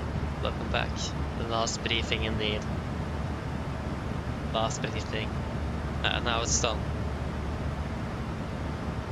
Yeah, I started the other side out towards Oslo. Yes, but nice, you're landing in 35 minutes. Nice. Happy landing. Tim, yeah, indeed. I mean, I was so happy to see that. I was just testing the sim out yesterday and I just saw Highlight 40 on the Discord and just, I mean, I just thought every time it could be a notification, maybe chase plane, and I just, no. And then suddenly just, wait, chase plane is released. I just, what? Just out of nowhere, just got released yesterday. And yeah, I got it for free as well, so that's fantastic. So now I'm all ready to go for the new sim. The chase plane ready and the 77 ready. It's going to be nice. So when we're ready then, we can descend down to flight level 120. 120 set. Oh yeah. yeah. Train, that will definitely be an interesting black box tape indeed.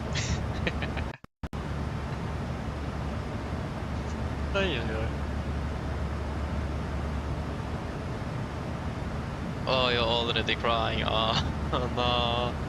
Oh yeah. We will try to not think about it before after landing. We don't want a distraction during landing like that.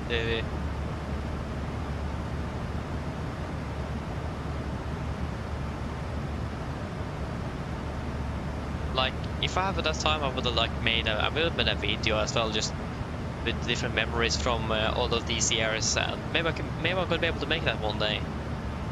But that will come quite a bit later though. It would actually be nice if we would have made that. I just thought about it now actually, but I didn't have time nevertheless. But maybe I should make a memorial video for 2020 one day, with different, yeah, there we go, starting a rescent at least. Retard in a path. With different, what is it called? Moments that we have experienced through the time with this sim. Maybe I should make that one day if I have time.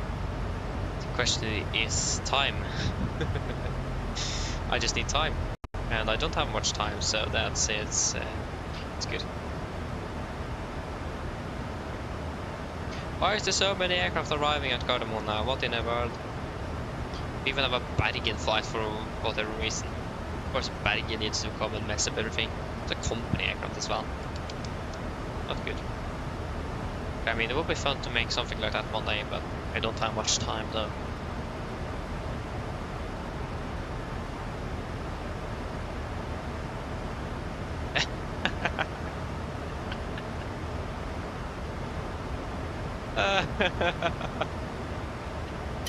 Okay, that's a bit funny though, terrain.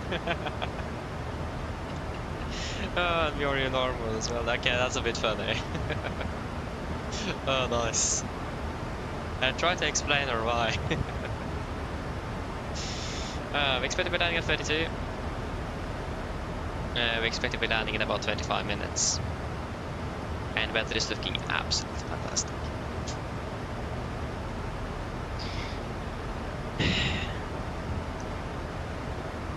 Mine damer og herrer, dette er kapteinen som snakker. Så dere kanskje lagt merke til, så har vi allerede begynt nedstigningen vår ned mot Oslo lufthavn, og vi er forventet til å lande om rundt 25 minutter. Vi forventer å parkere ved gaten cirka rundt 20 minutter bak skjema. Vi beklager meget for denne forsinkelsen, men vi håper at de ikke har hatt en alt for stor innvirkning på deres kveldsplaner for kvelden. Ellers, værforholdene i Gardermoen ser veldig bra ut. Det er litt grann vind, svak vind fra nord. Det er rundt minus 1 grad for øyeblikket med skyfri himmel. Ellers, godt at dere hadde en fin flytur med Norwegian i dag. Vi tar godt fly med oss. Vi håper vi ser dere på dette flytur, og så ønsker en meget god kveld videre. Ladies and gentlemen, this is your captain speaking. As we noticed, we already started our descent down towards Oslo Airport, and we are expecting to be landing in approximately 25 minutes. The weather conditions at the moment is looking fairly good, with just some light winds from the north. It is about minus 1 degree centigrade and beautiful clear skies at the moment. We are anticipating the parking at the gate approximately 20 minutes behind schedule, and we do apologize for this slight delay, but we hope that it haven't messed up your evening schedule too badly. Nevertheless, we do hope that you enjoyed this flight with Norwegian. We do thank you for choosing us. Hope to see you again on your next flight, and we do wish you a pleasant evening. Thank you. It feels more like this is the last air flight at all. Like this. It feels more like a last ever flight vibe at the moment.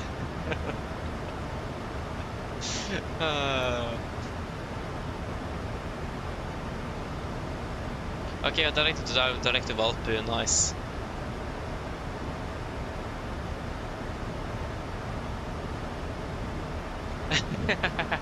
Yeah, I've been eating. But the thing is that when I'm not saying anything, then I'm eating. When I have the food there, I'll eat, and then I will answer things accordingly. So yeah, but yeah, I eat indeed. Good that you're looking out for it though.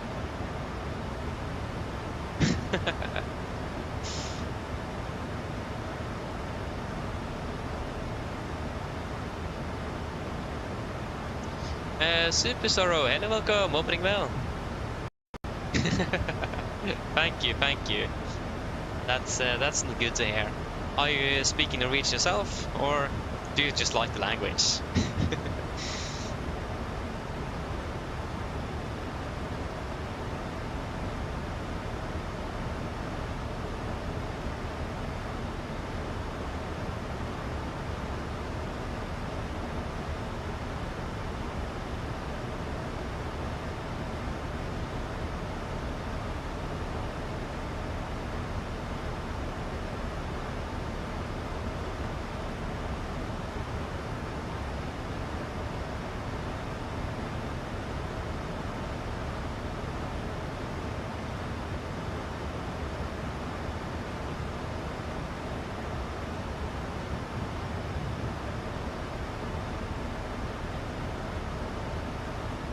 No, terrain, that's not good.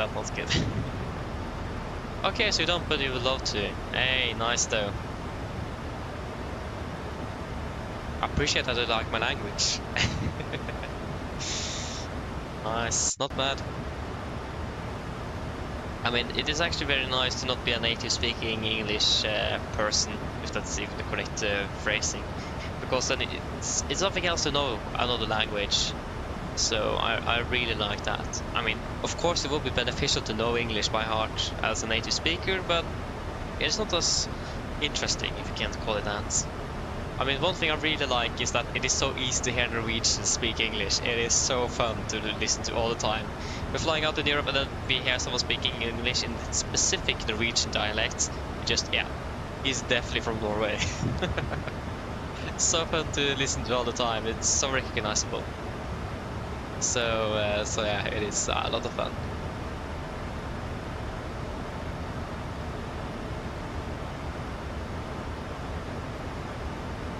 Yeah, I mean that's how it is in Norway. It is just close. It is, isn't it the part because of Christianity? I think it is actually because Sunday is going to be like a day of, not a sleeping day. That doesn't sound good. A relaxing day. So yeah, I mean that's where it comes from. But I mean the society have changed since that. So. I mean, they're always starting to discuss if they should stop that, but it's been like a tradition, if you can call it that. So it's a bit harder to get rid of it. So yeah.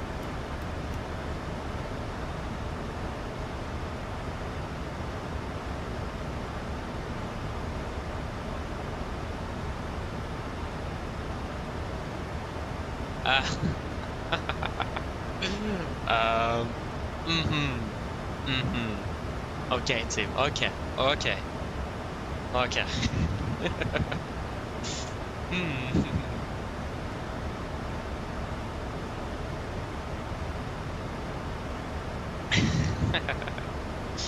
They're going past 200 for the last time. Okay, so the shops are closed in Germany as well on Sundays. Okay, so it's not only Norway, but yeah. Nice. Hey, Sea Aviation! Hello, welcome back again. You're catching the end of the stream before bed. Ah, nice. Hope you'll be able to get the last landing then. I'm starting to feel it. Oh. Again, it feels more like this is the last ever flight, even though it isn't, but it's just that I can't even talk. Yeah, coming to watch the final landing. Nice. Not bad. I should probably drink some more soda, Christmas soda. Good old Norwegian Christmas soda. It's something by itself.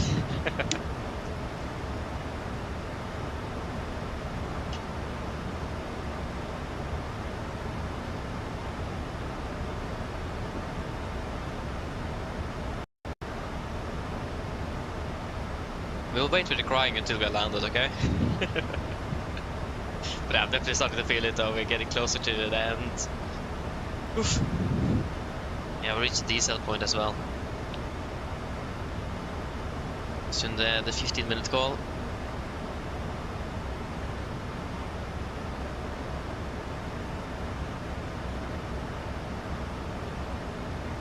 Oh yeah, you're flying towards Munich, right? Flying with Lufthansa or something, or not Germanwings, they don't exist anymore, apologies. I mean Eurowings.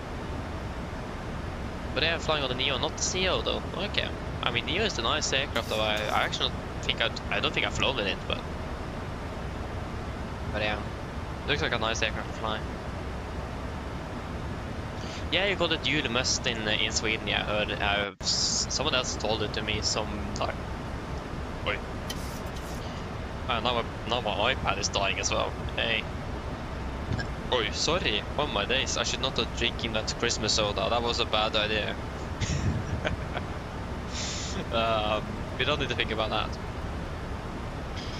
Let's do the 15-minute call. Oh, of course I'm doing it the wrong way. Oh, no, And then the call goes, hello. Hello. Hello. Hi, Captain. How are things? All good? Not good. No, just everything is fine here, thank you. Call me if you need anything. Of course.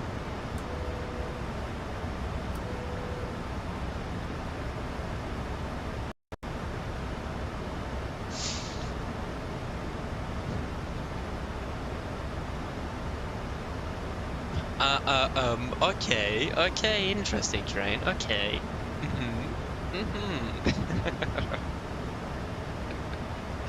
I mean, okay, it's your choice, I will not say anything on that. You could inte sätta ditt antitratt eller vad det är. Vad är det sett?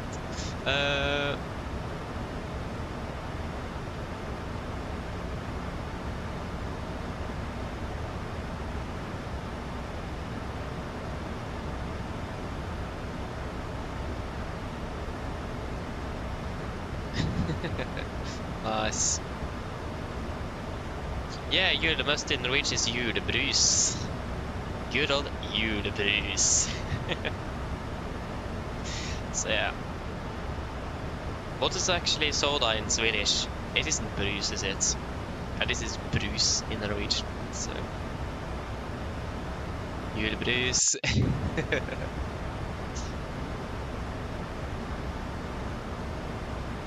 Hey! Hey, nice 37. Nice. Enjoy it. Enjoy the flight. Sounds good.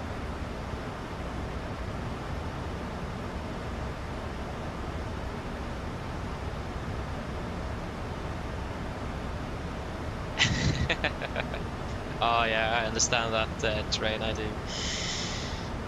Yeah. But yes, of course, it is Lusk. It is Lusk, isn't it? Again, you Swedes write a little bit differently than us Norwegians. There.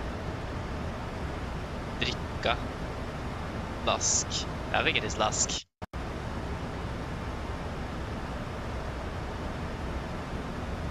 Oh, yeah, do you even have Easter soda? What? We don't even have that here. We just have Christmas soda.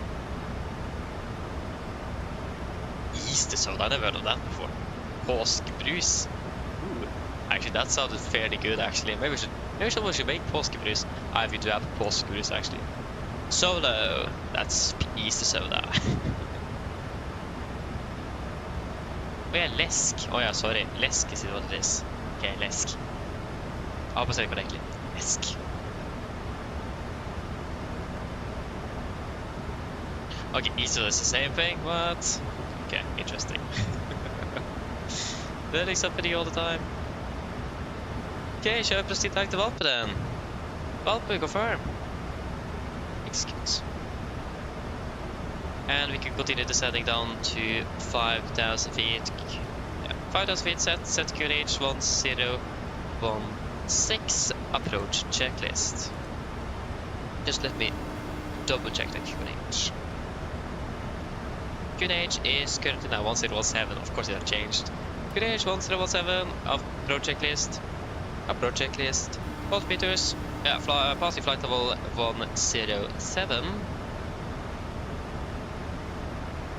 Now, plus minus 0. Approach checklist is complete. Hello. Hello. Hello. Hi, Captain. All passengers are seated and secured for landing. Thank you. No problem. Yeah, I'm secure. Was that even the correct light? Yeah, it was.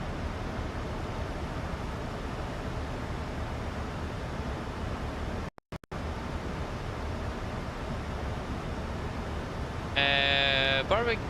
Yeah, barbecue. Hello, welcome, opening well. Welcome.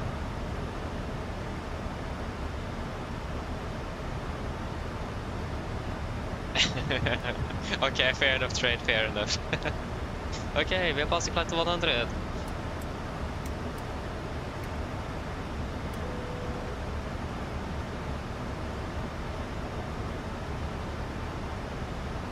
Yes. Now it's just the landing left. Of course, Navigraph as well just decides to just say hello and goodbye.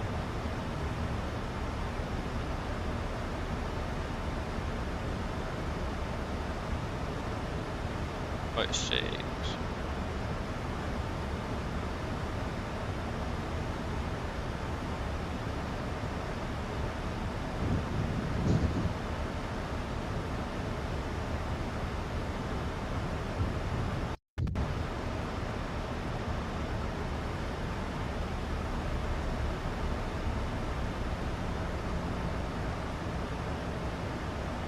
Are on advisory, but very silent. Yeah, we are on advisory.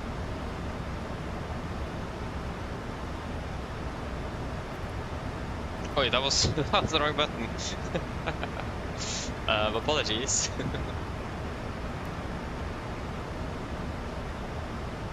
Yeah, we have the company from Bergen in front, and we have in sight as well. Yeah, we should set up for the arrival gates. Let's make that already. Landing at 22:32. OSL. 22.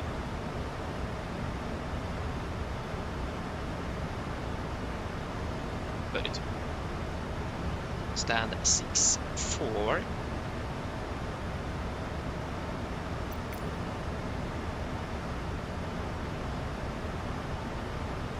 Gardermoen. Of course, yes, it will bug out since we need an update. But yeah, we'll just go how it goes. And 6-4. And of course, that's this.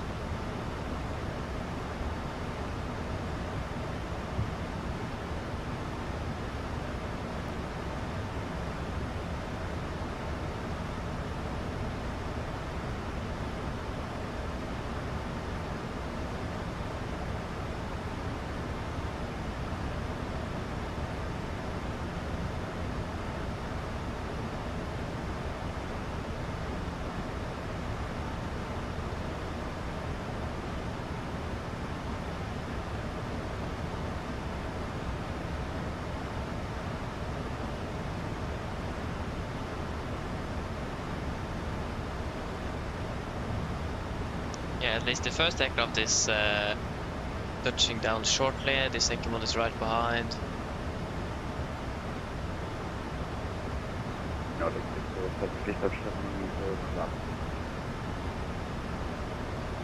Oh, he's going for left. Oh, yeah. That would be nice to know. Okay, nice. He's going for the other runway. And we're going for the runway furthest away. That's typical Gardermoen, isn't it? Get the runway that's furthest away from where you're actually going to be parking. Thank you, Gardermoen. What did you say that for us? 4000 set. Speed into vent, 220 knots. Set.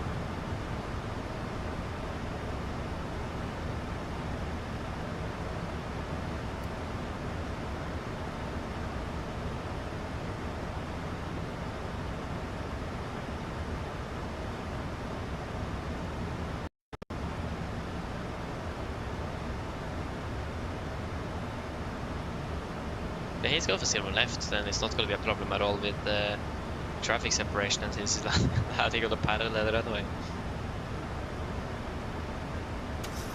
Then it's more. Yeah, actually, the problem now is that we have a slight crosswind then, and that means the wake of his aircraft will actually be blowing into our flight path. But he's a bit far ahead of us, so that should not be a problem. But still be aware of that may happen.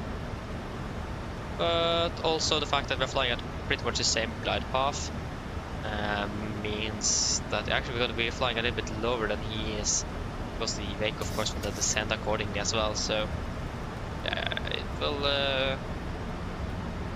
looks like it will be fine. He's quite far away. He's more than 5 miles away from us, so that's all fine. Left 5, speed checked.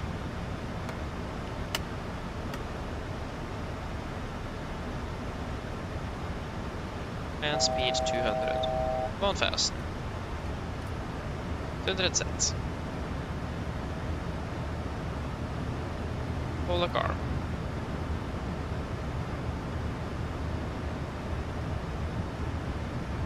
Flaps 5 set. Water capture.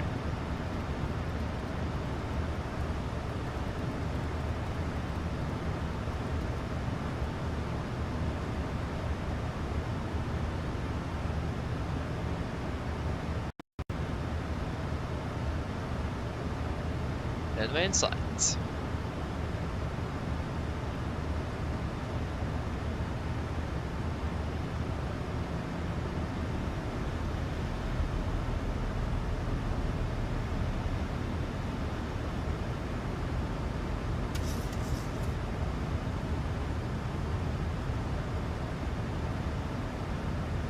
approacher.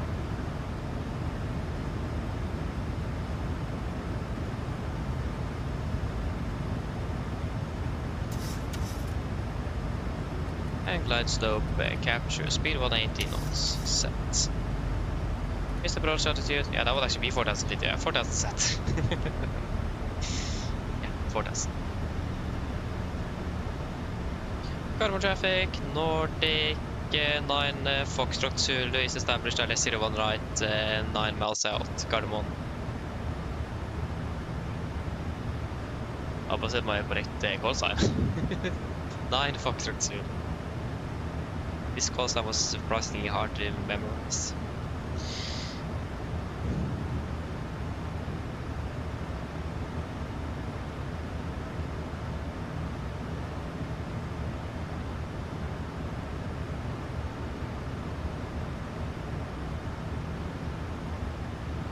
Yes, sorry, live QNH is 1017.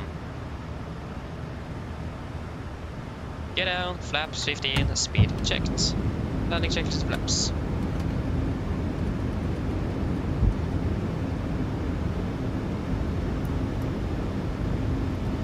Cabin crew, seat for landing please. Flaps 15 set, landing checklist flaps. Cabin call, given. Engine start switches, continuous, speed brakes, armed, landing it down, holding at flaps.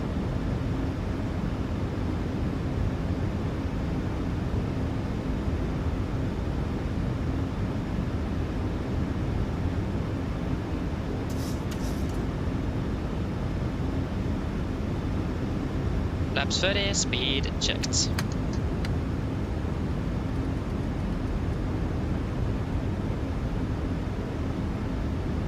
Complete landing checklist. Flaps 30 planned, 30 green light. Landing checklist complete. We have a very nice tailwind. What a fantastic day.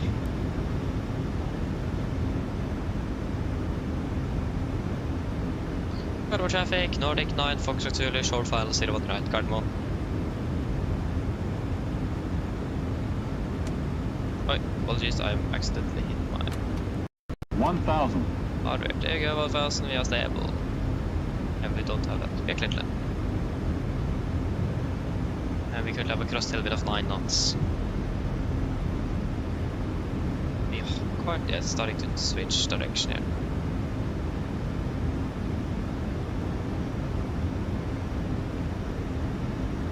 Disengaging automatics.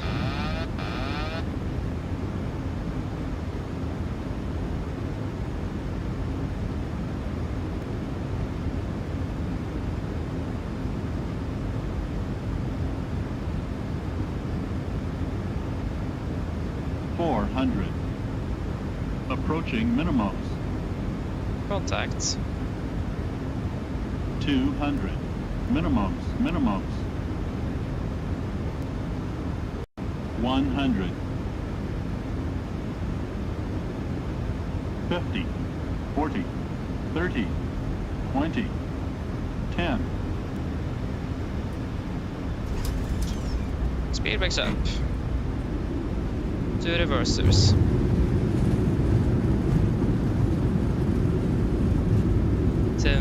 So 80%, correction 79%, 100 knots.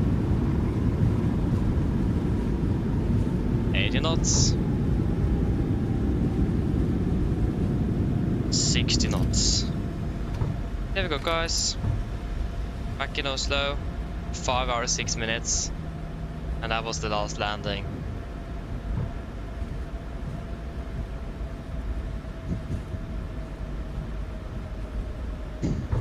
Yes.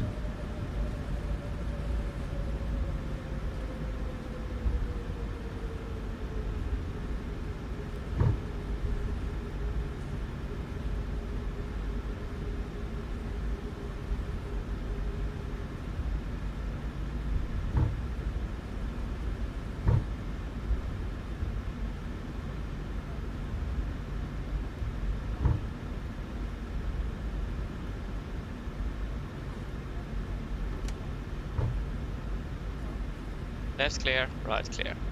Gardermoen traffic, Nordic, 9 Foxtrot Zulu, runway 01 right, vacate, Gardermoen.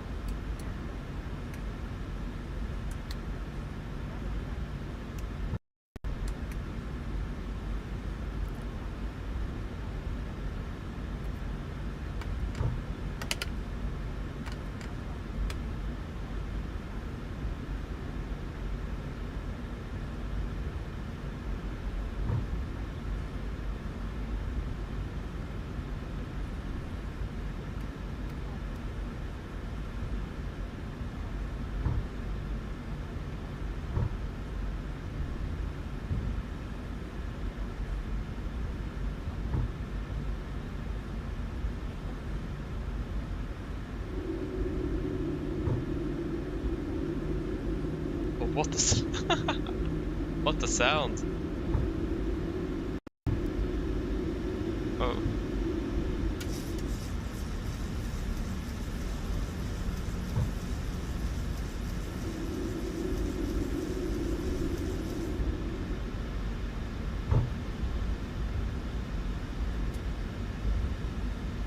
Left clear. Right clear.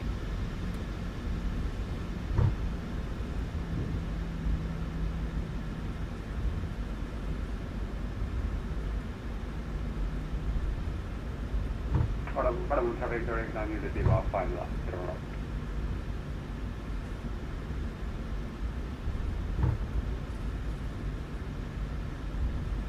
Oi, my artillery is saying hello and goodbye as well. Left clear, right clear. Oh my days, what's happening with my artillery?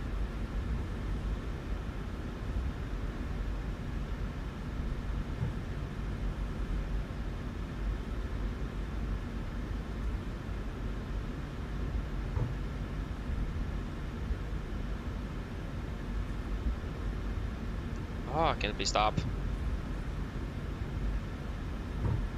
Just try to fix it a little bit. There we go. Hopefully it should be working better now.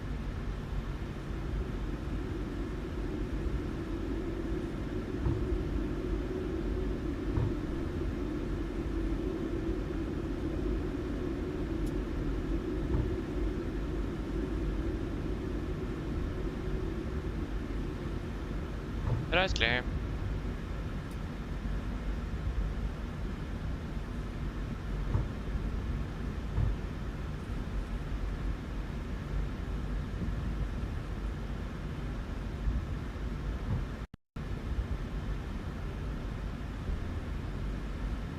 Hey, parked on my stand, what? Not okay. I need to take stand 60 instead then. Oh yeah.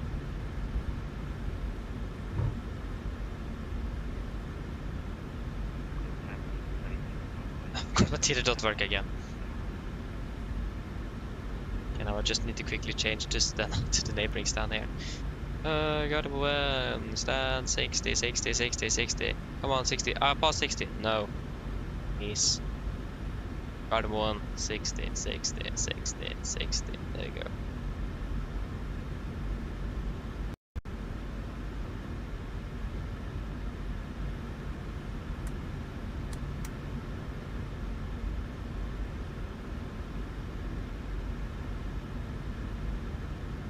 I mean, we're ending the day where we started it, so I mean, that's not a bad thing at all.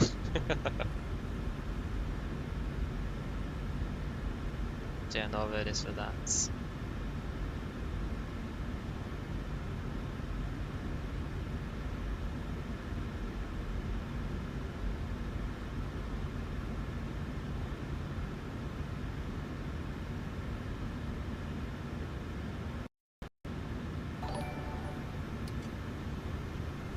Parking brake set. Shuttle number 2. Get the ground power connected.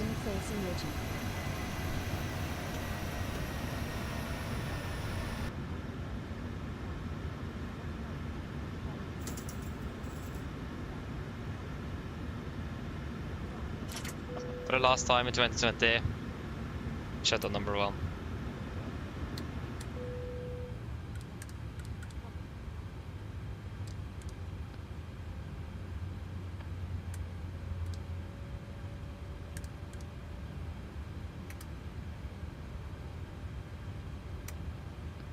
Ground torstai. Go ahead. Hi Captain, microphone check please. Read it loud and clear. Roger. OK Captain, ground power is available. Stand by, VLL start getting you offloaded in a couple of minutes. Roger. Yeah, I definitely know I'm parked at the wrong parking position. This time, yeah.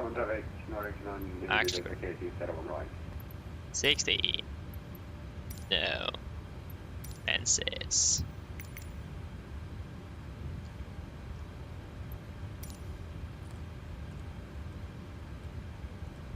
There we go.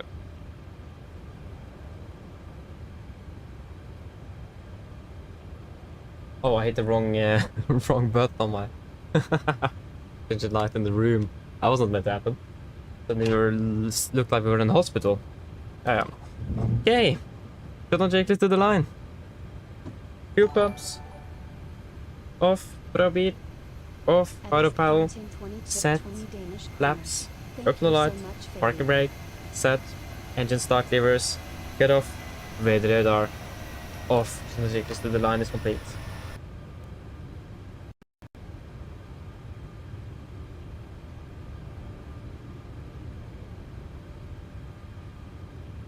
Five hours 25 minutes.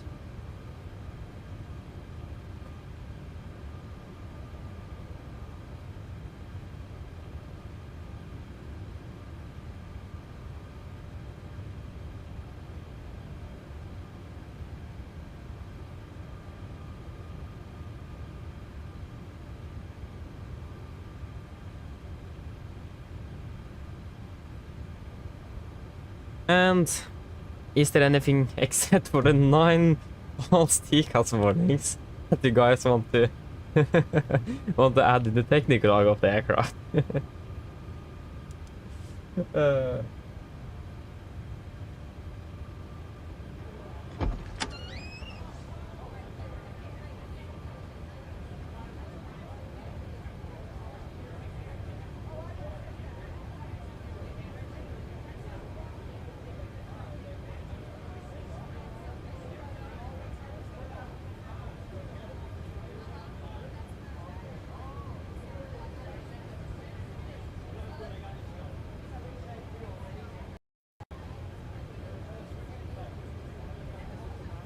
No.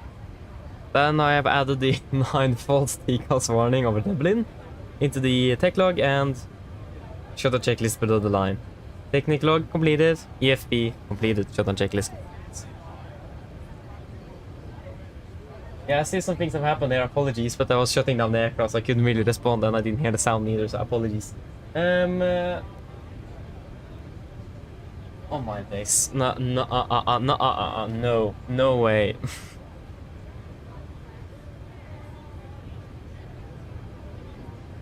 Are you serious? Dude, thank you. Thank you very much, appreciated. Thank you, appreciated.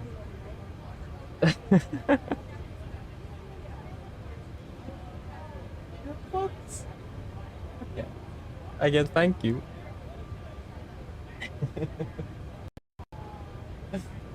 But yeah, Björn, no worries, no worries. It's totally fine. Nothing, no worries about that. It is. I mean, again, we started the day to here at stand 60, so nothing to worry about with that. Stand 60 worked as well.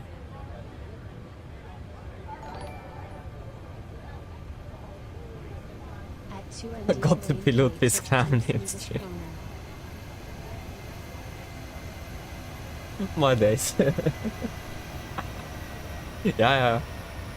That was a bit unexpected. I did not think it. My days. Okay, have a nice day, Robin. See you later. And if I don't see you before Christmas, then Merry Christmas, and before New Year as well. Happy New Year.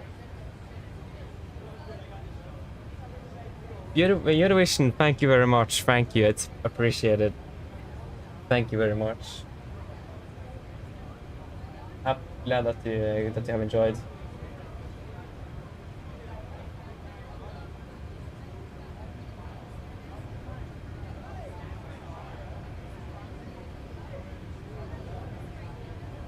Yeah, thank you for tuning in though, Ryanair.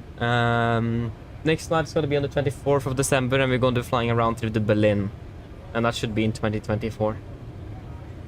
So yeah.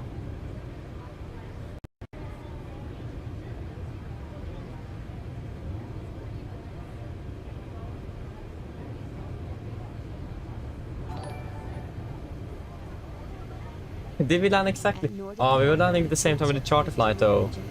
I mean, we're flying 1829. So okay, we landed at the same time as the charter flight. The one that was supposed to depart behind us. Go ahead. Hi, Captain. Okay, all bags have been offloaded. Dear crossings now and VLL via Torstai you next time. Yeah, thank you for the help. Have a good evening. See you next time. Bye. Hey, Terrain. Thank you as well. Thank you. Appreciate it. Thank you very much. Oh, you just had 17 round left. Oh, you didn't need to do that though. We didn't need to do that. Okay, see you later though, Jesper. Have a good evening and enjoy a flight out of the NIS tomorrow. And I hope to see you again for Christmas and New Year's. If not, again, Merry Christmas and Good New Year. And a Happy New Year, I mean. And god natt. Nordic. What's happening here now? Thank you very much, Nordic. Thank you. Thank you. It's been a lot of fun, I agree. It's yeah, it's one of those streams I will probably remember for a long time going forward. Again, thank you though, I appreciate it. Thank you very much.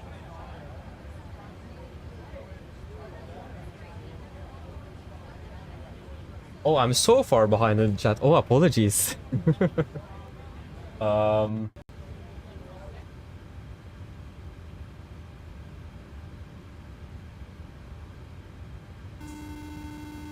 Wait a moment there. Hello. Hi, Captain. We're all done back here. Everyone's offloaded. Fantastic landing, by the way. Much appreciated. Thank you. If you need anything more, just give me a call. Of course. Nordic, yeah, it will be fun in 2024 indeed. I'm looking forward to move over in life with all of the new features for the 737, the improvements in the platform itself. It's going to be a blast. But again, it is still something else moving from 2020 that I've been using for half a decade. It is insane. Think about half a decade, like, what? Been having this simulator for 5 years. It's insane.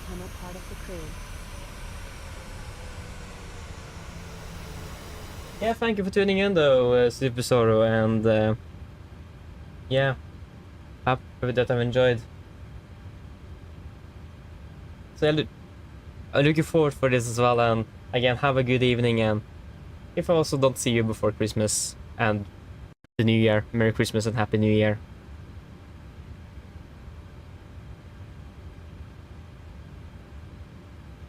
See Aviation. I hope so. I hope to see you there. I hope to see you there. God jul til deg også, Jesper. God jul. Yeah, I will probably not be able to sleep tonight, really. Just wait and see. Hey, Melvin! Thank you very much. Welcome to not to the party, but welcome to the what's actually going to be that? Welcome to the crew then. I appreciate it. Thank you. Thank you. First of it as well. Appreciate it.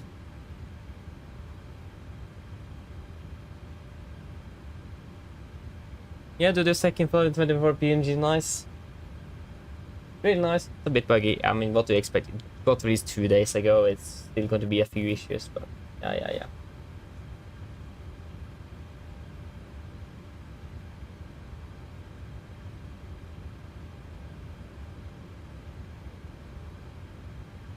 Yeah, I mean, I have thought about changing the picture because I have so many new photos from the sim that is... But I mean, maybe I should do a rebrand with a photo from 2024. Because the photo I have now is from 2020. So maybe I should then switch to a new profile picture of 2024 instead. Maybe I could do that, but then we need to fly a little bit first though. But I've thought about changing it multiple times, but I hesitated as well because, yeah, I mean, everyone is used to that picture, so just changing it is a bit... Like, you lose a little bit of your identity, if you understand what I mean, so wait and see. Wait and see. Yeah, I imagine they will release at least one update before Christmas, I hope, at least. So, we wait. But yeah. Snakkes, Olaf. Snakkes. Til deg også, hvis jeg ikke ser deg før jul og nyttår. God jul og godt nyttår. Yeah, shall we shut down the aircraft for the last time? Again, it feels like this is the last time we're ever flying, but it feels so sad, actually. What's that even happening? But yeah, shall we then go through the shutdown procedure then?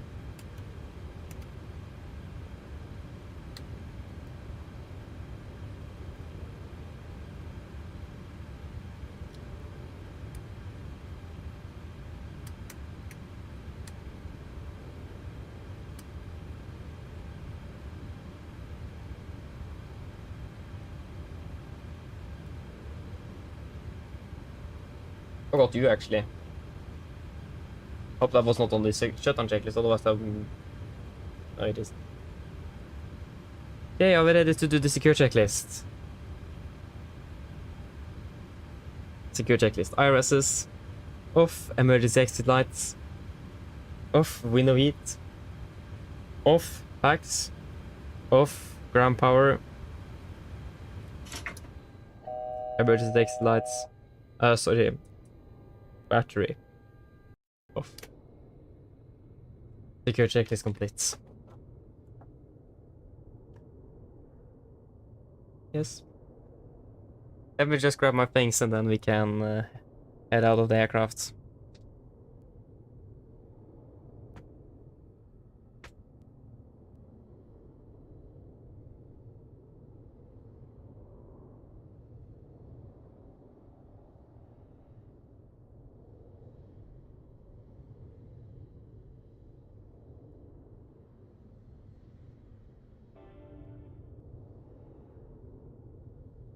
Get the... Oh, that was the wrong knob. That was the wrong key. Where is that Xbox controller? Oh, there it is.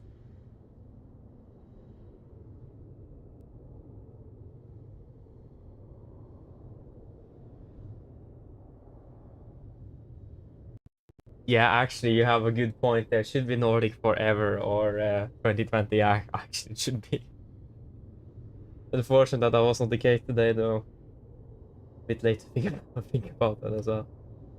Just disconnect from Watson for the last time as well. Otherwise, my ears will be blown away when we walk out of the aircraft. So yeah, this is going to be the last time we're going to be able to see this flight deck. It's going to be quite new when we switch here. So it's been an enjoyable... How many years now? Way too many years. With this aircraft, I mean, I've been flying this aircraft actively for more than 4 years or something. Yeah, it's... Yeah. Shall we just head out? Haven't been enjoyable. But I miss this flight deck a lot, not gonna lie. I'm used to it, so... We'll definitely miss it. I will not miss the door though, that fact that we can't even open it, that we just go through it. I will not miss that one.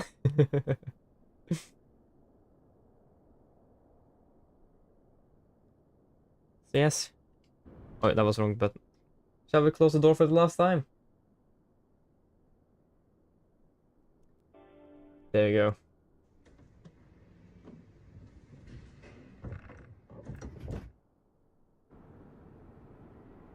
That's it. Now the chapter is closed.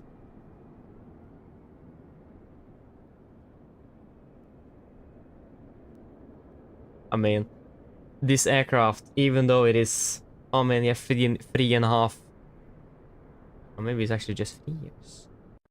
Yeah, 3.5, 4 years old. It is still a fantastic looking aircraft. The model is probably not the newest, no. It looks very good.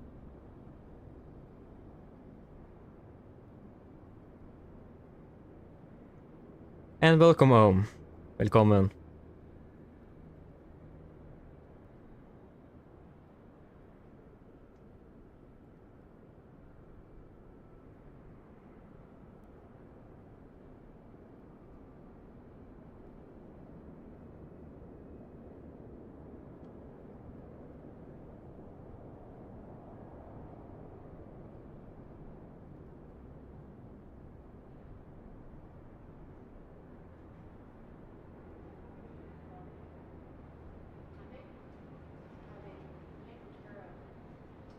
There we go, look at that.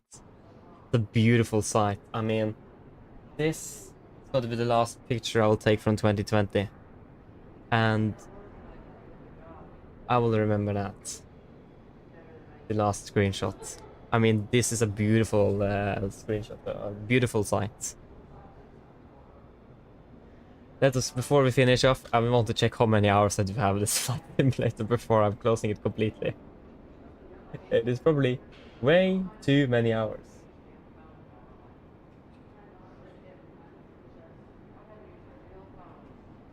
Yeah, actually, that's a good suggestion. We can change it. Yeah, we can take this as a channel banner. That's a good suggestion. Maybe we should do that. For the memory of 2020. Maybe we should write that on the banner as well. In memory for 2020. I mean, this sounds so sad though.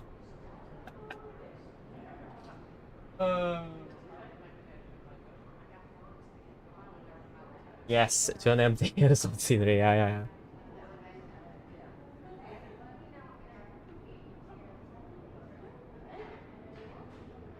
Oh, did they land 4 minutes after the relay aircraft? What? Oh yeah, they did actually. Yeah, they're right. They flew a different route. They flew right over Europe, I think, and we do fly over Ireland.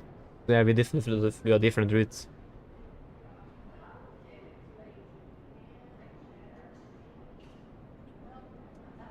God jul, godt nyttår, sønnen Benjamin. Bjørn. Ses i 2026. God jul, godt nyttår.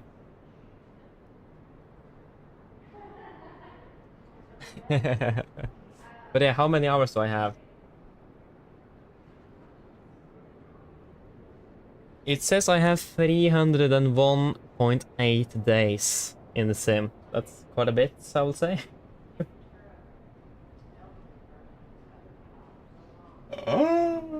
Oh my days.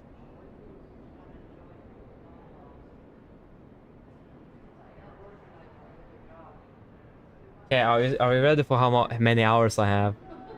I'm not sure if this is actually updated with the hours we are using now, but it won't change too much. So it is 7,244.2 hours.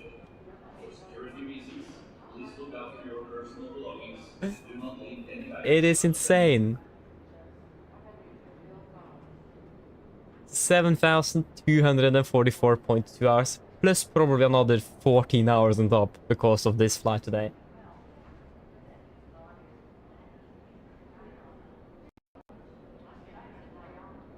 Two times more than you. Oh, okay. It will take its time before we can be able to reach that in 2024. Yeah, that's a crazy amount of hours, though. You don't need to discuss that. But again, that's half a decade of flight simming. 5 years. Almost. It is, I think we're just about 2 weeks away from the 5th anniversary of 2020 from when I purchased it. It is... Yeah, it is so close.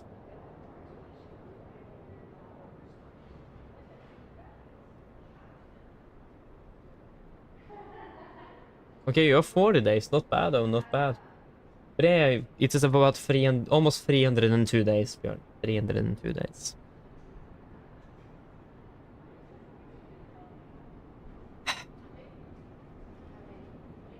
So yeah, that is pretty much the end then.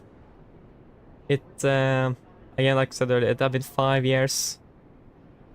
Half decade with many ups and downs, to say it that way. Many problems in the starts.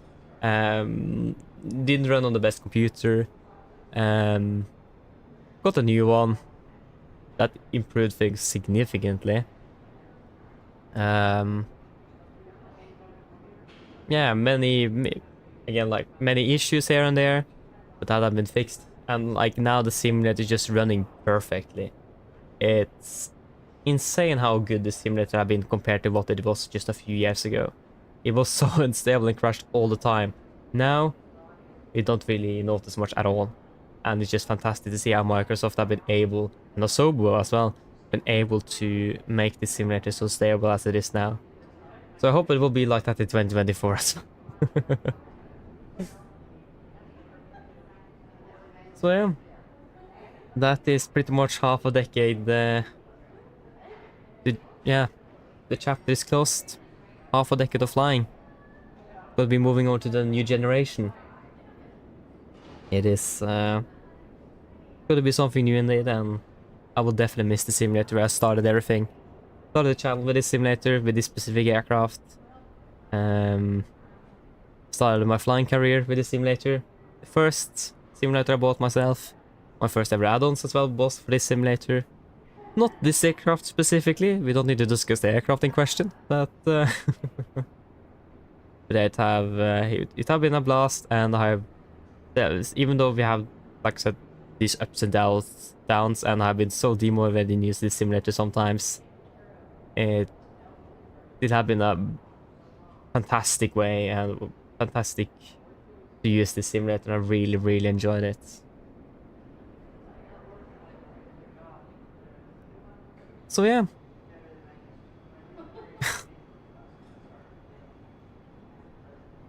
Yeah, it's insane. Still can't get over it. I'm using for half a decade. 5 years. Yeah, it's oof. It's a long time. So changing to something new after so long is going to be difficult, but yeah. But yeah. Then we should probably close the chapter completely then. So yeah, I hope that you guys have enjoyed the last flight today. Been a little bit interesting with a few technical issues in the start, delays out to Lanzarote, and 9 false TCAS warnings over Dublin. But except for that, it has been enjoyable. I really enjoyed the day, and thank you for everyone for coming in, watching, talking as well, and also for all of the support as well. It's been a fantastic day, and I'm going to remember this day for a long time. So again, thank you everyone for that. But yeah, if I don't see you guys before some of you before Christmas or New Year, I would just want to wish everyone a Merry can't even talk. A Merry Christmas and a Happy New Year, and I do hope to see all of you again before or on the 24th. I'll be flying with a new sim and testing it out for the first time, Berlin. So should be good. But yeah, I hope that you guys have enjoyed, and it's going to be finally closing the chapter of 2020. So like I said, Merry Christmas, Happy New Year. I hope to see you again soon, and looking forward for the future ahead. Have a good evening. Bye bye.